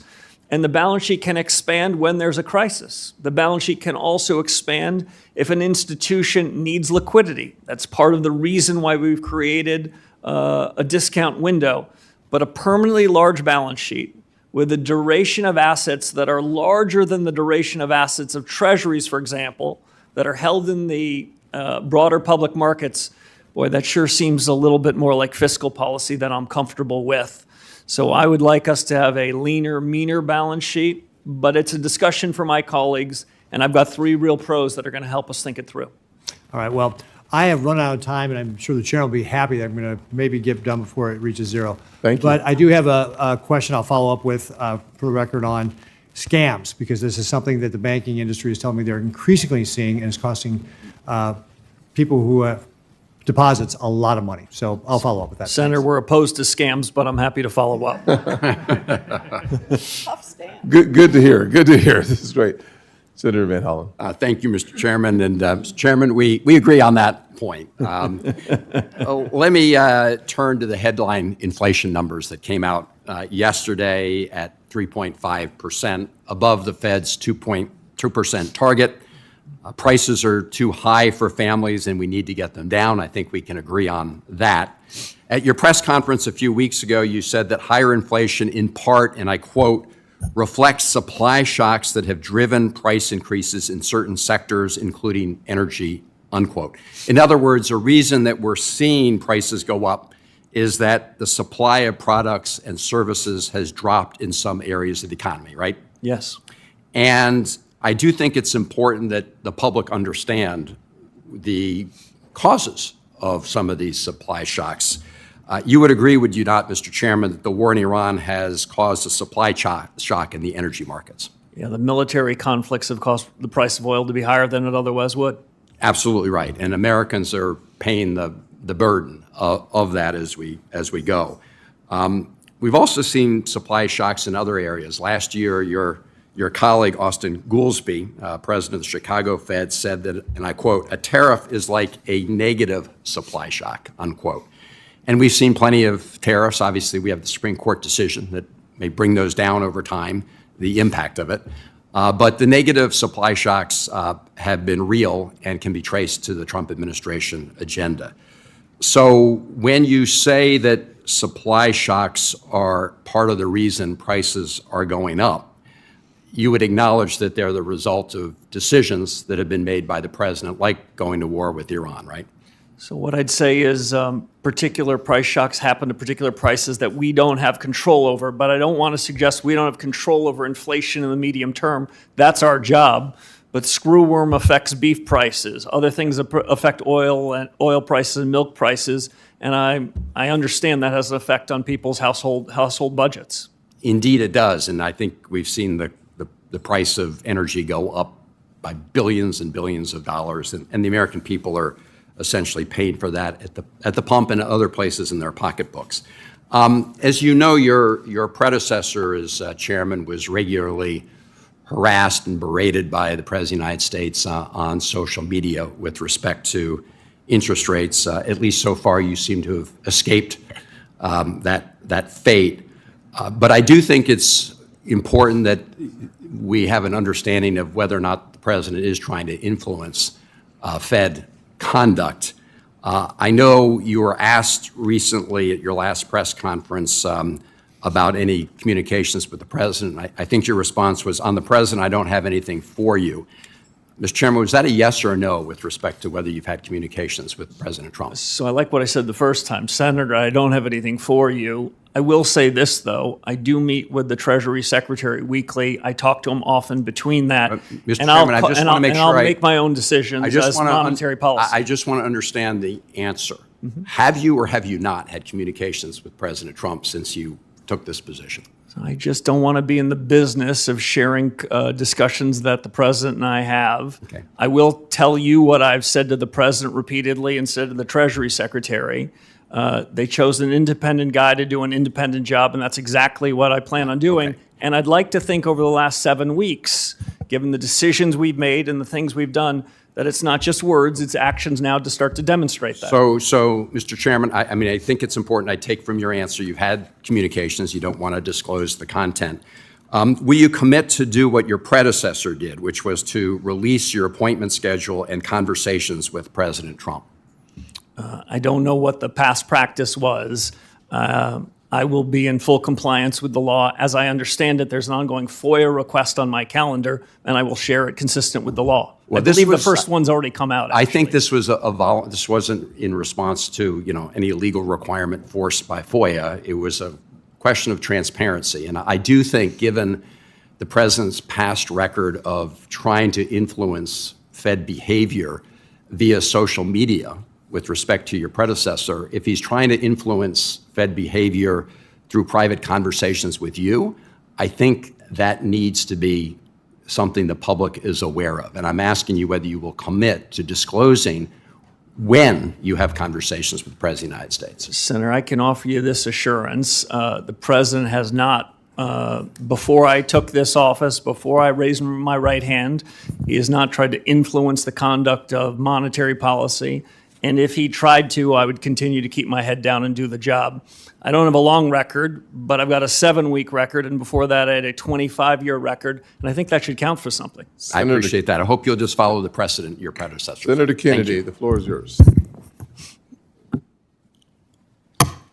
Well, Senator Van Hollen's my buddy, so this is not meant toward him, but I always get a kick out of my Democratic friends talking about transparency. You know, toward the end, God bless him, you could bake a Thanksgiving turkey in the time that it took President Biden to walk across the stage. And they kept it quiet till they couldn't. I'm sorry he was in that condition, but this transparency stuff cuts both ways. What's wrong with you talking to the President of the United States? So, Senator, I've got a wide lens. I'm interested in hearing points of view from a whole range of people. We have a narrow remit. I'm interested in what's happening in the world, in the Middle East But I mean, and is elsewhere. there anything wrong with it? Do you have to, when you do it, do you have to like go out and look for the last phone booth in Washington and put a bag over your head and sneak in there and call him? Or return his call? Is there anything wrong with that? I certainly don't feel uncomfortable receiving a call from the chairman of this committee or the President of the United States. Okay. You think Ben Bernanke ever talked to the president? When I was a governor, I recall several conversations and How frequent about Alan meetings. Greenspan? When I was a young staffer in the White House, I remember being honored by him coming into the White House and meeting with the president and the president's advisors quite frequently. Okay. I think what would give me concern, and I think it's the basis for my colleagues' concern, is that you just do whatever the president says, but you're not going to do that, are you, or are you? Senator, I'm going to call it the best I see it. The president never asked me to do anything inappropriate, and if he did, I wouldn't do it. I'm going Okay. to follow the law and do my best to follow the remit you gave us. Okay, so in the last year or so, recent past, I'll say, the Fed cut rates 3 times because they were worried about the labor market. Is that a fair assessment? That's my sense of what And they did before it my worked. arrival. It worked, correct? Well, that's a longer discussion. They did Well, is cut the rates. labor market in a mess today? The labor market's in good shape, but Yeah, I wouldn't want to okay, draw so that it- causal so- connection. So I don't have much time, Mr. Chairman. I love you like a taco, but you don't filibuster on me. So it worked, okay? Now we have inflation, okay? What caused it in 20 seconds? In 20 seconds, inflation is caused when a one-time change in price is broadened out. I know what inflation is, And the Mr. Federal Chairman. and the Tell me Federal what Reserve caused it. monetary policy, sir. Okay, well, I would say what is causing it is AI, the conflict with Iran, and probably the residual effect of the fact that some imports have become more expensive. Okay? And I think any fair-minded person would conclude that. There was a lot of economists said, the impact of inflation on the rise in the cost of imports would be a one-shot deal. You can teach that one round or flat. I don't know. I think it's probably had a residual effect. Okay, is it temporary or is it permanent, the inflation? It's not going to be permanent under my watch, Senator. Okay, what are you going to do about it?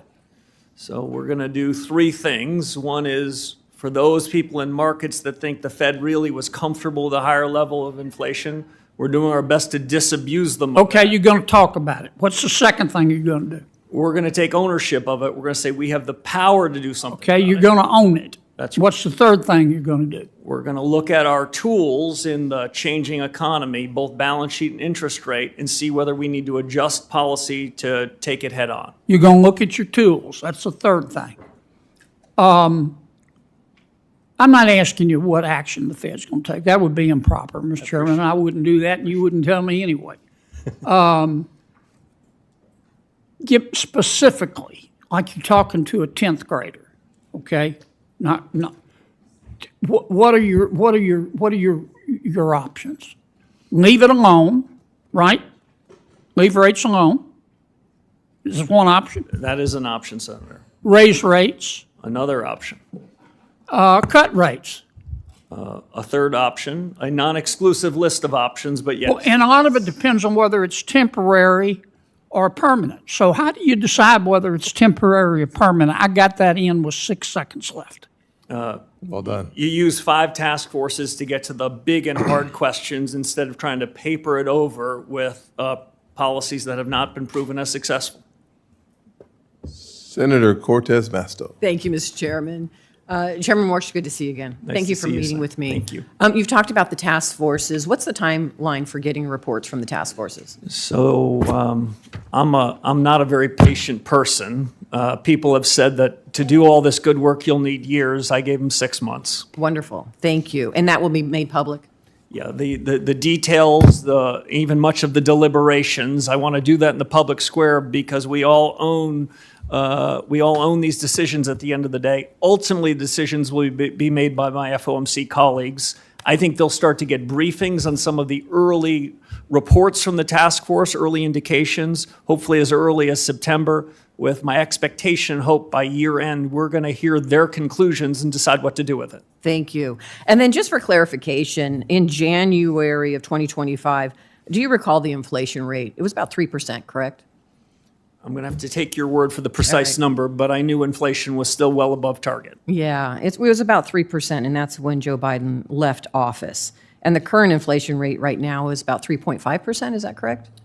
There are various measures. I'm confident in telling you it's been above target for 63 months. It's Is it not where we above want it to be. 3%? By some measures, by other measures, it's not. But I don't want to suggest I'm happy with any of those measures. I'm not. Okay, I appreciate it.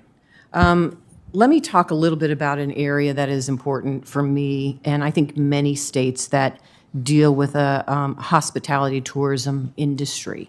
Unfortunately, under this administration, we've seen significant declines in the number of international visitors to the U.S. The current situation has actually led to our travel trade deficit in this country going from a $51 billion surplus in 2019 to a $72 billion deficit today. How does the Federal Reserve governors consider the specific impact of higher unemployment, lower wages, and reduced economic activities in communities with large tourism economies like Las Vegas? So we are consumers of this information. We are keenly interested in the good side of the economy and the services side of the economy. My view, which is not universally shared in the economics profession, is that there's no limit to what this economy can grow. Productivity-led growth can move higher, and that doesn't tell me it's inflationary.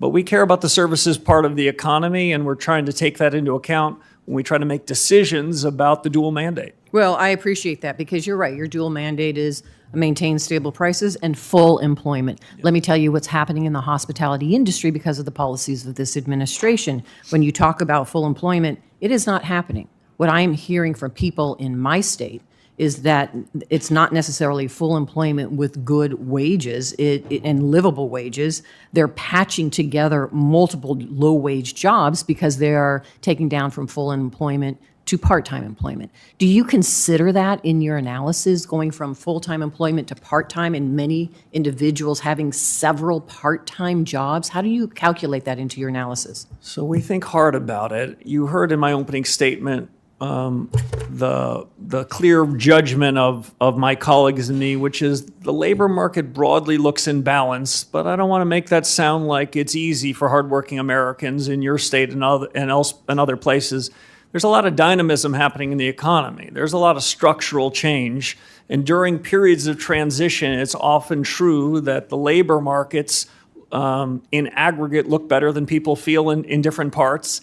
And during disruption, they try to recreate a job they had before through the gig economy and other means. We take it into account. Overall, I would say the labor market part of our mandate looks pretty good. The price stability part of our mandate looks less good. All right, and I am concerned because not just Las Vegas, but many tourism-based industries and hospitality, what we're seeing is lower full employment. And I would hope, and this is a conversation I've had with previous chairs as well, I would hope that you're considering that. It is a large sector of employment across the country. And I know you made a statement that rise in prices is not necessarily inflationary, correct? At what point do you consider it to be inflationary? Is there a timeline associated with that?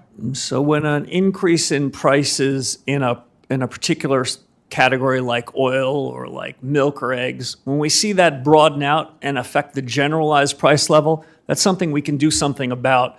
That's the way I think of inflation. When prices go up, I know it hits your constituents every day. I'm not trying to sound dismissive of it, but I also don't want to say that there's much that we can do about cattle prices or milk prices today. But there's a lot we can do to make sure that the entire grocery aisle doesn't have higher prices, and that's what we're committed to do. Thank you. Senator Haggerty. Thank you, Mr. Chairman. Chairman Warsh, on July 18th, almost a year ago today, President Trump signed my legislation, the Genius Act, into law. A thorough rulemaking process is absolutely vital to ensure that U.S. dollar dominance exists here in the digital age.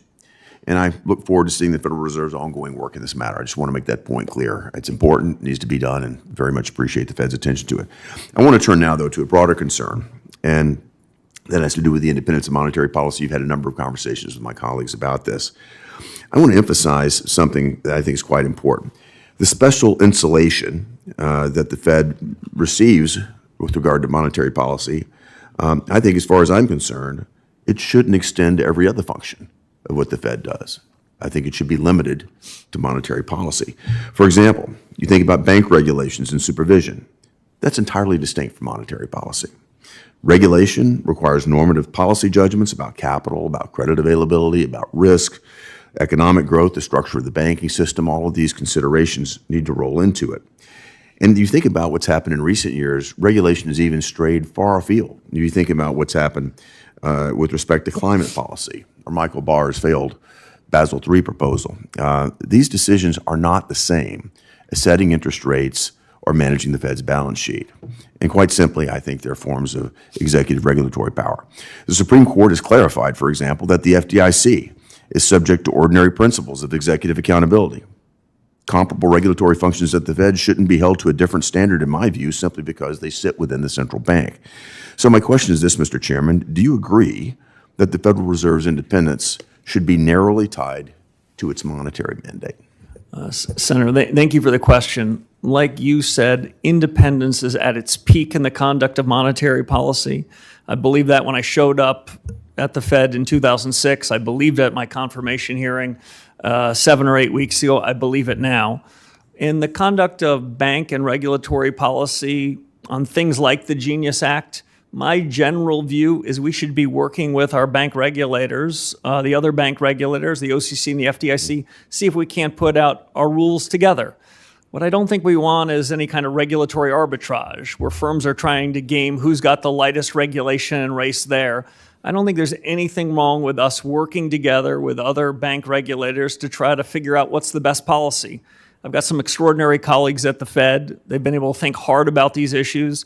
I think those discussions should happen and do happen. I don't disagree at all with that, and I like your approach in terms of coordination, but there's something deeper that I'm concerned about, Mr. Chairman, and that is, and just make an example, let's suppose a future Congress decides to embed some sort of regulatory function inside the Fed, seeking to insulate it from our supervision, from our oversight.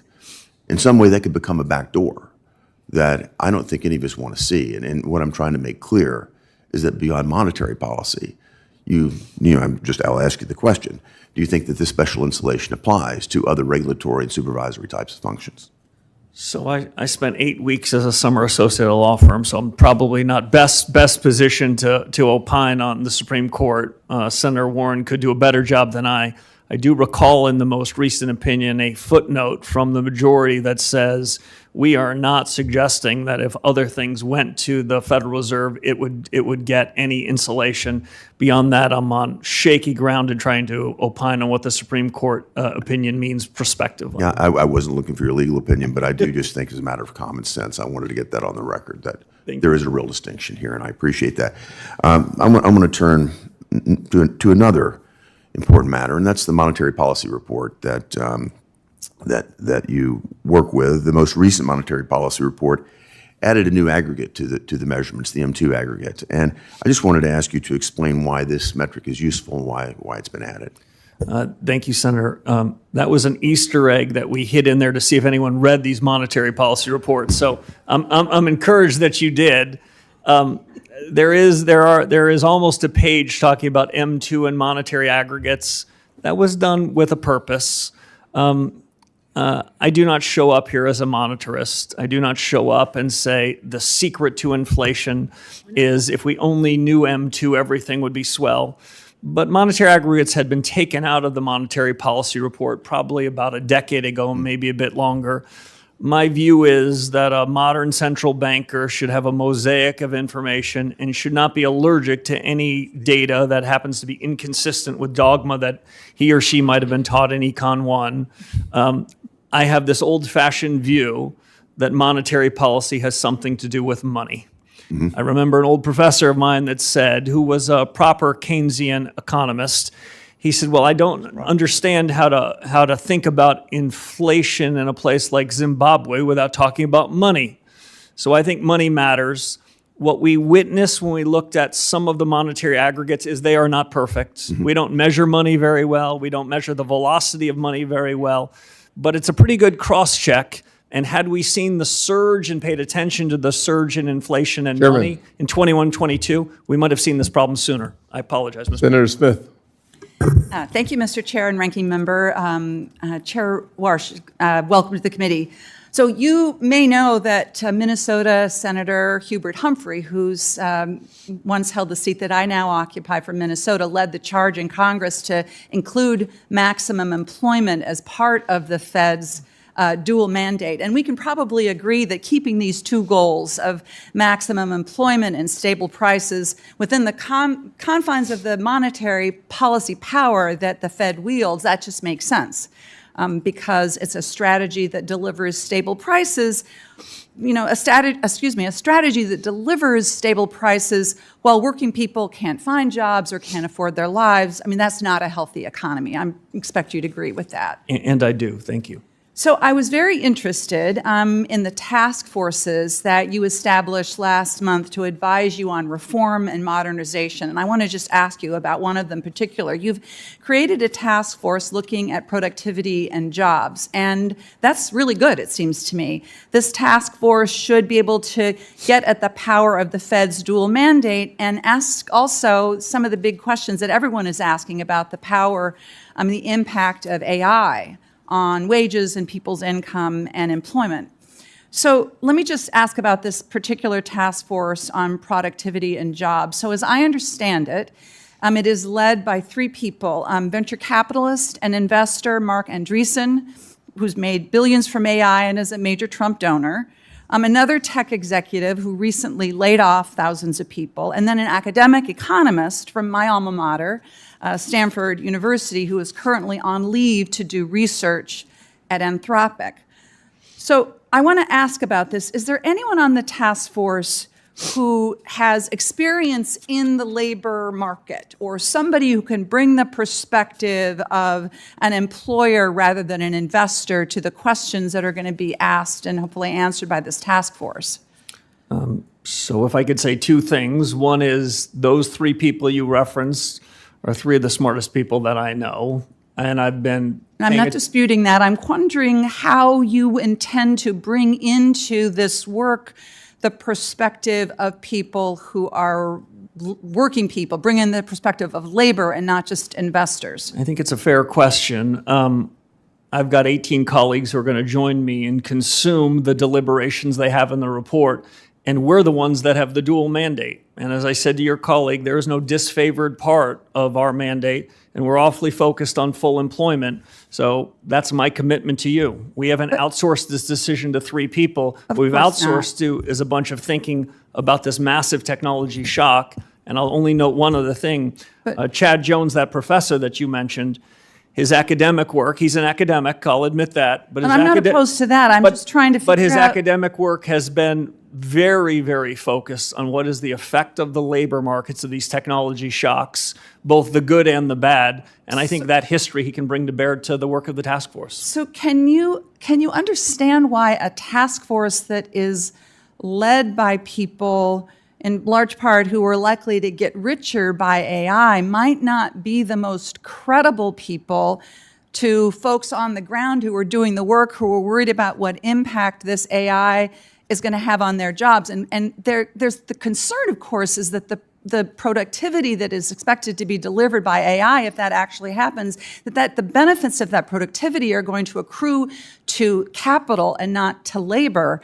And that, it seems to me, the credibility of this task force rests on hearing the perspective of working folks in their deliberations. I would expect before they come to their conclusions, they are going to hear from folks that will be affected.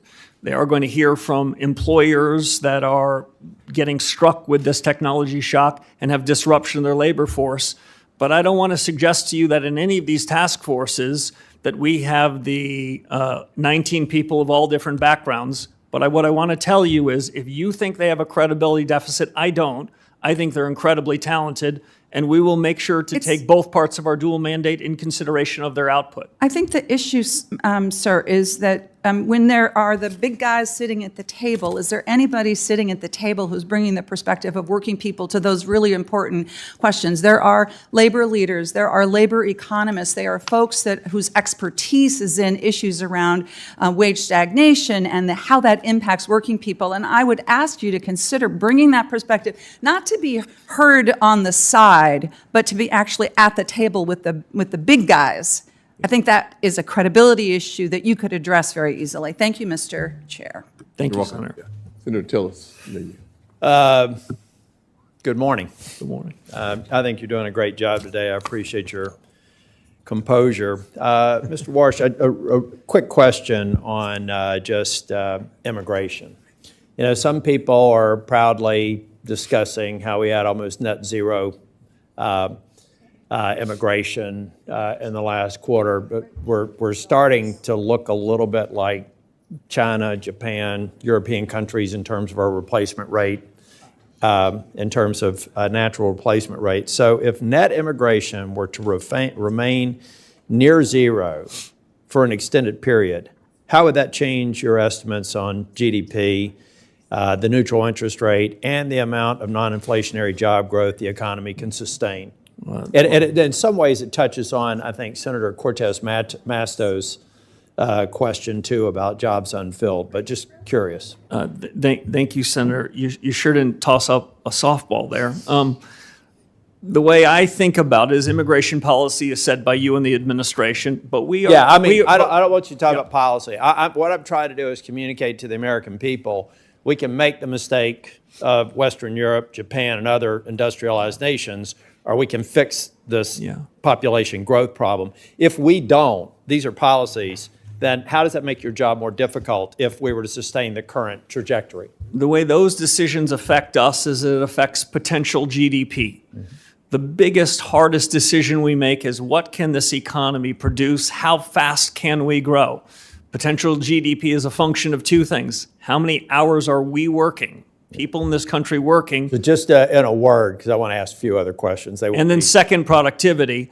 If, at the end of the day, if the worker hours are constant, we need a productivity boom. Just a real quick question. Would you be thrilled to know that we could guarantee zero net growth for the next decade because that would make your job easier?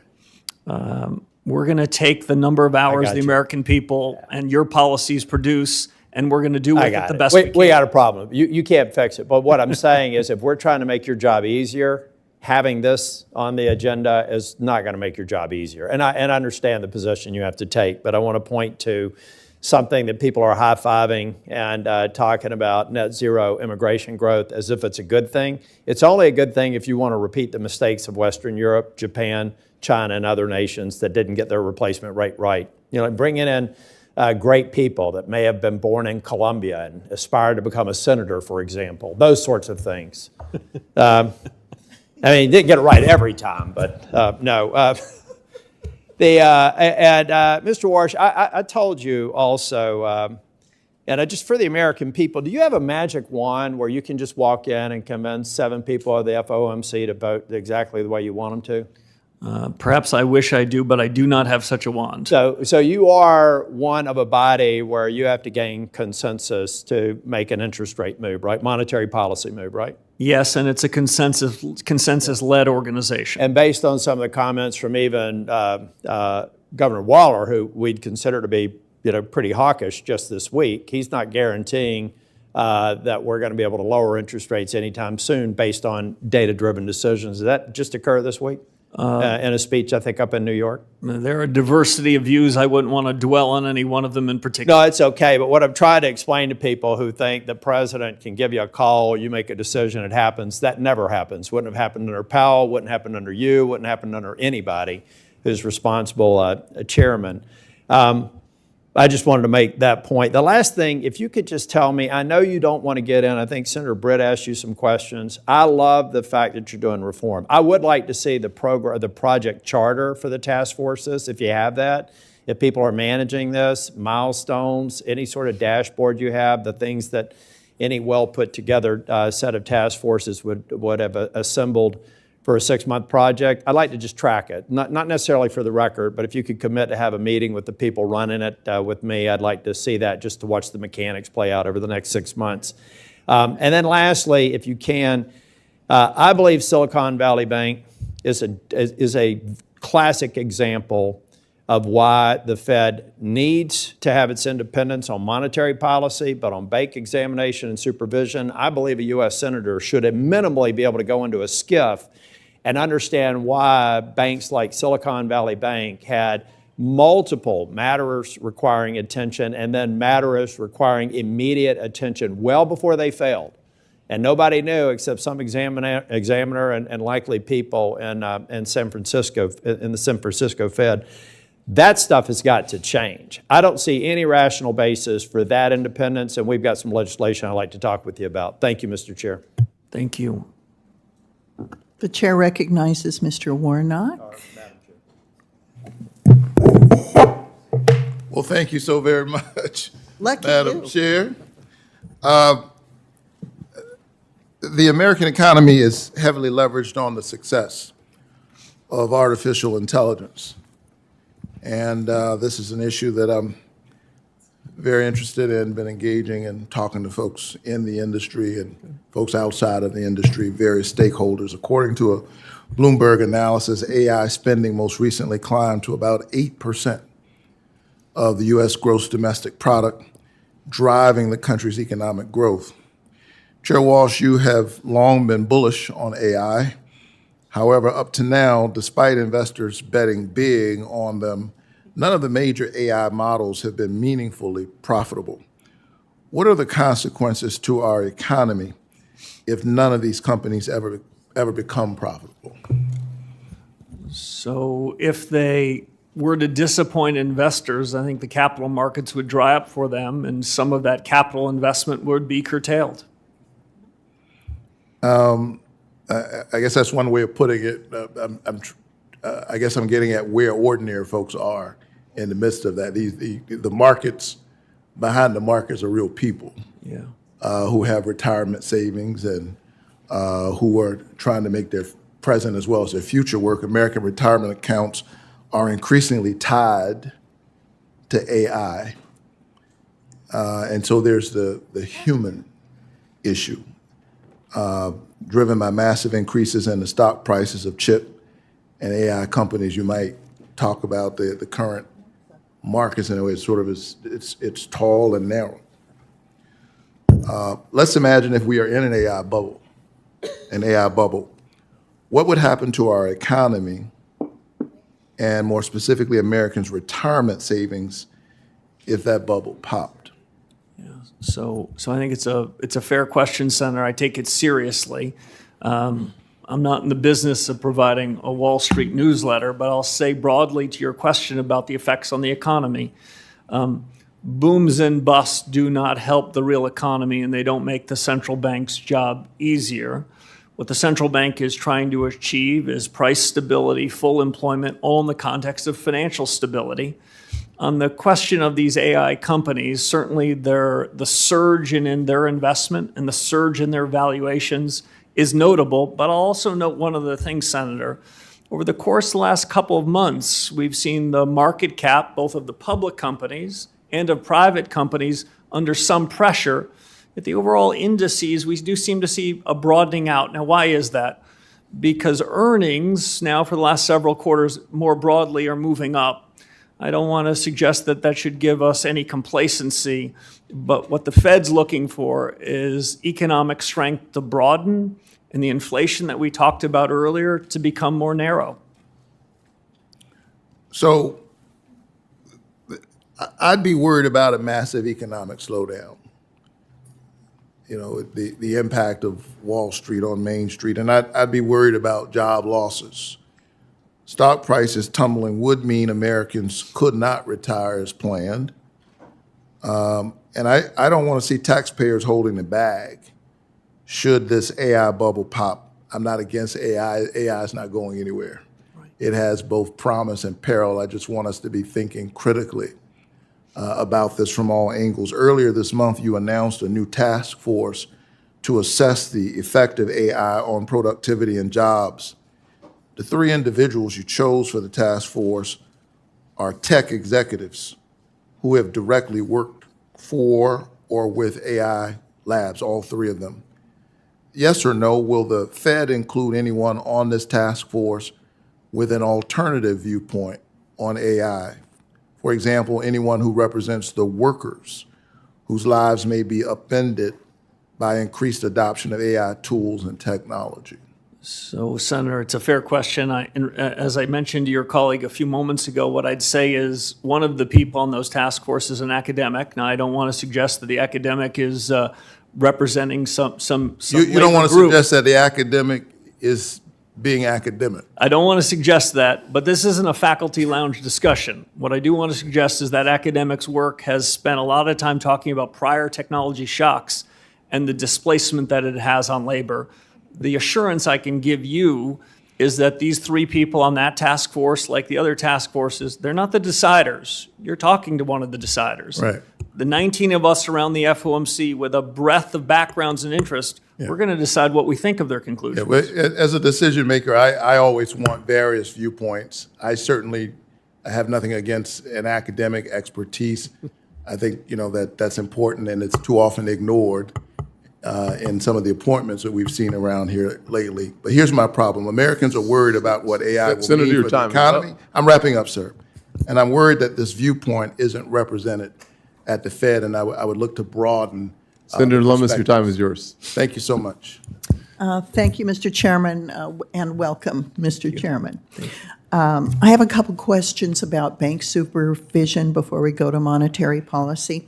The first one is Vice Chair Bowman has ordered an independent review of the supervision of Silicon Bank and Signature Banks, and I think that's a really good thing. I applaud her and support her efforts there. So have you instructed your staff, including the attorneys in the legal division, to cooperate with this independent review? Yeah, so thank you, Senator Lummis. This call for a review of what happened around Silicon Valley Bank preceded my time at the Fed. Yes, it did. But I'm certainly aware of the ongoing investigation, and my general rule is that we should be cooperative to investigations, and we should try to get to the bottom of the facts of on regulatory and supervisory issues. You know, there are rumors that there may have been destruction of records by some of the staff at the Division of Bank Supervision, and of course that's a crime. So if records relating to the supervision of these banks were intentionally deleted by staff before you were at the Fed, before you ever became chairman, will you order your staff to assist in recovery of these records and cooperate with law enforcement? Yeah, so I made a bold statement to one of your colleagues before that I was opposed to scams. I can make a bold statement I'm opposed to criminal activity. I have no reason to believe there's any criminal activity here. But I think we want to get to the bottom of an investigation. If there's an ongoing investigation and investigators generally want access to things, there's no reason why they shouldn't have access. Thank you. I want to turn to a proposed rule that is being considered and ask for your thoughts on the proposed rule. And it has to do with the Federal Reserve Board's payment accounts. Skinny master accounts is kind of a term that's used. You know, my staff has told me that if a doctor submits statements to an insurance company, they have two choices. They can pay 5% in bank fees or wait 90 to 120 days for a paper check. It seems to me that the Federal Reserve is really on to something by trying to join other countries that restrict access to the payment system to consumer-facing banks. We're the only major country in the world that restricts access to the payment system to the consumer-facing banks. So I think you're on the right track to expand the opportunities to serve consumers. And I'm curious about what your thoughts are about the proposal, how it's going, when you expect the rule to be finalized. Yeah, so as I understand it, this skinnier master account proposal's out for comment. It was sent out before I arrived, but I'm keenly interested in what the comments are.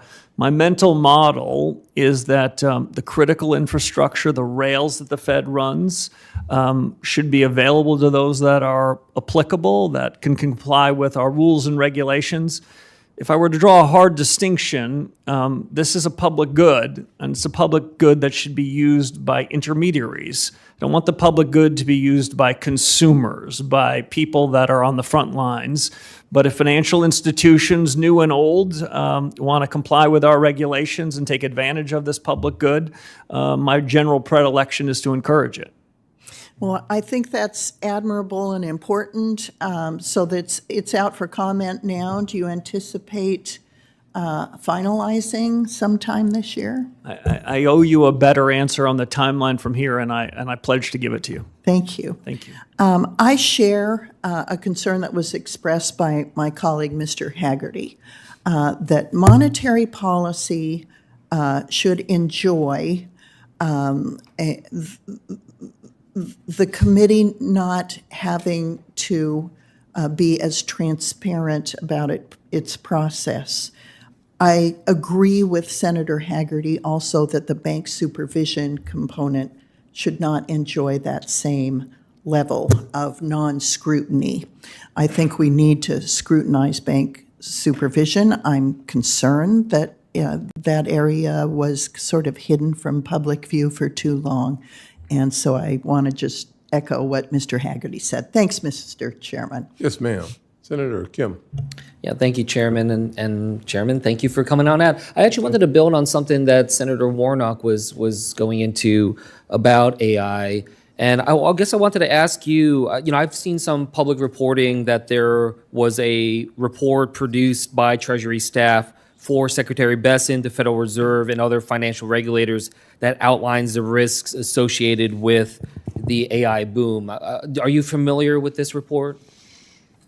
I can't say that I've read that report, but it's certainly a discussion that the Secretary and I have had. Is that something we can follow up on, get a sense of where the status of this report is? Yeah, I'd be happy to both engage in the report and share with you my views. Yeah, but regardless of the report itself, from what I understand, it's raising concerns that that much of our financial system right now rests upon AI meeting expectations for productivity gains as profitability, and as well as raising concerns about the concentration in a small number of firms that are heavily reliant on private market financing, specifically invested in data centers in particular. I wanted to just get a sense, do you agree with these underlying economic risks, or do you believe that that analysis is overstating the risks? So I think this is the most important change in our economy in my adult lifetime. I think it has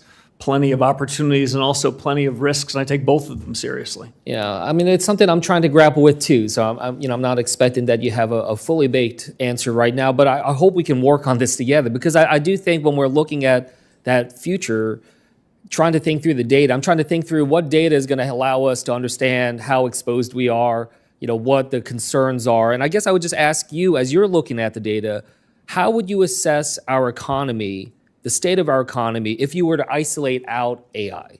Which I know is driving so much of our growth right now. How is the rest of our economy doing? So it's a fair question. We can start to do a little bit of that. So I mentioned in my opening statement the importance of capital expenditures to aggregate GDP. A good share of that CapEx boom is broadly in or around infrastructure related to artificial intelligence. Not exclusively, but it's part of the real story here. If I were to fast forward 12 months, whether these AI models continue to grow in their efficacy on some exponential curve or not, most of this CapEx is going into things like data centers, new sources of energy.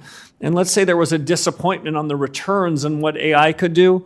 Many of these investments have alternative uses. But if the question is really how much productivity do we expect to ultimately get from AI, the answer is I don't know, but I'm optimistic that over a longer time horizon, it'll be quite good for the United States and good for both parts of the dual mandate, lower prices and a stronger labor force. Well, I hope we can work on this together and try to get a clearer understanding of just how much risk there is. And look, I'm glad to hear about this, this task force that you're putting together about the productivity side. I will just say the concern amongst young people in particular is very potent and very real.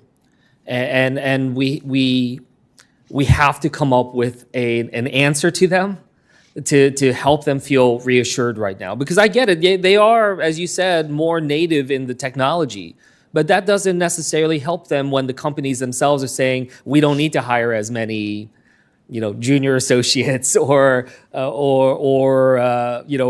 jobs, especially on the more entry level side of things. No matter how much native fluency that they have or understanding and skills, if the businesses are saying, we don't need as many people at the younger, lower end. And so as you're dealing with this task force, I hope it's something that can interact with this committee. I hope we have a chance to be able to talk to some of them and hear from them in that capacity. But I also say, we need to make sure we're speaking human about this and not just getting kind of caught up in that. So I just wanted to flag that for you. One last thing I wanted to just touch base on is, Senator Reid mentioned the concerns about whatever we want to call it, mythos proofing or AI proofing, using AI to be able to shore up our vulnerabilities. A number of us have been talking to some of the financial sector, other critical infrastructure. I guess I just wanted to ask you, does the Fed have all it needs to be able to kind of shore up our vulnerabilities, patch up any vulnerabilities? Has that been a process that you all feel have a confidence in so far? Also to a yes or no answer on that one. I'm working on it, and I look forward to working with you on it as well. Let us know how we can help. Yeah. Thank you, Senator Moreno. Thank you, Mr. Chairman, and thank you to you, Chairman Warsh, for being here. It is such a pleasure to have you here compared to your predecessor. I can't explain to you in words the feelings that I had when your predecessor testified versus the feelings of having you here. So truly appreciate the hard work. Some quick questions. You obviously we have a whole regulatory structure around banks. What's happened to deposits in American banks since last August? Have they gone up, stayed the same, or gone down? Generally speaking, there are differences, but generally speaking, deposits held in banks is moving positively over that period. And you worry about that, of course. You watch that, because if you had a massive deposit flight, that would be a problem, correct? I worry about it, but I also use it as a helpful input. When average deposit balances are up, sometimes that could be for good or bad reasons. My sense of the underlying growth is more good than bad. Right, but as a banker, if the bankers want deposits to go up. They sure do. And I just find that interesting as a data point, Mr. Chairman, because we've talked about, or we've had testimony anecdotally from the bank CEOs saying that stablecoins were going to drop deposits in banks. And I just want to point out for the record that the exact opposite has happened. So as they say, that was a bunch of blankety blank argument. Okay. You have two mandates. Let's talk about full employment for a second. If we have incentives that we put in place here legislatively for Americans not to work, does that round counter to your objective of full employment? It doesn't make the Fed's life any easier. Right. So if we actually incentivize somebody from actually participating and being productive in a workforce, that's not good. Things like, for example, we did in the working families tax cuts last year, which is to put in place where you have to verify twice a year whether you're working, volunteering, or studying, would be a positive demotivator for not working, correct? Meaning it encourages work. I can't opine on the policies you make, but for the implications for the Fed, we're in the business of assessing potential growth. The more hours that are worked and the more productive those hours are, the stronger the economy can be. Which is good when you're mandated. Yep. And if you had tens of millions of people entering the country illegally, it makes your challenge of full employment more difficult also, correct? I'm going to steer clear from immigration policy and leave it with you and the administration. So pretend they're just naturally grown humans on the soil of America. If you have dramatically more humans in the United States looking for work, by definition, it makes full employment more difficult, correct? So if those people are employed and are working and are productive, that's a good thing. No, if they're not employed. Well, that can be a challenge to one, if not both parts of our mandate. Okay, let's talk about data centers really quick. So if you felt, or the Federal Reserve felt, that data center investment was driving inflation, what is the tool that you could use to combat that? So I think that investment in data centers and in AI generally do affect the demand side of the economy, and we can see it, and we can see prices move up. But unlike some of these other shocks, with a lag, it also affects the supply side. No, but what I'm saying is, if you felt that you had to do something about it, would it be accurate to say, really, you don't have a lot of tools? I think some of my colleagues think that you do have a magic wand, but ultimately you'd have to raise interest rates. The idea would be you're going to make it more expensive to borrow money to build these things. Ultimately, that's basically the tool that you have, just roughly speaking, correct? We have powerful tools to deal with what we deem to be inflation above target. Right. So you would raise interest rates if you really is the tool that you'd use. Does it make any sense for us to be thinking that inflation is being caused by data center investment, and the answer would be to look to the Fed to raise interest rates, when in reality you have government that's providing tax subsidies, which is lowering the cost and thus encouraging more irrational investment? Doesn't it make more sense to say, let's not do any tax subsidies? Now, we can't do that here at the federal level because a lot of these subsidies are coming from cities, counties, and states. I actually believe, and I think, Chairman, we should think about providing 100% federal tax on these subsidies, so that if a company wants to take subsidies from some state, tax it at the federal level 100% to discourage it, because I think it is absolutely insanity for us to use taxpayer dollars to subsidize multi-billion-dollar companies. And by the way, those incentives don't exist. Would you agree that that seems reasonable? Fiscal policy is your decision. I'm going to let you guys fight that one out. Good. Early, thank you. Senator Alsobrooks. All right, thank you so much, Chair Scott and Ranking Member Warren, for holding today's hearing. And Chairman Warsh, it's good to see you again. Before we talk about the economy, I want to briefly return to your confirmation hearing, where under questioning from Senator Gallego and myself, you said that the president never, quote, generally or specifically instructed you to lower interest rates. And your testimony at the time did contradict reporting by the Wall Street Journal. So Senator Gallego and I sent you a letter on April 26th clarifying your testimony, and we have not yet received a response. So as we stated in our letter, President Trump told the Wall Street Journal that he thinks you have to lower, his quote was, he thinks you have to lower interest rates. And under your sworn testimony in this committee, you said that the president never generally or specifically instructed you on interest rates. And so I wonder whether you will just commit to responding to our letter. Sure. I stand by every word that I said at my confirmation hearing, and now I have a 7-week track record subsequent to that, and you can judge not just my words but my actions. And I'm happy to continue the discussion with you about this topic if you think it's fruitful.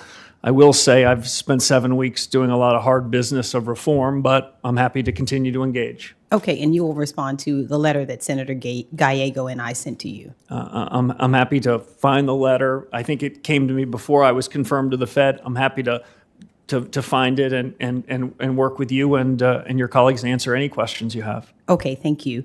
Now, Federal Governor Christopher Waller recently announced a framework to radically transform the Fed systems of 12 regional reserve banks, and Congress deliberately created a centralized system of 12 regional banks to ensure that regional economies and communities are represented when the Fed makes consequential decisions. The Federal Reserve Bank of Richmond, which serves Maryland, employs over 100 of my constituents at the bank's Baltimore branch, and I share our ranking member's concern that these changes are being pursued without consideration of Congress. And so do you agree that regional presidents and board directors are responsible for day-to-day operations under the Federal Reserve Act and not the Federal Reserve Board in Washington? So I love the structure of the Board of Governors and the Reserve Banks in the Federal Reserve Act, and I love the Humphrey Hawkins testimony I am obligated to give it to you. As the Federal Reserve Act makes clear, as you know, is the reserve banks run operations and their budgets are reviewed and approved by the Board of Governors. With respect more broadly to the proposal you suggested, I think we need to try to do two things at the same time. Be good stewards of taxpayer money and continue to drive efficiencies throughout the system, and at the same time, respect the independence of the reserve banks so that they can show up in Washington at an FOMC meeting and feel as though they have the resources at their disposal to argue their point of view. My addition to what's already been said publicly is my view is the 12 reserve banks should be 12 centers of excellence. And if there is some savings that we're necessarily driving through consolidation of overlapping functions, they should at the same time be able to build out capabilities and solve any of a number of problems of economic policy that are inside of our remit. I've encouraged the 12 reserve banks to think about what they could do to have a center of excellence. So, Mr. Chair, your answer is yes, you do agree that the regional presidents and board directors are responsible for day-to-day operations under that act. I do believe that's subject to the oversight of the Board of Governors in the statute. Okay. Just one last question. Now, you've suggested that artificial intelligence will generate productivity gains that will reduce inflation and help lower interest rates. And I'm optimistic as well about the promise of AI, but we need to be really clear-eyed, I think, in considering the whole economy and the impact there. The Fed has two mandates, low inflation and maximum employment, and you've spoken often about AI's impact on prices and inflation, but inflation is still high. So it's important that the Fed also addresses the employment piece of this mandate, and just as urgently, the Fed should consider who benefits from AI. So some economic models for AI's economic effects foresee gigantic returns for capital holders, but stagnant wages and job losses for workers. So as it relates to AI, what specifically is the Fed doing, studying, or preparing for under your maximum employment mandate? So I endorse both parts of the dual mandate, and I don't want to suggest that productivity and the AI wave only impacts one part of it. We've got no legislative orphans, and I think that the effect on the labor markets is real and something we're thinking long and hard about, short-term, medium-term, and long-term. Okay. Thank you. Senator Banks. Thank you, Mr. Chairman. Chairman Warsh, welcome back to the committee for the first time as the chairman of the Federal Reserve. I was proud to vote for your confirmation back in May, and it's great to have you come back. I understand we do this on the committee, Mr. Chairman, twice a year. I'm looking forward to continued dialogues with you and before this committee for many years to come. You're very familiar with my state, Indiana. We've talked about Indiana a great deal. There's no state in America that has a stronger manufacturing base than Indiana. Manufacturing jobs are the biggest share of our workforce in our state and accounts for about a quarter of our state's economy. For decades, though, policymakers here in Washington have turned a blind eye as foreign countries erode our manufacturing base and rely on artificially cheap labor. But under President Trump, we have a renewed focus on fighting back and protecting America's manufacturing edge. In addition to President Trump's tariffs, we are helping American companies compete against foreign competition by investing in new technologies that help American workers make better quality goods more efficiently than countries that rely on cheap labor. Mr. Chairman, business investment in the U.S. is surging right now. Fixed investment grew at a rate of 10.1% in the first quarter of 2026. Can you talk more about that and about how rising investment in new technologies like AI and robotics can strengthen America's competitive position against the rest of the world, especially when it comes to manufacturing? So thank you, Senator Banks. The CapEx surge is remarkable. This is a CapEx investment boom that the country hasn't seen in more than a generation. It is the seed corn for productivity and GDP improvement over the next decade. The way these waves typically go historically, which doesn't mean it has to happen this time, is a surge in CapEx with some lag leads to stronger economic potential, stronger growth, higher wages, and more productivity. This surge is different. It's happened faster, it's probably going to be bigger, and it's accelerating in real time. The effect on the Fed's mandate is something we're taking very seriously. But I would far rather have a capital expenditure boom than have large corporate profits go back into share buybacks and dividends. Investing here is a good thing, and all other things being equal, it's going to have fruits for the American economy. Good. Later this year, bank regulators are expected to finalize new rules covering capital and stress testing. The Fed's new rules are a world away from the harmful Basel Endgame proposal that the Biden regulators tried to jam through, which would have hit working families in Indiana with a hidden tax on every mortgage and small business loan. But the transition still has to be handled well. These capital rules touch every part of a bank's planning. Implementing the new rules with a clear and organized timeline is critical. Will you commit to coordinating the rollout of these new rules across all major bank regulators so community banks especially can rely on clear guidance to follow? Yeah, I think, Senator, clarity here is really important. These rules, as you know, are out for comment. I'm keenly interested in the comments as they come in. I think it is a very good thing if the bank regulators can speak with one voice. What we saw going into the 2008 financial crisis was a lot of regulatory arbitrage where institutions were choosing the regulator that best served their needs. I would love to have one standard, and I'm committed to work with the other regulators to see if we can achieve it. I'll just make one other point. You referenced the stress tests. The stress tests were a design and idea that we came up with one dark evening in the 2008 financial crisis. Stress tests have been used from that year till this year. I'm open-minded to reforms around the stress tests, so the stress tests aren't merely a compliance exercise, but help reveal both to the regulator and institutions what would really happen under a series of stresses. Good. When you were here during the confirmation hearing, you and I talked about the China threat, something that you focused on for years. I know you're only 2 months into the job as chairman, but any updates or on how you can assess the threat that China poses to the dollar's role as the world's reserve economy? So they're pacing power. They are the fight over AI is one of a proxy fight between these two economies that are striving for significance and influence over the next decade. I think we are on the front end of those technologies, but I don't want to sound complacent about it. And like with all technologies, they can be used by friends or adversaries. And so if there's a subject upon which I've been focused related to this in my first 7 weeks is making sure the institutions we regulate and the Fed itself is aware of our vulnerabilities. And I still think we've got some work to do on that. Good. Thank you. I yield back.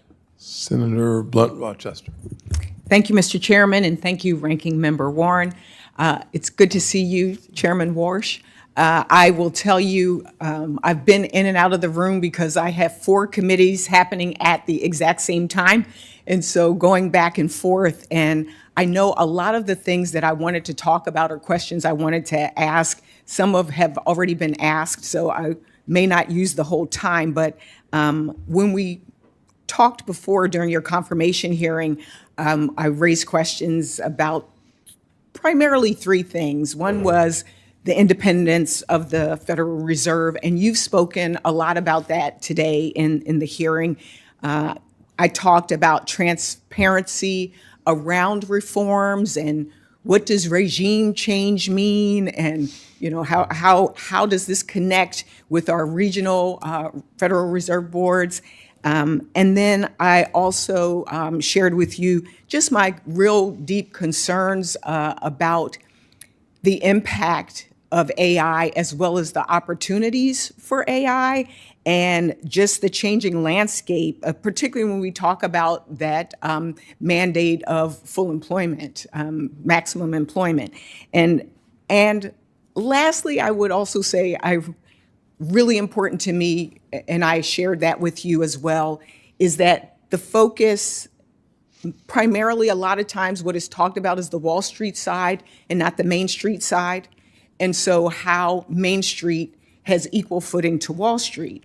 And so a lot of the questions that have come, one of the things that you shared in your testimony was about the task forces that you have established, which I think is a really good idea. And I think the choices of things that you're focused on, from communication, to AI and the influence, all of those things are really important. And I think some of my other colleagues might have asked questions. I was on the AI one in particular.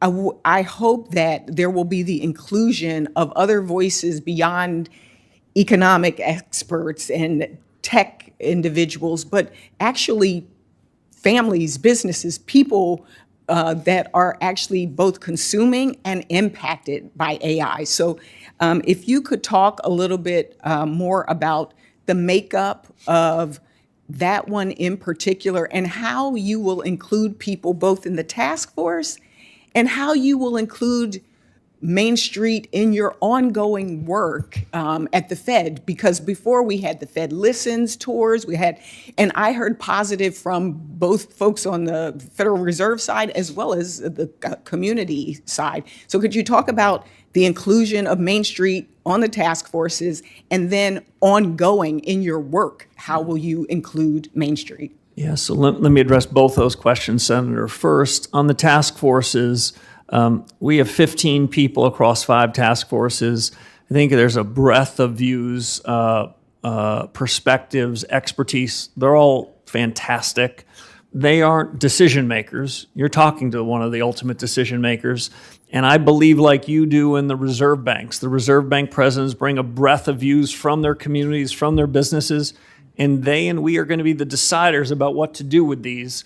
I don't want you to think that I've outsourced anything to these task forces other than coming up with new ideas. Which is fine. My question is more related to the makeup. One of the concerns I have, even on technology, we've seen incredible advances where voices were not included of other folks. And so therefore we had technology that mistakenly took a Black judge and thought that he was a criminal based on bad input of how the technology. So I'm talking about the input in the task forces as well as your ongoing input. Yeah. I don't know if you will continue with like Fed Listens or any of those things, but how will you get feedback from community organizations, small businesses, consumers? Yeah. I don't mean to give you an excuse. I've been here 7 weeks. We've been pushing for reforms, but you have my commitment. The focus under my chairmanship at the Fed is what's happening in the real economy. And by the way, there are plenty of people on Wall Street who are upset with me already that I'm somehow not feeding them all the information they'd gotten before, and if they only had my dot, everything would be swell. My message to them is play the ball, don't play the Fed. By that I mean figure out what's happening in the real economy. Respond to data that's happening in the real economy rather than somehow suggest that we're going to be focused on Wall Street. So you have my commitment to focus on Main Street because it matters mostly to our dual mandate. Well, I appreciate the time. I will also follow up with questions for the record and also particularly on the data piece as well. And I yield back, Mr. Chairman. Thank you, ma'am. For senators who wish to submit questions for the hearing record, please do so by Wednesday, July 22nd. The chairman will have 45 days from that day to submit your responses to questions for the record. This has been a great hearing. Thank you. Well done so far, so good. We look forward to even more time that we could spend together And I frankly believe that the American people will have their trust restored under your leadership as relates to the Federal Reserve. Thank you, Meeting Mr. adjourned. Chairman. Absolutely.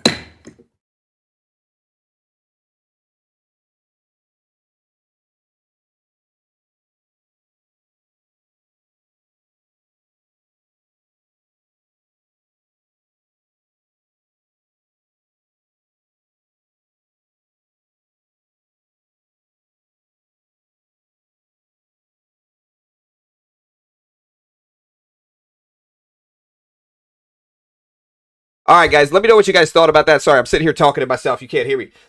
NASDAQ continues to fall down. Look at the NASDAQ. It is all the way down to 29,500s here. Yeah, I've been speaking muted, I know. So Warsh is done talking. Yeah, you look at the NASDAQ right here. Wait, I can point to it. Look at the NASDAQ right here. 29,500s. I see a couple different sources come out with some news. U.S. base in Kuwait was hit. I see that going on. All right, so yeah, that's basically it today. I'm going to get out of here. I appreciate all the love. Again, use coupon code BGT if you want to help support me. I appreciate it, guys. Y'all have a great day. I will see you guys tomorrow. Tomorrow we have retail sales. We have jobless claims, unemployment, and more. So good luck, guys. See you guys later. Have a great day.